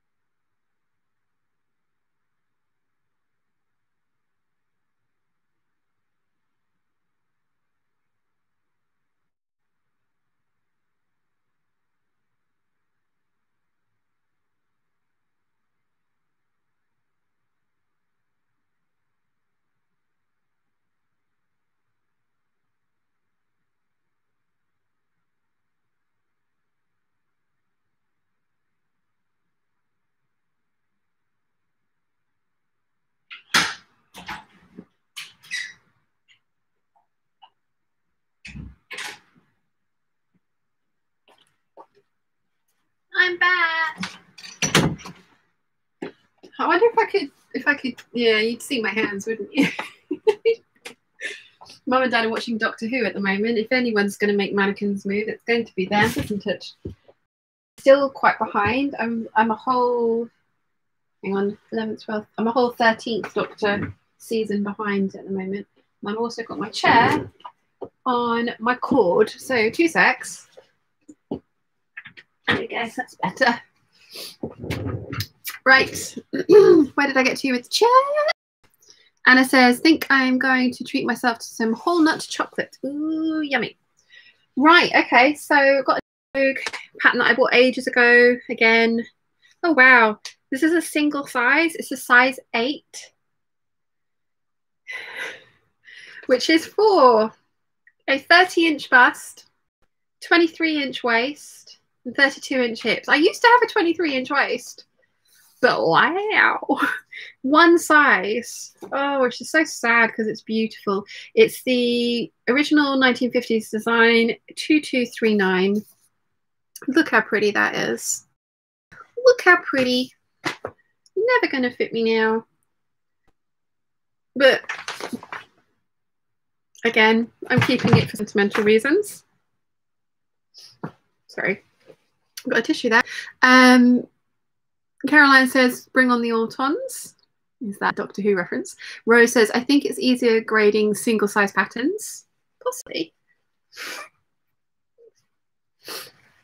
Oh, right. Okay. Then we've got the So La-Di-Da Heritage pattern. And this is the Destiny dress, which is just really stunning.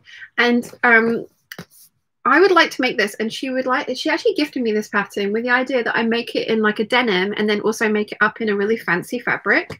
I've just never gotten around to it.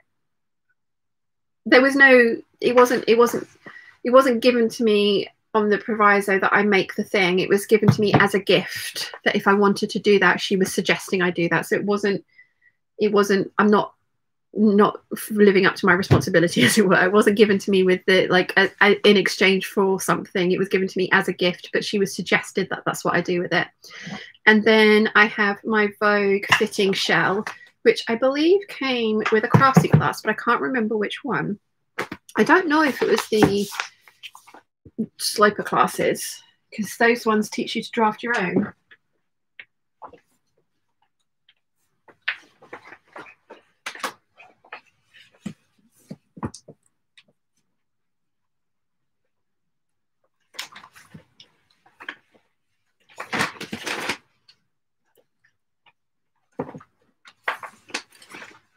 Okay, next we have coats, coat patterns.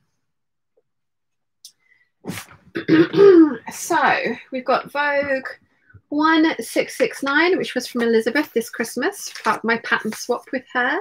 That is stunning, and it's something that I want to make really soon. This is going to be something I try and make this autumn winter. Ah, it's beautiful. So beautiful. Now, I've got the size 6 to 14 here. Oh, then we've got my second copy of the Butterick 6497. So that one can go in that pile because I already have a copy of that. Then we've got the Paper Cut Patterns Rigel Bomber Jacket. I'm going to take a photo of the outside of this, but there's no details on the back, so I'm not going to take a photo of the back. It's just, they do, so you can hang your patterns up like that. And then we've got the Bellatrix blazer, which again, I think is a really pretty pattern. Then we've got Trent Patterns, the trench coat, or the trench jacket, sorry. This is another one that I would like to make soon, and I have the fabric for it. This one I used in my Get the Look for Less video as a dupe for a Simone Rocha pattern. And it's a good starting point for that. I would need to make some changes to it, but I'm planning on trying to do that this autumn winter. I like trend patterns a lot. This is one of the ones that I bought 10 to 20 years ago, Vogue 2827. So it's a skirt, trouser, and jacket pattern. I have the size 6, 8 to 10. I don't think it's going to fit me, but I bought this predominantly for the jacket, although the other, I like the trousers and the skirt on this a lot as well.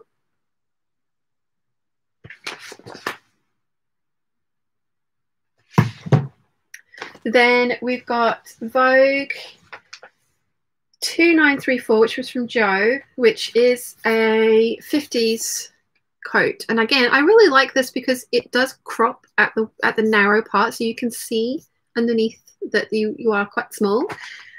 This is all sizes included in this one.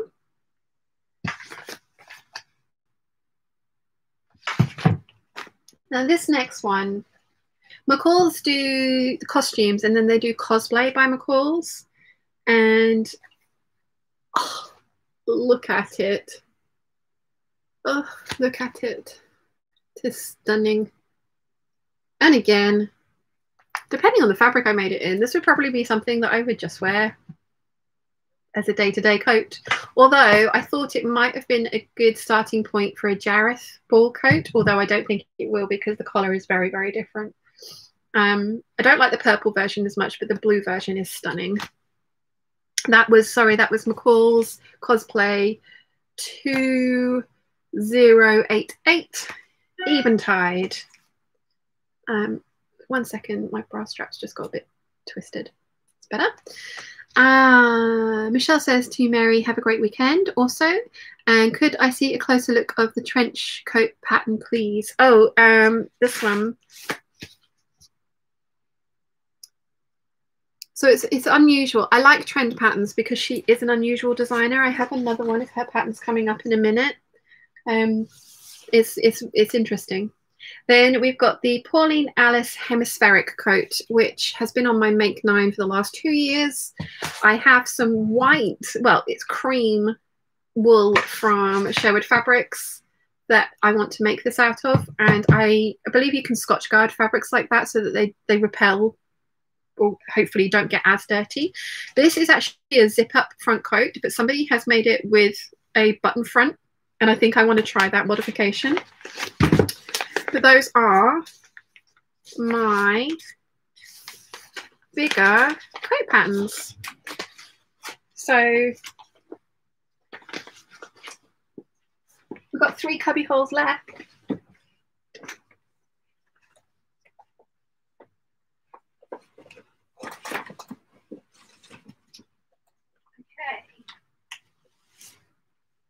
So next up we have knit dresses.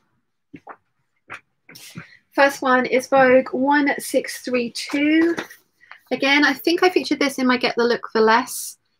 And the featured dress was actually for a woven, but this dress was so similar to it. I think it was a Giambattista Valli one, if I remember rightly, but I'm not 100% sure. This is the Tilly and the Buttons Zadie dress, and this was from Ginger Thread Girl, and it was my very first KB pattern swap. Kittenish Behaviour Pattern Swap Challenge. I did make this, didn't like it on me, but again, this is just such a lovely memory that I'm never going to get rid of this pattern because it was, like I say, it's a lovely memory. Then this is one of the older ones that I have bought a while ago. It's a Tom and Linda Platt, Vogue American Designer 2882, and it's all those different, so it's a top, long sleeve top, off the shoulder top, short skirt, long skirt, and trousers for knit fabrics.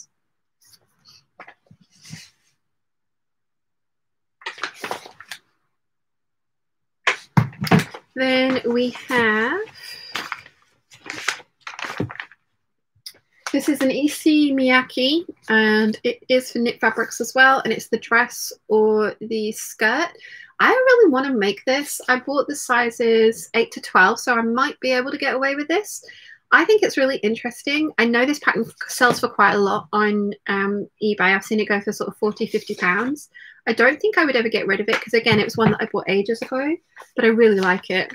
Then we've got a DKNY Vogue American Designer 2091. It goes up to a size 12. The trouble is, I know I've cut this one out. I wish I hadn't. This one has underarm gussets, and I got as far as trying to sew the underarm gussets and hated it. And I bought a really slinky knit, and it was just not good. I'd never worked with knits before. So I think I've cut this one out, which I'm sad about. But that's my knit dresses.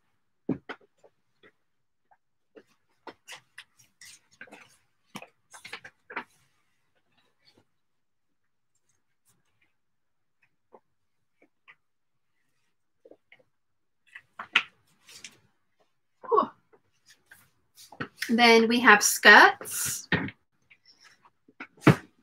So this was a fairly recent one from a pattern swap as well. It's the Vogue 1683, and it was the overlay this one. I just love that. It's basically that skirt underneath with an overlay put over the top.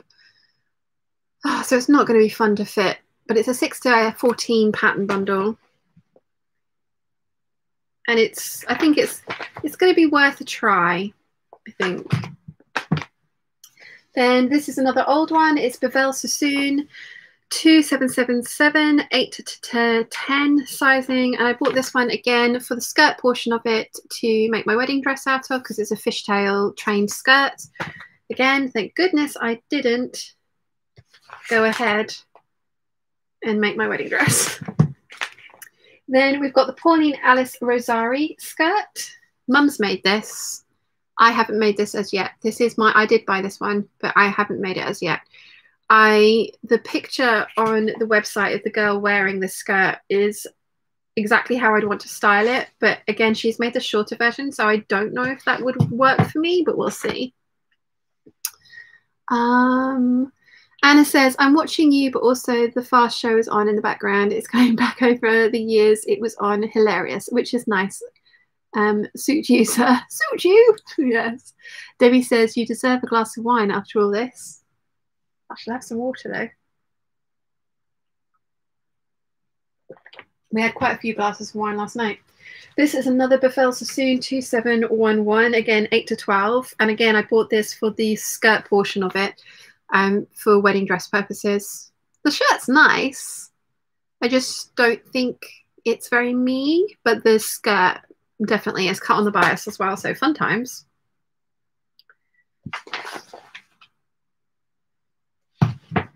Then I've got a Prima pattern. This was from Jo.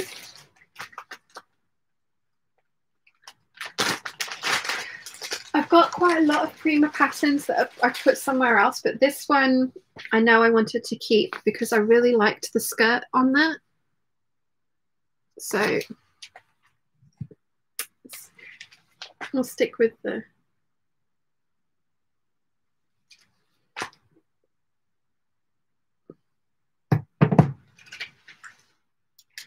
and then I'm not sure why this is in the skirt portion, because it could really be in the kind of like wardrobe category, but I'm not sure if I have one of those in these bigger patterns.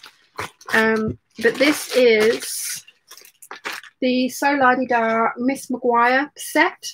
So it's a skirt, a top, and then an over top in lace. So yeah.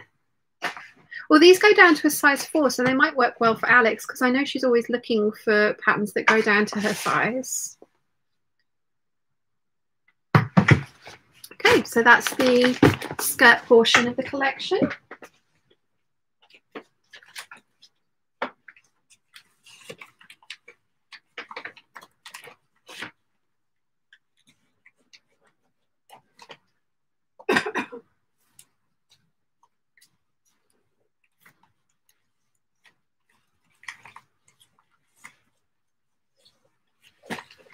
Whoopsie. Oh dear.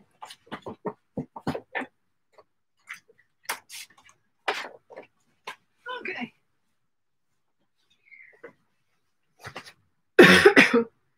Okay, so now I know this was a gift and I haven't written the name of the person who sent it to me on it, which is very bad of me. I'm sorry. If you're here, let me know so that I can do that now. Nimoy says, I'm here. I'm back. Did your pizza arrive? It did, and I ate 3 slices. It was very yummy. Okay, so the first one I've got here, this is vintage dresses, by the way, is Vogue American Designers Ralph Lauren shirt dress, and it's 2716, size 12. Gosh, it was $6. It wouldn't be that much now, would it? And I want to say Michelle sent this to me, but I'm not 100% sure. Did you, Michelle? But I really like this. It's very of its time, very 80s, but I think it could work. Then we've got the Now and Then All Seasons skirt, dress and skirt, which is a really pretty pattern. And yeah, I very much like it. I want all of the Now and Then patterns, basically. Michelle says, oh heck, I've sent you so many patterns and I don't remember what I sent. I kind of have a feeling it was you, Michelle, but I'm not sure because you're right. You have sent me very many. I think it might have been one of the ones that you sent me recently, the last lot that you sent me. Debbie says, I bought Vogue for the first time in years. Lots of gorgeous clothes I would love to copy. I may be inspired by.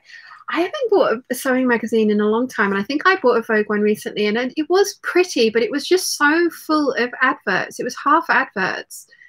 And I felt like I kind of wasted my money because you got so many. I mean, no, not saying that that you have, Debbie. Sorry, that's not the right way to say it. But maybe I should have bought the September issue because I definitely hadn't bought the September issue. And the September issue is the new season patterns, isn't it? Next, we've got the So La Di Da Sweetheart dress, which, as you guys know, I love. I've added flutter sleeves to it, bishop sleeves to it, and I have done a one with just the straight sleeves on it as well. I added tape across the back here because it was sticky. So yeah, I really love this dress, highly recommend. Then we've got the 1950s rose dress from So La Di Da, which I really need to make, and I kind of want to make this one. When she goes to the shows, she has this one up in a grey with embroidery in the pleats. And I'm thinking that if I made it big enough, it would be really pretty with a shirt underneath it or a jumper. But I really need to pull my finger out and give that one a try. Then we've got the So La Di Da Audrey, which is a sweetheart halter neck dress. Really pretty. Again, I'd need to make or need to get a strapless bra to work with that one. But I think it's worth either doing that or finding one that fits me. Then we've got the Vogue 1043, which is from Joe, 14 to 20. So I don't know if this one will fit me, but it's a very pretty dress. It's like a wrap over surplus front and a big skirt. So I am going to keep that one because I haven't made a vintage Vogue before, so I don't know how much ease they've built into it. So this may work for me. Then this is one of the older ones that I bought. It's Vogue 2402. Again, I've got it up to a size 10. Is the dress and jacket. And then you can have detachable collar and cuffs for the jacket, which I really like. I haven't cut this one out. So this one, there is a possibility of me making it fit me. Then we've got Vogue 2561, which I have cut out at the smallest size. I'm gutted, absolutely gutted. Yeah, it's a 6 to a 10 here. The jacket I haven't cut out, but the dress I have. I made it. I never wore it out though because I couldn't wear a bra with it because it's very low cut at the back. Next we have Vogue 2903, and I've got every size bundle, so I've got 3 of them. This one arrived and the dog got at it. So Mum was so apologetic, and the dog has actually eaten through the tissue, but in such a way that it's in the middle of a skirt panel. And this is my sister-in-law's wedding dress. But I also ended up making one for a customer as well. She was actually the customer that made me decide that I don't want to take any more commissions ever again because it was not fun. So yes, I would like to try and make this for myself, but I did make it as my sister-in-law's wedding dress. Then we've got Vogue 1172. I've got it up to a size 12. I really like that one. Again, I think I'd need a different, I wouldn't be able to wear a regular bra under it because it's very wide set on the shoulders, but we'll see. And finally, Vogue 2960, and I've got the 4 to 10 size bundle. I think Angela Clayton made this one. I think. And that could possibly be why I bought it, because I thought hers was really pretty. But again, underwear situation with this one, it would need to be kind of like a long line corset type thing, or a long line bra, strapless bra.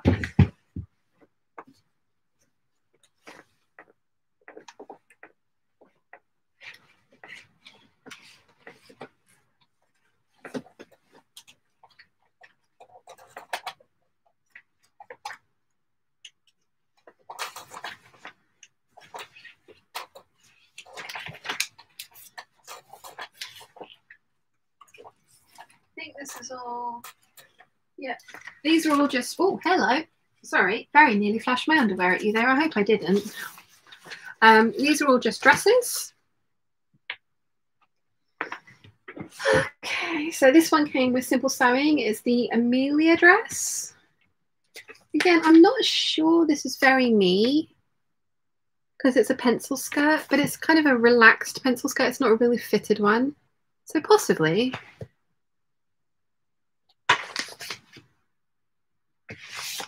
Then we've got the Audrey dress, which is very much me. I think that's really pretty, and I like the way they've colour blocked that one. Again, from Simple Sewing. Then we've got some Prima patterns. How am I going to photograph these? Well, I think I have to take them out of their plastic baggies. I think these were from Kay from Sunny Nanny. And so that's the pattern, which is very me. And then that's the actual kind of patterny bit of it.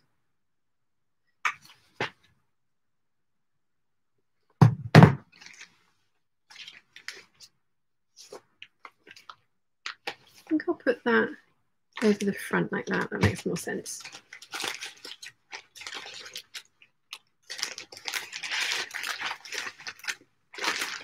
Kay from Sunny Nanny goes regularly goes to the charity shops, and whenever she finds things like this, she always buys them for me and sends them on, which is very sweet of her. And I share them with Big Bird.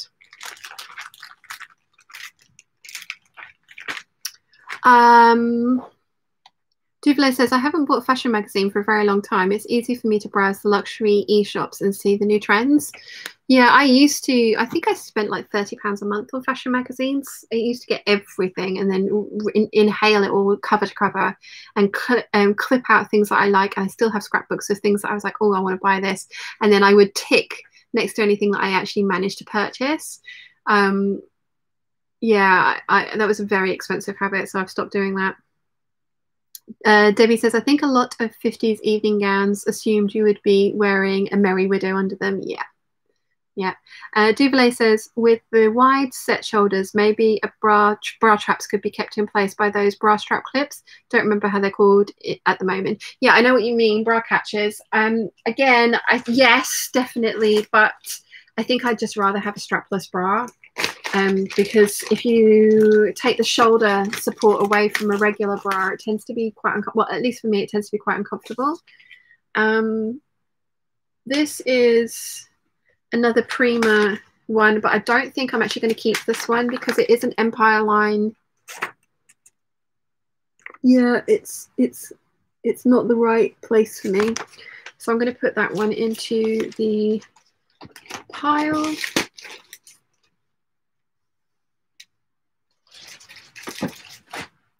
This one I like a lot. It's another Prima one.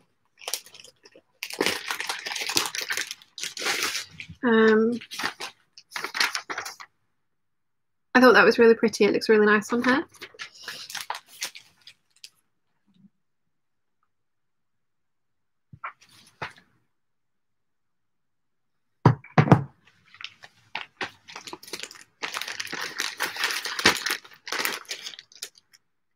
Nimori says, I was gutted that the Audrey was sold out. Then they made a special edition of the magazine. Only 6 dresses, including the Audrey. Almost happy danced in the supermarket. Oh, cool.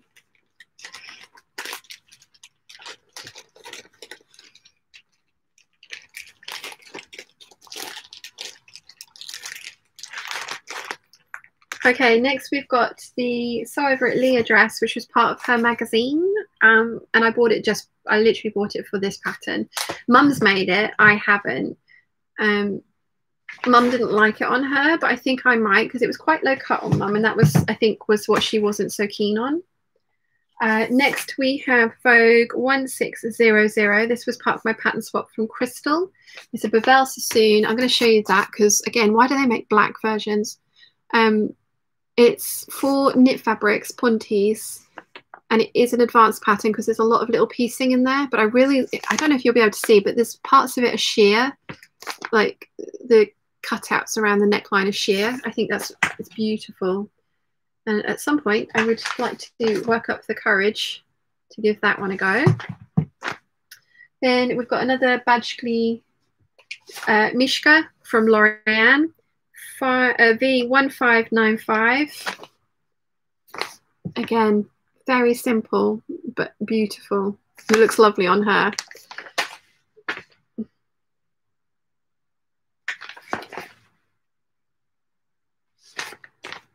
Then this is from Laurie, the lovely Laurie, and she sent this to me saying that she thought it was very me. It's the Vogue 1888 Montana.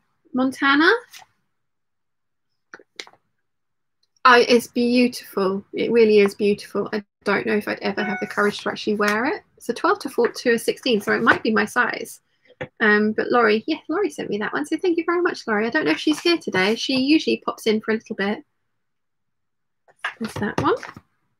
Then this is an older one. It's Donna Karan 2784, and I've got it up to a size 10. I think somebody used this in the Great British Sewing Bee recently.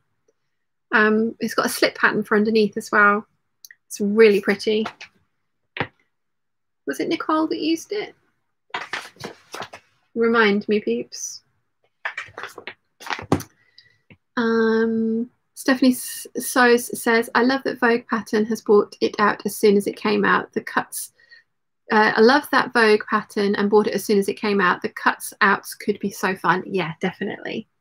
Definitely. Next we have Vogue 2745. Again, this is an older one. I've got it up to a size 12. This is a new NY, the collection. And it's really interesting seaming details, and there's a slip that goes underneath, so you can either make it in the lace or you can make it in the satin like they did with the white one. But I thought that was really beautiful. But again, this is an older one.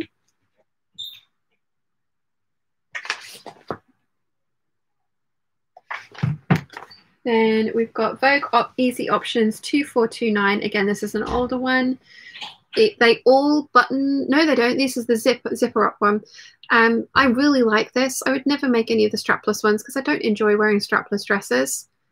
But I do think it's very pretty, and I like that they gave you so many different kind of like tweaks and things that you could do to the bodice to make it look a little different. But I would definitely be put on straps. This one I have up to a size 12, so again, I don't think this one's going to fit me anymore. This is the one that buttons up the back. It's the Vogue 2530, and again, I have it up to a size 10. Sorry, they're all halter neck, they're all backless, and they all button up the back.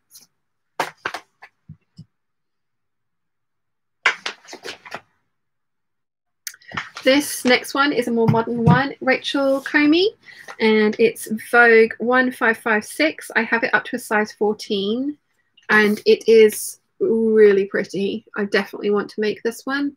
I probably would leave off the belt, and so that I have the versatility to put on different belts. But again, over like they've styled it there with a jumper underneath or a shirt underneath, I think it would be beautiful. Then I've got Trend Patterns pleated shoulder dress. Oh, this is stunning. This is so pretty.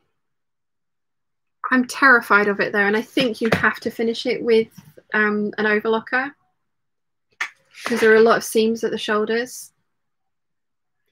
I need to properly have a look at the instructions of that one. Then we've got the French Gypsy by Sew La Di Da, which is a really pretty pattern. Really pretty pattern. I like that a lot.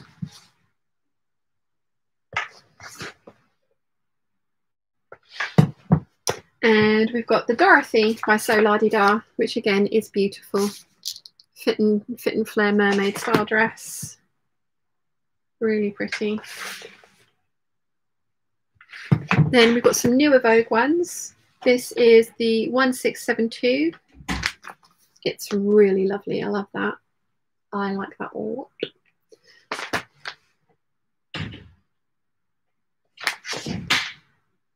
And then we've got Vogue 1671. I think there was a sew a yellow dress challenge with this one, wasn't there?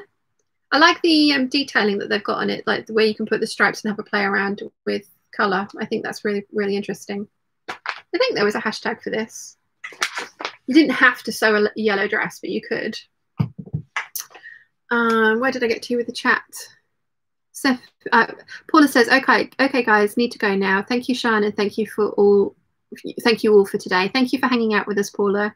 Rose says, love the belt on the Rachel one. I do too, but I want the flexibility of being able to, because it's integral to the dress. So if I made it, I would make it as a separate piece that I could then swap in and swap out with other belts. I wouldn't want to only be able to wear that one belt with it. And Duvele says bye-bye to Paula. And then the final one I've got here is Vogue 1633, which again is one that I recommended for my Get the Look for Less video. And there were 3 dresses, and this was very similar to a lot of them. So View B, this one that she's wearing. And again, this is definitely something that I would like to be making up this autumn winter. So that's the dress pattern selection. Guys, we're on to the last cubby hole.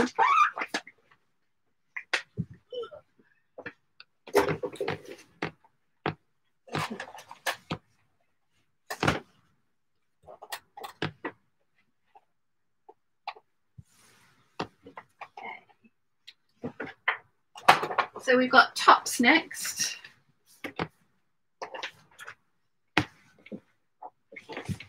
Okay, so this is another Vogue designer, Rebecca Taylor, 1387. I like both of those a lot. I think the yoke detail's really interesting on this one.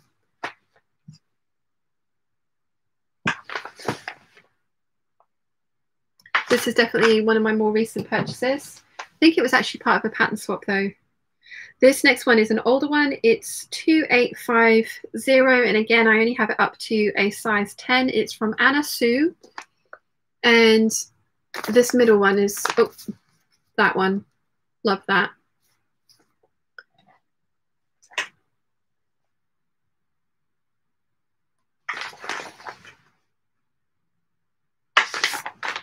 Then we've got Claire Schaefer Custom Couture Collection. Custom fit for A to D cups. It's the 1659. It's from Elizabeth and it's beautiful. Really want to make that as well. Again, I would pirate that up. I would wear it with leggings over the knee boots, probably a waistcoat, like a high-backed waistcoat to show off the details. Then we've got the Paper Cut Patterns Coppola cardigan. This was from Pattern Swap from Melanie. Need to make this because I love this. This one, they've actually put the details on the back, which is great. Then we've got Vogue 1680. It's a really interesting blouse, and again, I would probably lengthen this and wear it over leggings.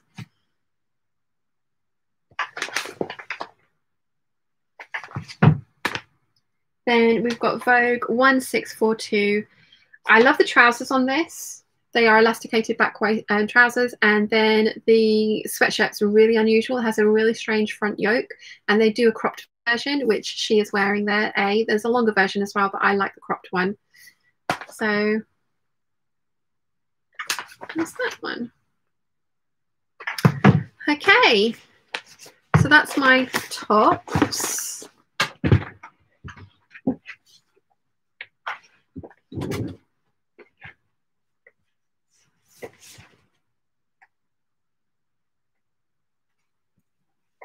Then this is the cover-ups. So this is Zandra Rhodes. Oh, I'm getting my feet caught in there. Zandra Rhodes 1551. This was from Karen, and it's beautiful. Really need to make that because I've got some pretty chiffons in my stash that would just look really cool as that. And then we've got another Zandra Rhodes, which is 1627. And again, that's beautiful. Does not look like fun to work. Silk chiffon. Fun times. So there's those two.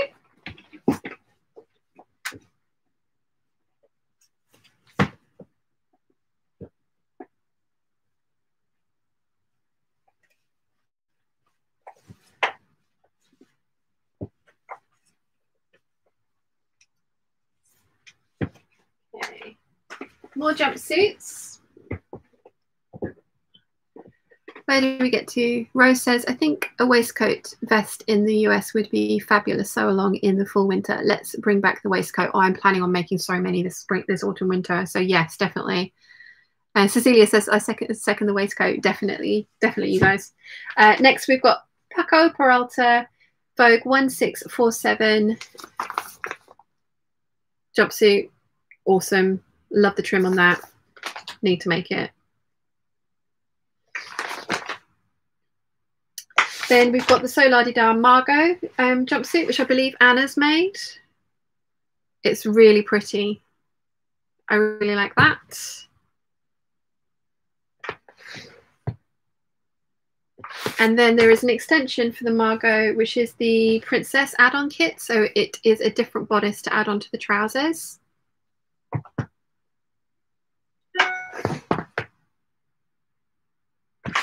And then we've got the Betty Jean, which is, it doesn't include the overskirt, but it's kind of similar to the Jane set from Charm Patterns. So you probably wouldn't need both, but I haven't made this yet, but I would like to very much.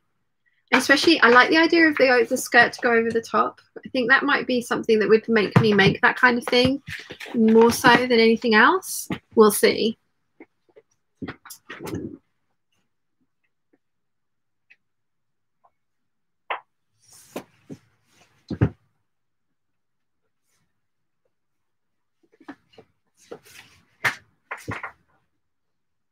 Then this is the final lot. I'm not going to start on the PDFs because we'll be here forever. But this is the final lot. These are trousers. So again, this is from Melanie. It's the Palisade pants from Paper Cut Patterns. I really like the detailing and the pockets of these, so I need to give these a try. And they're elasticated, so I think they'll be comfortable. This is another Paco Peralta. It's Vogue 1619. I think this was a gift because this is a larger size set. It's a 14 to 22. I love the trousers on this though. The trousers are very, very cool. They may fit me. I'm willing to, I've got them in there to give them a go. Then we've got Vogue 1688, Rachel Comey. I'm not a fan of the jacket, but the trousers, they haven't done a good job impressing them, but the trousers I thought were really interesting and I'd like to give those a try.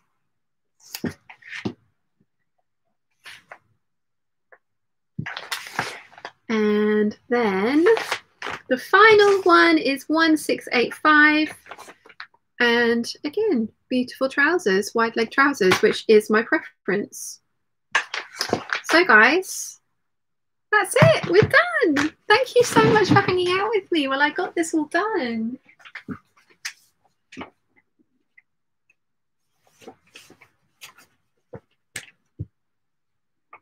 I really appreciate it. This probably, like I say, you probably won't see any fruits of all this labour until way into November, because, like I say, I'm planning on, I'm going to bring you a bit nearer so I can read the chat without squinting at you. I'm planning on like spending some time while I'm up at Wilson's working on uploading these to the website and updating the website a little bit. So yeah, you probably won't see these for a while, but thank you very much for hanging out with me whilst I did this. Anna says, yep, I made 2 of the Solar de Dar Margaux. Stephanie says, love the packaging on the Solar de Dar patterns. I really need to buy one and try it. I can only speak to the Sweetheart dress because that's the only one I've made, but I love that dress pattern. And now that I've added on different sleeve options to it, I feel it's very, very versatile. Debbie says, I know the 80s power jacket is coming back, but I would love to see New Romantic again. Oh, yeah, definitely. Nancy says, please give a thumbs up before we say goodbye. Oh, yes, thank you very much, Nancy. That would be very much appreciated. And if possible, when this has gone up to be rewatched, if you have the time, come back and just leave a little emoji in the comment. Would be great, because that does really help me out. Interaction from you guys is what helps me out the most. People watching the videos, interacting, watching all of it. I mean, you don't obviously have to watch all of this one. But yeah, that's what helps. Cecilia says, Debbie, I'm not familiar with New Romantics. It's a type of like music style in the 80s, wasn't it? Adam Ant and Bowie for a while as well, wasn't it? Duvalier says, enlighten me, what is the New Romantic? Nancy says, I'm exhausted, Shan, and I just watched you. Lol, you need to go put your feet up and have a glass of something lovely. I'm going to go and cuddle with Chi for sure, for sure. Nimue says, task complete, woot, definitely. And Debbie says, New Romanticism in the early 80s was a very decorative form of fashion with a historical twist. Think Adam and the Ants. Louise says, thank you, Sean, love your patterns, and I have a lot of the same. And Caroline says, what a great afternoon, have a good rest of the week and a great week. Yeah, you guys, that was amazing, thank you. And actually, the pile that I have there that I either had duplicates of or weren't really to my taste anymore is not as I thought it was going to be.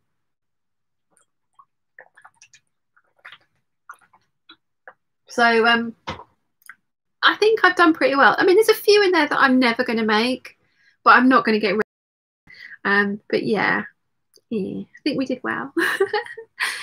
Cecilia says, I'll definitely be watching this stream again. Thank you very much, Cecilia. And yes, take notes. And I'm sorry if it's costing you all loads of money. That wasn't the intention. But yeah. Oh, I've got some patterns that I've missed out because hang on.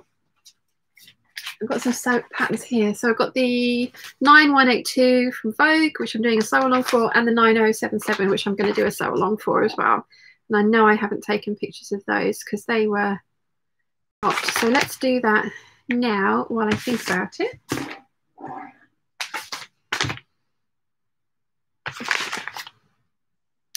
And I do have a few other printed patterns, like I say, the Decades of Style ones, but they're kind of down there in envelopes and things. So I'm going to go through that. I think when we move, I'll go through the PDF patterns, and I'm going to do a new organization system.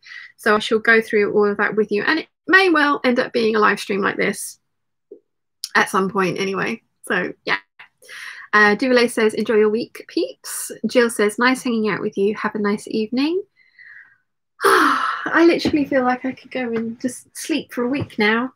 I've still got some apple slices left as well, so that's good. Nice little sweet treat when I get back up to mine. So yeah, thank you very much, you guys, for coming and hanging out with me for 7 hours, 42 minutes and 12 seconds. You guys are amazing. So thank you for hanging out with me. It's been a lot of fun, and it's been something that I've not wanted to do because I just thought it would be really dull to sit and do it by myself, but you guys have made it an absolutely enjoyable afternoon, so thank you. And this went so much better than last week, and basically it's taken me, let's say it's taken me 9 hours in total to photograph all of my printed patterns, which I will count them at one point and see how many I've got. But anyway, yes, I'm going to say goodnight now, because otherwise I could sit here and just waffle at you for ages, because I've got to that point where I'm in the flow, so I might never shut up. So we'll be doing a live hangout again next Sunday. Big Bird will be here. Whether she will come and join us for any of it, I don't know, but she will be here, as will Baby Bother. So yeah, we're going to do another hangout on Sunday. I have zero idea what we're going to be doing as yet. No clue. We shall see. So I hope you have enjoyed, and I will see you all next week. And I will see you all. There isn't going to be a vlog tomorrow because I didn't film enough yesterday or today to put up.